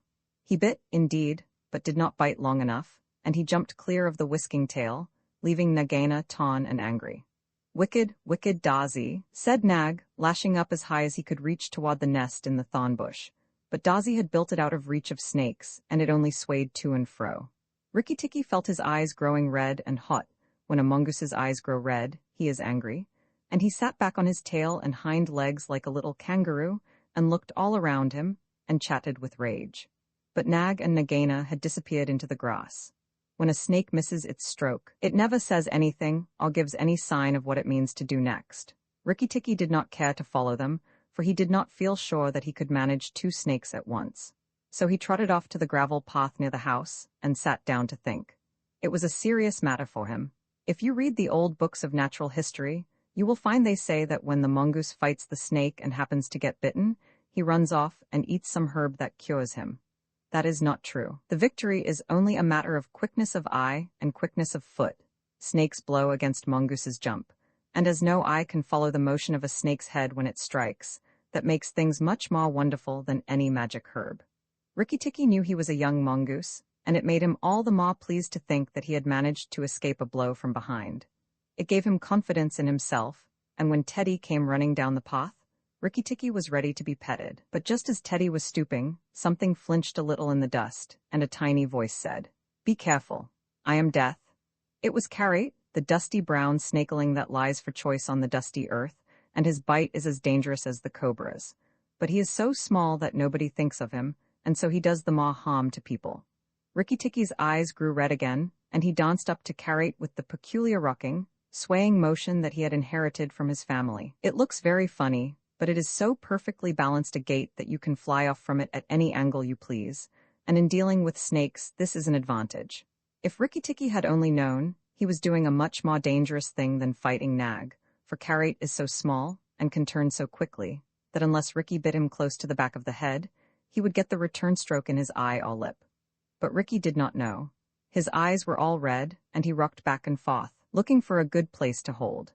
Carrot struck out. Rikki jumped sideways and tried to run in, but the wicked little dusty gray head lashed within a fraction of his shoulder, and he had to jump over the body, and the head followed his heels close. Teddy shouted to the house, "Oh, look here, our mongoose is killing a snake," and Rikki-Tikki heard a scream from Teddy's mother. His father ran out with a stick, but by the time he came up, Carrot had lunged out once too far, and Rikki-Tikki had sprung, jumped on the snake's back, dropped his head far between his forelegs, bitten as high up the back as he could get hold, and rolled away. That bite paralyzed Carrot, and Rikki-Tikki was just going to eat him up from the tail, after the custom of his family at dinner, when he remembered that a full meal makes a slow mongoose, and if he wanted all his strength and quickness ready, he must keep himself thin. He went away for a dust bath under the castor oil bushes, while Teddy's father beat the dead Carrot. "What is the use of that?" thought Rikki-Tikki. "I have settled it all," and then Teddy's mother picked him up from the dust and hugged him, crying that he had saved Teddy from death, and Teddy's father said that he was a providence, and Teddy looked on with big scared eyes. Rikki-Tikki was rather amused at all the fuss, which, of course, he did not understand. Teddy's mother might just as well have petted Teddy for playing in the dust. Rikki was thoroughly enjoying himself. That night at dinner, walking to and fro among the wineglasses on the table, he could have stuffed himself 3 times over with nice things. But he remembered Nag and Nagaina, and though it was very pleasant to be patted and petted by Teddy's mother, and to sit on Teddy's shoulder, his eyes would get red from time to time, and he would go off into his long war cry of "Rick-tick-ticky-ticky-tchk." Teddy carried him off to bed, and insisted on Rikki-Tikki sleeping under his chin. Rikki-Tikki was too well bred to bite or scratch, but as soon as Teddy was asleep, he went off for his nightly walk round the house, and in the dark he ran up against Chuchundra, the muskrat, creeping round by the wall. Chuchundra is a broken-hearted little beast. He whimpers and cheeps all the night, trying to make up his mind to run into the middle of the room, but he never gets there. "Don't kill me," said Chuchundra, almost weeping. "Rikki-Tikki, don't kill me. Do you think a snake killer kills muskrats?" said Rikki-Tikki scornfully. "Those who kill snakes get killed by snakes," said Chuchundra, more sorrowfully than ever. "And how am I to be sure that Nag won't mistake me for you some dark night?" "There's not the least danger," said Rikki-Tikki, "but Nag is in the garden, and I know you don't go there." "My cousin Chua, the rat, told me," said Chuchundra, and then he stopped. "Told you what?" Nag is everywhere, Rikki-Tikki. You should have talked to Chua in the garden." "I didn't, so you must tell me. Quick, Chuchundra, or I'll bite you." Chuchundra sat down and cried till the tears rolled off his whiskers. "I am a very poor man," he sobbed. "I never had spirit enough to run out into the middle of the room. I mustn't tell you anything. Can't you hear, Rikki-Tikki?" Rikki-Tikki listened. The house was as still, but he thought he could just catch the faintest scratch in the world, a noise as faint as that of a wasp walking on a window pane, the dry scratch of a snake's scales on brickwork. "That's Nag or Nagaina," he said to himself, "and he is crawling into the bathroom sluice. You're right, Chuchundra. I should have talked to Chua." He stole off to Teddy's bathroom, but there was nothing there, and then to Teddy's mother's bathroom. At the bottom of the smooth plaster wall, there was a brick pulled out to make a sluice for the bathwater, and as Rikki-Tikki stole in by the masonry curb where the bath is put, he heard Nag and Nagaina whispering together outside in the moonlight. "When the house is emptied of people," said Nagaina to her husband, "he will have to go away, and then the garden will be our own again. Go in quietly, and remember that the big man who killed Karate is the first one to bite. Then come out and tell me, and we will hunt for Rikki-Tikki together." "But are you sure that there is anything to be gained by killing the people?" said Nag. "Everything. When there were no people in the bungalow, did we have any mongoose in the garden? So long as the bungalow is empty, we are king and queen of the garden, and remember that as soon as our eggs in the melon bed hatch, as they may tomorrow, our children will need room and quiet." "I had not thought of that," said Nag. "I will go, but there is no need that we should hunt for Rikki-Tikki afterward. I will kill the big man and his wife, and the child if I can, and come away quietly. Then the bungalow will be empty, and Rikki-Tikki will go." Rikki-Tikki tingled all over with rage and hatred at this, and then Nag's head came through the sluice, and his 5 feet of cold body followed it. Angry as he was, Rikki-Tikki was very frightened as he saw the size of the big cobra. Nag coiled himself up, raised his head and looked into the bathroom in the dark, and Rikki could see his eyes glitter.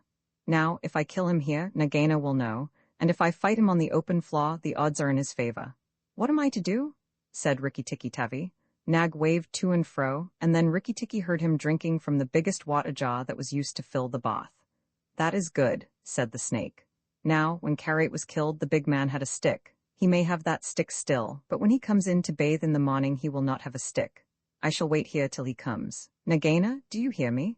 I shall wait here in the cool till daytime." There was no answer from outside, so Rikki-Tikki knew Nagaina had gone away. Nag coiled himself down, coil by coil, round the bulge at the bottom of the water jar, and Rikki-Tikki stayed still as death. After an hour he began to move, muscle by muscle, toward the jar. Nag was asleep, and Rikki-Tikki looked at his big back, wondering which would be the best place for a good hold. "If I don't break his back at the first jump," said Rikki, "he can still fight, and if he fights, oh Rikki." He looked at the thickness of the neck below the hood, but that was too much for him, and a bite near the tail would only make Nag savage.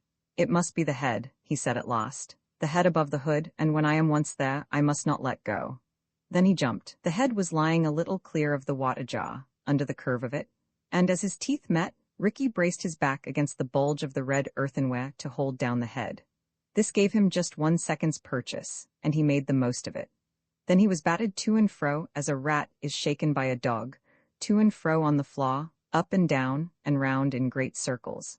But his eyes were red, and he held on as the body cart-whipped over the floor, upsetting the tin dipper and the soap dish and the flesh brush, and banged against the tin side of the bath.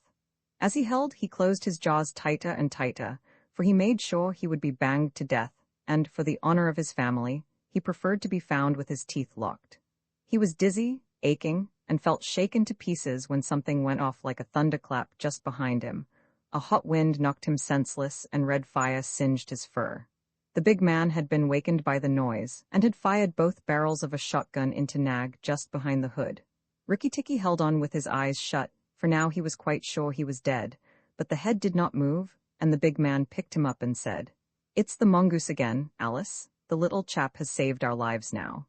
Then Teddy's mother came in with a very white face, and saw what was left of Nag, and Rikki-Tikki dragged himself to Teddy's bedroom, and spent half the rest of the night shaking himself tenderly, to find out whether he really was broken into 40 pieces, as he fancied.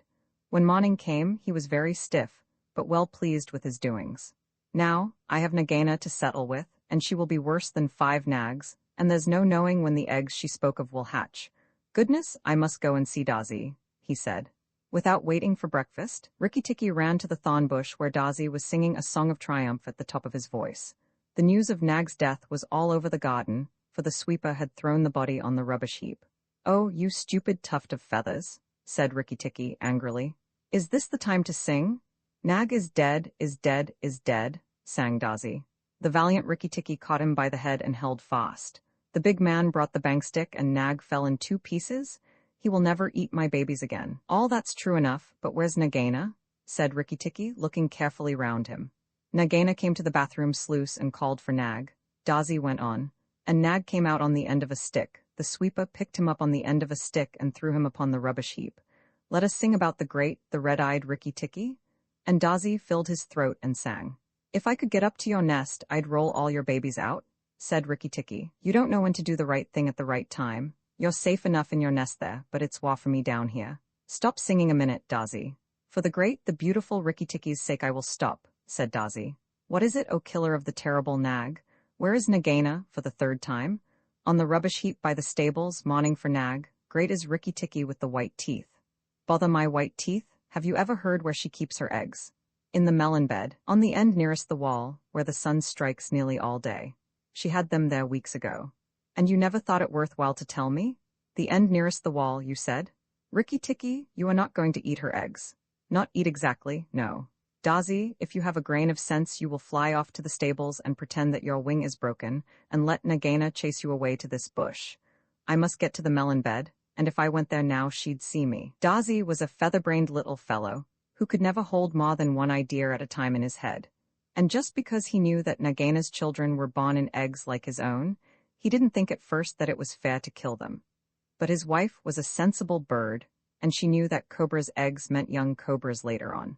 So she flew off from the nest, and left Daisy to keep the babies warm, and continue his song about the death of Nag. Daisy was very like a man in some ways. She fluttered in front of Nagaina by the rubbish heap and cried out, "Oh, my wing is broken." The boy in the house threw a stone at me and broke it. Then she fluttered more desperately than ever. Nagaina lifted up her head and hissed, "You warned Rikki Tikki when I would have killed him. Indeed and truly, you've chosen a bad place to be lame in." And she moved toward Daisy's wife, slipping along over the dust. The boy broke it with a stone, shrieked Daisy's wife. Well, it may be some consolation to you when you're dead to know that I shall settle accounts with the boy. My husband lies on the rubbish heap this morning, but before night the boy in the house will lie very still. What is the use of running away? I am sure to catch you. Little fool, look at me. Daisy's wife knew better than to do that, for a bird who looks at a snake's eyes gets so frightened that she cannot move.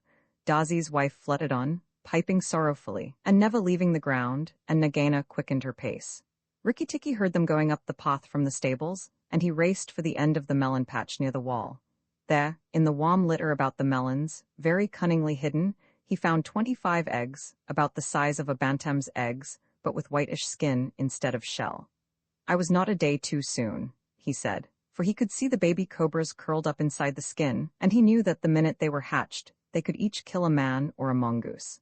He bit off the tops of the eggs as fast as he could, taking care to crush the young cobras, and turned over the litter from time to time to see whether he had missed any. At last, there were only 3 eggs left, and Rikki Tikki began to chuckle to himself when he heard Daisy's wife screaming. Rikki Tikki, I led Nagaina toward the house, and she has gone into the veranda, and, oh, come quickly, she means killing. Rikki Tikki smashed 2 eggs, and tumbled backward down the melon bed, with the 3rd egg in his mouth, and scuttled to the veranda as hard as he could put foot to the ground.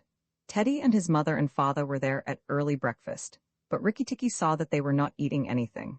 They sat stone still, and their faces were white.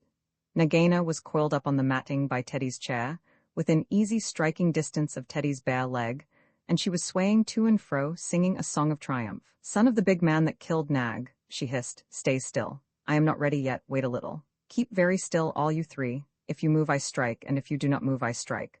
Oh, foolish people who killed my Nag. Teddy's eyes were fixed on his father, and all his father could do was to whisper, sit still, Teddy, you mustn't move. Teddy, keep still. Then Rikki Tikki came up and cried, turn round, Nagaina, turn and fight.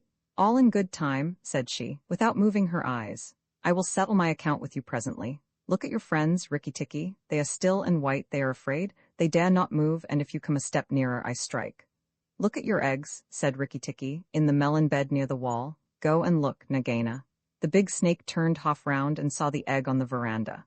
R.H., give it to me, she said. Rikki Tikki put his paws one on each side of the egg, and his eyes were blood-red. What price for a snake's egg? For a young cobra? For a young king cobra? For the last, the very last of the brood? The aunts are eating all the others down by the melon bed. Nagaina spun clear round, forgetting everything for the sake of the one egg, and Rikki Tikki saw Teddy's father shoot out a big hand, catch Teddy by the shoulder, and drag him across the little table with the teacups, safe and out of reach of Nagaina. Tricked, tricked, tricked, Rick-TCK-TCK? Chuckled Rikki Tikki. The boy is safe, and it was I that caught Nag by the hood last night in the bathroom. Then he began to jump up and down, all 4 feet together, his head close to the floor. He threw me to and fro, but he could not shake me off. He was dead before the big man blew him in two. I did it. Rikki tikki tck. Come then, Nagaina, come and fight with me. You shall not be a widow long. Nagaina saw that she had lost her chance of killing Teddy, and the egg lay between Rikki tikki's paws. Give me the egg, Rikki tikki. Give me the last of my eggs and I will go away and never come back, she said, lowering her hood.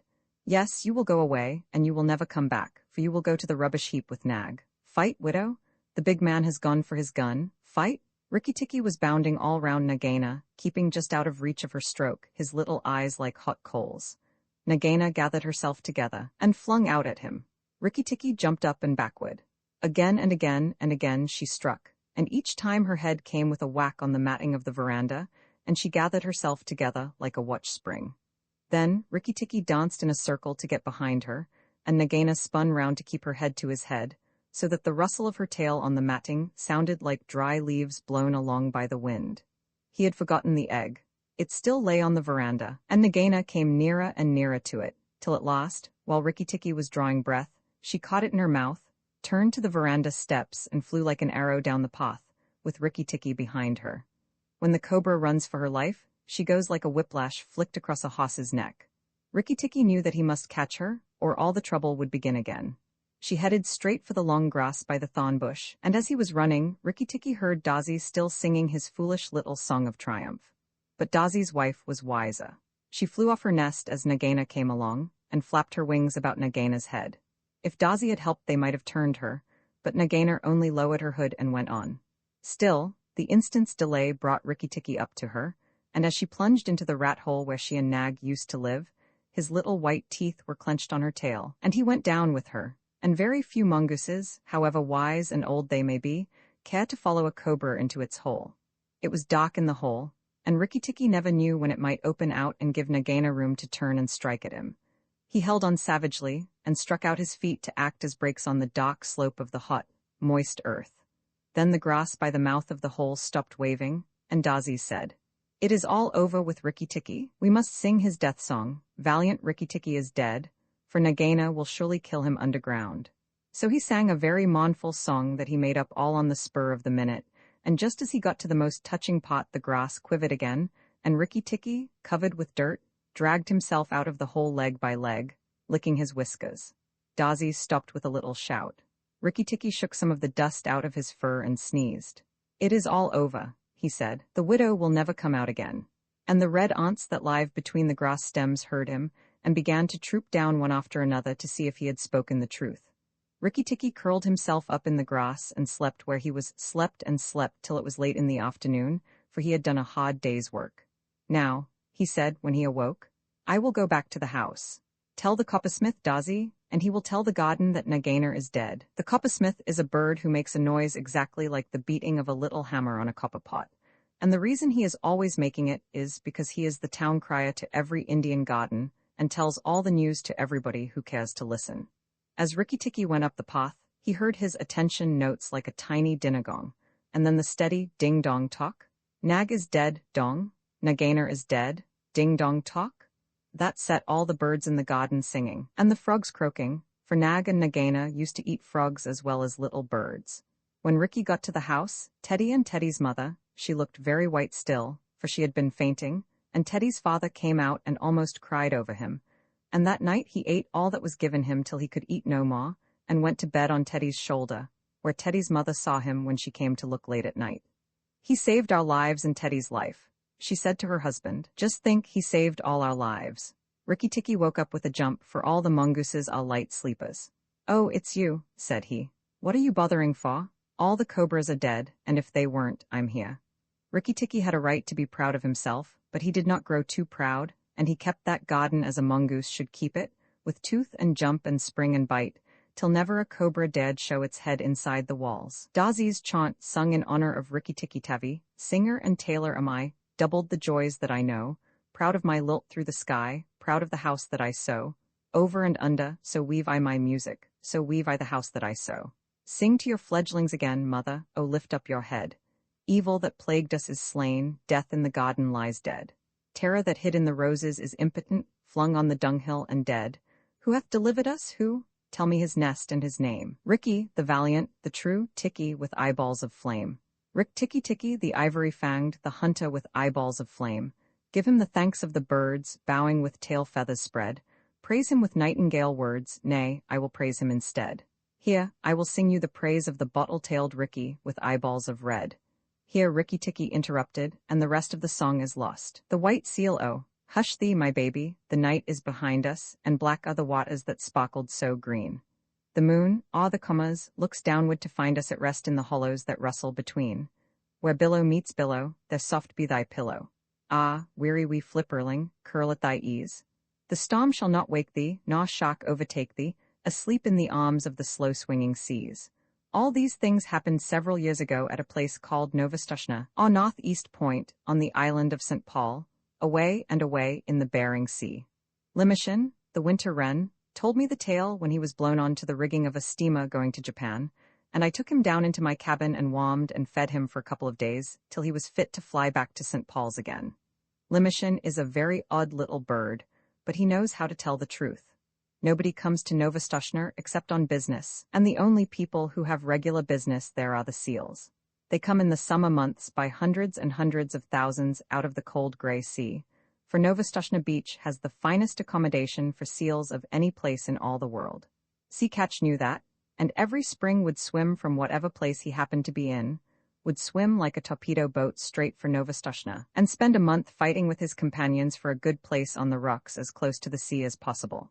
Sea Catch was 15 years old, a huge gray fur seal with almost a mane on his shoulders, and long, wicked dog teeth. When he heaved himself up on his front flippers, he stood more than 4 feet clear of the ground, and his weight, if anyone had been bold enough to weigh him, was nearly 700 pounds. He was scarred all over with the marks of savage fights, but he was always ready for just one fight more. He would put his head on one side, as though he were afraid to look his enemy in the face. Then he would shoot it out like lightning, and when the big teeth were firmly fixed on the other seal's neck, the other seal might get away if he could, but Sea Catch would not help him. Yet Sea Catch never chased a beaten seal, for that was against the rules of the beach. He only wanted room by the sea for his nursery. But as there were 40 or 50,000 other seals hunting for the same thing each spring, the whistling, bellowing, roaring, and blowing on the beach was something frightful. From a little hill called Hutchinson's Hill, you could look over 3.5 miles of ground covered with fighting seals, and the surf was dotted all over with the heads of seals hurrying to land and begin their share of the fighting. They fought in the breakers, they fought in the sand, and they fought on the smooth wan basalt rocks of the nurseries, for they were just as stupid and unaccommodating as men. Their wives never came to the island until late in May or early in June, for they did not care to be torn to pieces. And the young 2, 3, and 4-year-old seals who had not begun housekeeping went inland about half a mile through the ranks of the fighters and played about on the sand dunes in droves and legions, and rubbed off every single green thing that grew. They were called the Holoskiki, the bachelors, and there were perhaps 200,000 or 300,000 of them at Novostoshna alone. Sea Catch had just finished his 45th fight one spring when Matka, his soft, sleek, gentle-eyed wife, came up out of the sea, and he caught her by the scruff of the neck and dumped her down on his reservation, saying gruffly, "Late, as usual. Where have you been?" It was not the fashion for Sea Catch to eat anything during the fall months he stayed on the beaches, and so his temper was generally bad. Matka knew better than to answer back. She looked around and cooed, "How thoughtful of you. You've taken the old place again." "I should think I had," said Sea Catch. "Look at me." He was scratched and bleeding in 20 places when I was almost blind and his sides were torn to ribbons. "Oh, you men," Matka said, fanning herself with her hind flipper. "Why can't you be sensible and settle your places quietly? You look as though you had been fighting with the killer whale." "I haven't been doing anything but fight since the middle of May. The beach is disgracefully crowded this season. I've met at least 100 seals from Lukannon Beach, house hunting. Why can't people stay where they belong? I've often thought we should be much happier if we hauled out at Otter Island instead of this crowded place," said Matka. "Bah, only the Holoskiki go to Otter Island. If we went there they would say we were afraid. We must preserve appearances, my dear." Sea Catch sunk his head proudly between his fat shoulders and pretended to go to sleep for a few minutes, but all the time he was keeping a sharp lookout for a fight. Now that all the seals and their wives were on the land, you could hear their clamor miles out to sea above the loudest gales. At the lowest counting, there were over 1 million seals on the beach, old seals, mother seals, tiny babies, and Holoskiki, fighting, scuffling, bleating, crawling, and playing together. going down to the sea and coming up from it in gangs and regiments, lying over every foot of ground as far as the eye could reach, and skirmishing about in brigades through the fog. It is nearly always foggy at Novostoshna, except when the sun comes out and makes everything look all pearly and rainbow-colored for a little while. Kotik, Matka's baby, was born in the middle of that confusion, and he was all head and shoulders, with pale, watery blue eyes, as tiny seals must be, but there was something about his coat that made his mother look at him very closely. "Sea catch," she said at last. "Our baby's going to be white." "Empty clamshells and dry seaweed?" Snotted sea catch. "There never has been such a thing in the world as a white seal." "I can't help that," said Matka. "There's going to be now." And she sang the low, crooning seal song that all the mother seals sing to their babies. "You mustn't swim till you're 6 weeks old, or your head will be sunk by your heels. And summer gales and killer whales are bad for baby seals." "Are bad for baby seals, dear rat, as bad can be, but splash and grow strong, and you can't be wrong, child of the open sea." Of course the little fellow did not understand the words at first. He paddled and scrambled about by his mother's side, and learned to scuffle out of the way when his father was fighting with another seal, and the two rolled and rod up and down the slippery rocks. Matka used to go to sea to get things to eat, and the baby was fed only once in 2 days. But then he ate all he could and throve upon it. The first thing he did was to crawl inland, and there he met tens of thousands of babies of his own age, and they played together like puppies, went to sleep on the clean sand, and played again. The old people in the nurseries took no notice of them, and the holoskiki kept to their own grounds, so the babies had a beautiful playtime. When Matka came back from her deep-sea fishing, she would go straight to their playground and call as a sheep calls for a lamb, and wait until she heard Kotik bleat. Then she would take the straightest of straight lines in his direction, striking out with her faw flippers and knocking the youngster's head over heels right and left. There were always a few hundred mothers hunting for their children through the playgrounds, and the babies were kept lively. But, as Matka told Kotik, "So long as you don't lie in muddy water and get mange, or rub the hard sand into a cut or scratch, and so long as you never go swimming when there is a heavy sea, nothing will hurt you here. Little seals can no more swim than little children, but they are unhappy till they learn." The first time that Kotik went down to the sea, a wave carried him out beyond his depth, and his big head sank and his little hind flippers flew up exactly as his mother had told him in the song, and if the next wave had not thrown him back again, he would have drowned. After that he learned to lie in a beach pool, and let the wash of the waves just cover him and lift him up while he paddled, but he always kept his eye open for big waves that might hurt. He was 2 weeks learning to use his flippers, and all that while he floundered in and out of the water, and coughed and grunted and crawled up the beach and took catnaps on the sand, and went back again, until at last he found that he truly belonged to the water. Then you can imagine the times that he had with his companions, ducking under the rollers, or coming in on top of a comma and landing with a swash and a splutter, as the big wave went whirling far up the beach, or standing up on his tail and scratching his head as the old people did, all playing "I'm the King of the Castle" on slippery, weedy rocks that just stuck out of the wash. Now and then he would see a thin fin, like a big shark's fin, drifting along close to shore, and he knew that that was the killer whale, the grampus, who eats young seals when he can get them, and Kotik would head for the beach like an arrow, and the fin would jig off slowly, as if it were looking for nothing at all. Late in October, the seals began to leave St. Paul's for the deep sea, by families and tribes, and there was no more fighting over the nurseries, and the holoskiki played anywhere they liked. "Next year," said Matka to Kotik, "you will be a holoskiki, but this year you must learn how to catch fish." They set out together across the Pacific, and Matka showed Kotik how to sleep on his back with his flippers tucked down by his side and his little nose just out of the water. No cradle is so comfortable as the long, rocking swell of the Pacific. When Kotik felt his skin tingle all over, Matka told him he was learning the feel of the water, and that tingly, prickly feelings meant bad weather coming, and he must swim hard and get away. "In a little time," she said, "you'll know where to swim to, but just now we'll follow Sea Pig, the porpoise, for he is very wise." A school of porpoises were ducking and tearing through the water, and little Kotik followed them as fast as he could. "How do you know where to go to?" he panted. The leader of the school rolled his white eyes and ducked under. "My tail tingles, youngster," he said. "That means there's a gale behind me. Come along. When you're south of the sticky water," he meant the equator, "and your tail tingles, that means there's a gale in front of you and you must head north.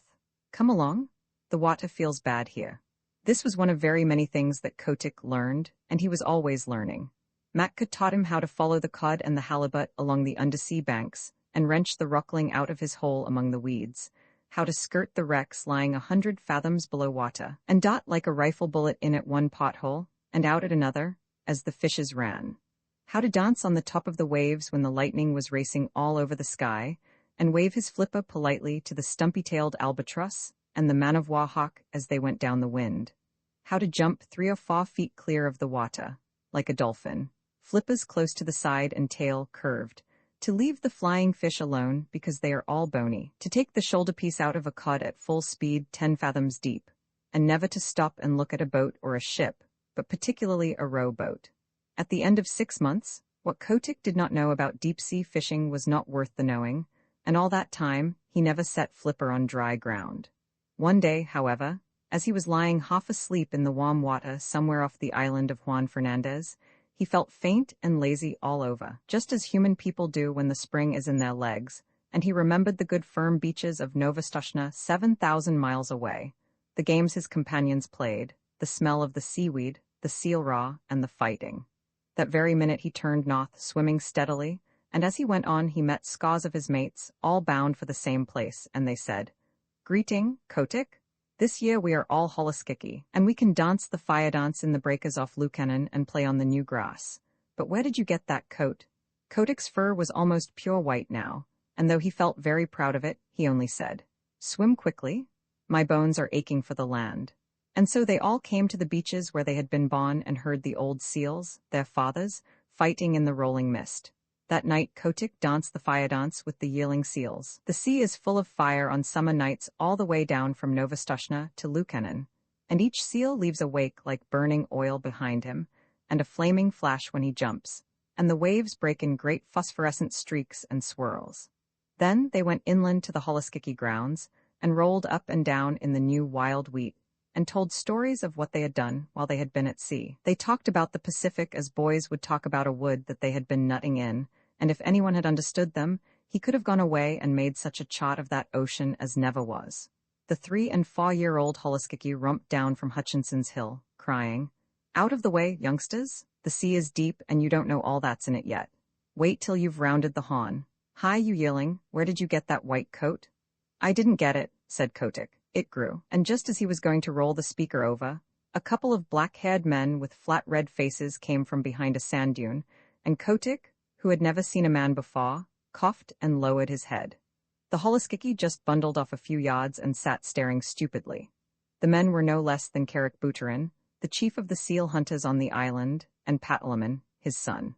They came from the little village not half a mile from the seal nurseries, and they were deciding what seals they would drive up to the killing pens, for the seals were driven just like sheep, to be turned into sealskin jackets later on. "Ho," said Patalaman. "Look, there's a white seal." Karic Buterin turned nearly white under his oil and smoke, for he was an Aleut, and Aleuts are not clean people. Then he began to mutter a prayer. "Don't touch him, Patalaman. There has never been a white seal since I was born. Perhaps it is old Zaharof's ghost. He was lost last year in the big gale." "I'm not going near him," said Patalaman. "He's unlucky." "Do you really think he is old Zaharof come back? I owe him for some gull's eggs." "Don't look at him," said Karic. "Head off that drove of 4-year-olds. The men ought to skin 200 today, but it's the beginning of the season, and they are new to the work. 100 will do. Quick." Patalaman rattled a pair of seal's shoulder bones in front of a herd of holoskiki, and they stopped dead, puffing and blowing. Then he stepped near, and the seals began to move, and Karic headed them inland, and they never tried to get back to their companions. Hundreds and hundreds of thousands of seals watched them being driven, but they went on playing just the same. Kotick was the only one who asked questions, and none of his companions could tell him anything, except that the men always drove seals in that way for 6 weeks or 2 months of every year. "I am going to follow," he said, and his eyes nearly popped out of his head as he shuffled along in the wake of the herd. "The white seal is coming after us," cried Patalaman. "That's the first time a seal has ever come to the killing grounds alone." "HSH, don't look behind you," said Karic. "It is Zaharof's ghost. I must speak to the priest about this." The distance to the killing grounds was only half a mile, but it took an hour to cover, because if the seals went too fast, Karic knew that they would get heated, and then their fur would come off in patches when they were skinned. So they went on very slowly, past Sea Lion's Neck, past Webster House, till they came to the salt house just beyond the sight of the seals on the beach. Kotick followed, panting and wondering. He thought that he was at the world's end, but the roar of the seal nurseries behind him sounded as loud as the roar of a train in a tunnel. Then Carrick sat down on the moss and pulled out a heavy pewter watch and let the drove cool off for 30 minutes, and Kotick could hear the fog dew dripping from the brim of his cap.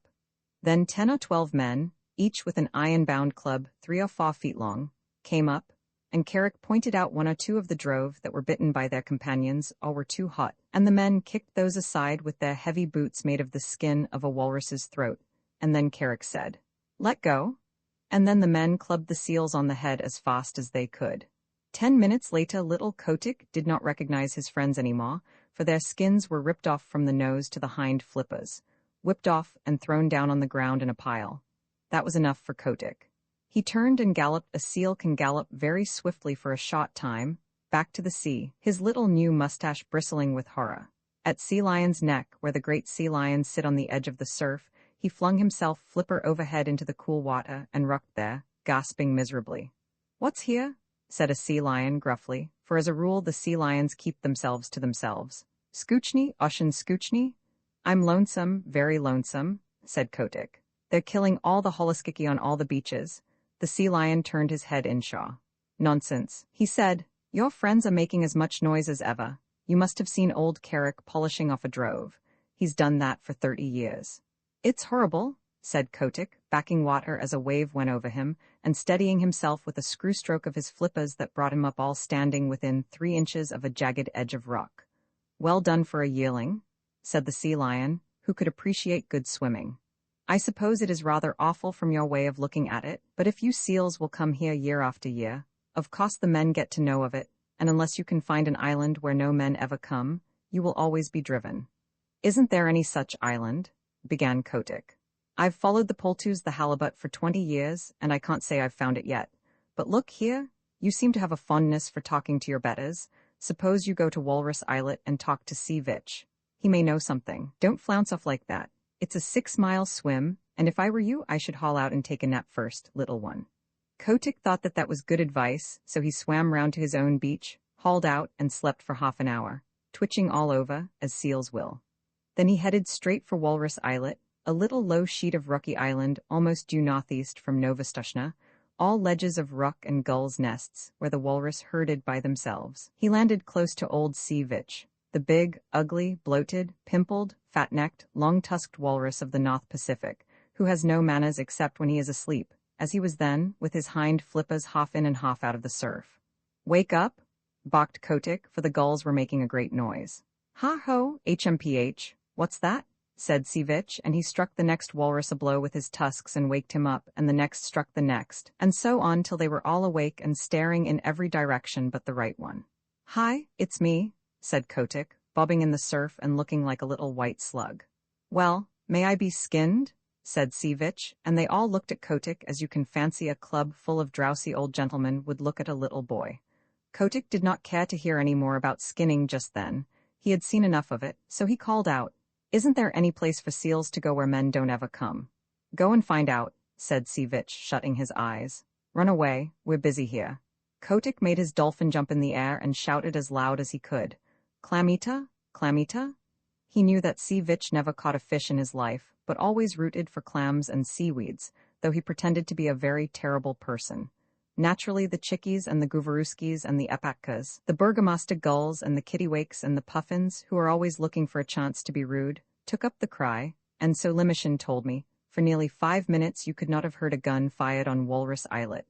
All the population was yelling and screaming, "Clamita, Starik old man," while Sea Vitch rolled from side to side grunting and coughing. "Now will you tell?" said Kotick, all out of breath.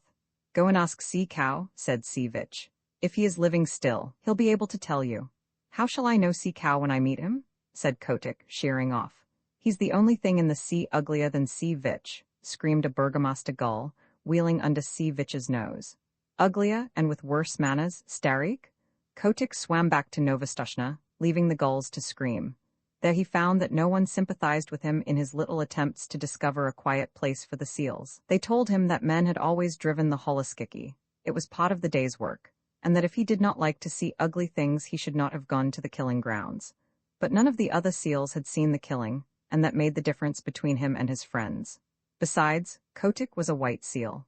"What you must do," said old Sea Catch after he had heard his son's adventures, "is to grow up and be a big seal like your father, and have a nursery on the beach, and then they will leave you alone. In another 5 years you ought to be able to fight for yourself." "Even gentle Matka," his mother said, "you will never be able to stop the killing. Go and play in the sea, Kotick." And Kotick went off and danced the fire dance with a very heavy little heart. That autumn he left the beach as soon as he could, and set off alone, because of a notion in his bullet head. He was going to find Sea Cow, if there was such a person in the sea, and he was going to find a quiet island with good firm beaches for seals to live on, where men could not get at them. So he explored and explored by himself from the North to the South Pacific, swimming as much as 300 miles in a day and a night. He met with more adventures than can be told, and narrowly escaped being caught by the basking shark, and the spotted shark, and the hammerhead, and he met all the untrustworthy ruffians that loaf up and down the high seas, and the heavy polite fish, and the scarlet-spotted scallops that are moored in one place for hundreds of years, and grow very proud of it. But he never met Sea Cow, and he never found an island that he could fancy. If the beach was good and hard, with a slope behind it for seals to play on, there was always the smoke of a whaler on the horizon, boiling down blubber, and Kotick knew what that meant. Or else he could see that seals had once visited the island and been killed off, and Kotick knew that where men had come once they would come again. He picked up with an old stumpy-tailed albatross, who told him that Kerguelen Island was the very place for peace and quiet, and when Kotick went down there, he was all but smashed to pieces against some wicked black cliffs in a heavy sleet storm with lightning and thunder. Yet as he pulled out against the gale, he could see that even there had once been a seal nursery. And it was so in all the other islands that he visited. Limoshin gave a long list of them, for he said that Kotick spent 5 seasons exploring, with a 4 months' rest each year at Novostoshna, where the holoskiki used to make fun of him and his imaginary islands. He went to the Galapagos, a horrid dry place on the equator, where he was nearly baked to death. He went to the Georgia Islands, the Orkneys, Emerald Island, Little Nightingale Island, Goes Island, Bouvets Island, the Crossettes, and even to a little speck of an island south of the Cape of Good Hope. But everywhere, the people of the sea told him the same things. Seals had come to those islands once upon a time, but men had killed them all off.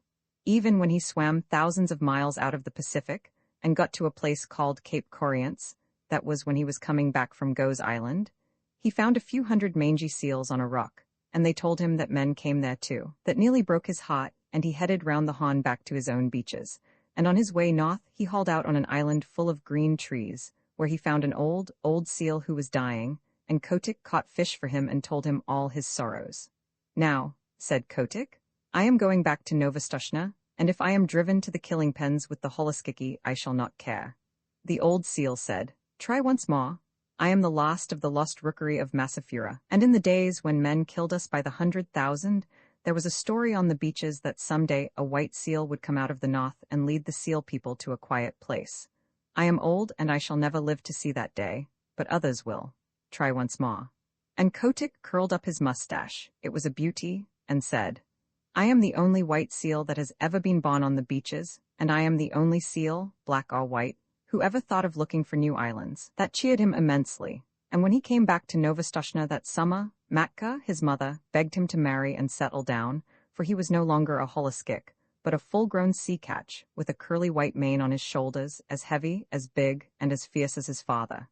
"Give me another season," he said. "Remember, mother, it is always the 7th wave that goes farthest up the beach." Curiously enough, there was another seal who thought that she would put off marrying till the next year, and Kotick danced the fire dance with her all down Lukannon Beach the night before he set off on his last exploration. This time he went westward, because he had fallen on the trail of a great shoal of halibut, and he needed at least 100 pounds of fish a day to keep him in good condition. He chased them till he was tired, and then he curled himself up and went to sleep on the hollows of the groundswell that sets into Copper Island. He knew the coast perfectly well, so about midnight, when he felt himself gently bumped on a weed bed, he said, "HM, tide's running strong tonight, and turning over underwater, opened his eyes slowly and stretched. Then he jumped like a cat, for he saw huge things nosing about in the shoal water and browsing on the heavy fringes of the weeds. "By the great commas of Magellan," he said, beneath his mustache. "Who in the deep sea are these people?" They were like no walrus, sea lion, seal, bear, whale, shark, fish, squid, or scallop that Kotick had ever seen before. They were between 20 and 30 feet long, and they had no hind flippers, but a shovel-like tail that looked as if it had been whittled out of wet leather. Their heads were the most foolish-looking things you ever saw, and they balanced on the ends of their tails in deep water when they weren't grazing, bowing solemnly to one another and waving their front flippers as a fat man waves his arm. "Ahem," said Kotick. "Good spot, gentlemen." The big things answered by bowing and waving their flippers like the frog footmen. When they began feeding again, Kotick saw that their upper lip was split into 2 pieces, that they could twitch apart about a foot and bring together again with a whole bushel of seaweed between the splits. They tucked the stuff into their mouths and chumped solemnly. "Messy style of feeding that," said Kotick. They bowed again, and Kotick began to lose his temper. "Very good," he said. "If you do happen to have an extra joint in your front flipper, you needn't show off so. I see you bow gracefully, but I should like to know your names." The split lips moved and twitched, and the glassy green eyes stared, but they did not speak. "Well," said Kotick, "you're the only people I've ever met uglier than Sea Vitch and with worse manners." Then he remembered in a flash what the Burgomaster gull had screamed to him when he was a little yearling at Walrus Islet, and he tumbled backward in the water, for he knew that he had found sea cow at last. The sea cows went on schlooping and grazing and chumping in the weed, and Kotick asked them questions in every language that he had picked up in his travels, and the sea people talk nearly as many languages as human beings. But the sea cow did not answer, because sea cow cannot talk. He has only 6 bones in his neck where he ought to have 7, and they say under the sea that prevents him from speaking even to his companions. But as you know, he has an extra joint in his fore flipper, and by waving it up and down and about he makes what answers to a sort of clumsy telegraphic code. By daylight, Kotick's mane was standing on end, and his temper was gone where the dead crabs go. Then the sea cow began to travel northward very slowly, stopping to hold absurd bowing councils from time to time, and Kotick followed them, saying to himself, "People who are such idiots as these would have been killed long ago if they hadn't found out some safe island, and what is good enough for the sea cow is good enough for the sea catch. All the same, I wish they'd hurry." It was weary work for Kotick. The herd never went more than 40 or 50 miles a day, and stopped to feed at night and kept close to the shore all the time, while Kotick swam round them and over them and under them, but he could not hurry them up 1/2 mile. As they went farther north, they held a bowing council every few hours, and Kotick nearly bit off his mustache with impatience till he saw that they were following up a warm current of water, and then he respected them more. One night they sank through the shiny water, sank like stones, and for the first time since he had known them, began to swim quickly.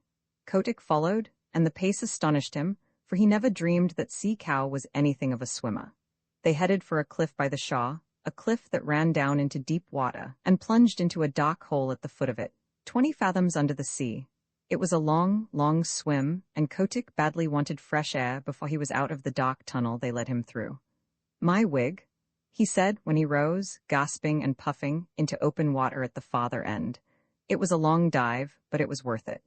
The sea cows had separated and were browsing lazily along the edges of the finest beaches that Kotick had ever seen. There were long stretches of smooth wan rock running for miles, exactly fitted to make seal nurseries, and there were playgrounds of hard sand, sloping inland behind them, and there were rollers for seals to dance in, and long grass to roll in, and sand dunes to climb up and down, and best of all, Kotick knew by the feel of the water, which never deceives a true sea catch, that no men had ever come there.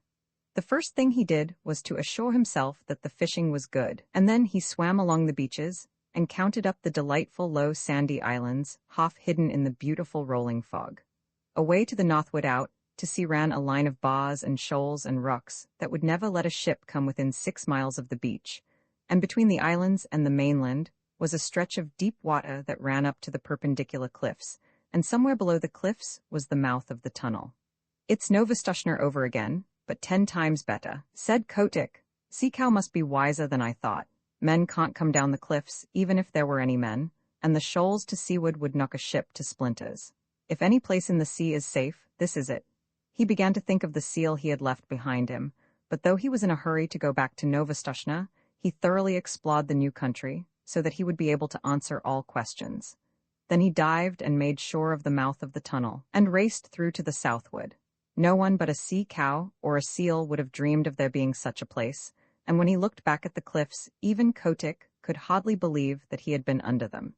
He was 6 days going home, though he was not swimming slowly, and when he hauled out just above Sea Lion's neck, the first person he met was the seal who had been waiting for him, and she saw by the look in his eyes that he had found his island at last. But the Holoskiki and Sea Catch, his father, and all the other seals, laughed at him when he told them what he had discovered, and a young seal about his own age said, "This is all very well, Kotick, but you can't come from no one knows where and order us off like this.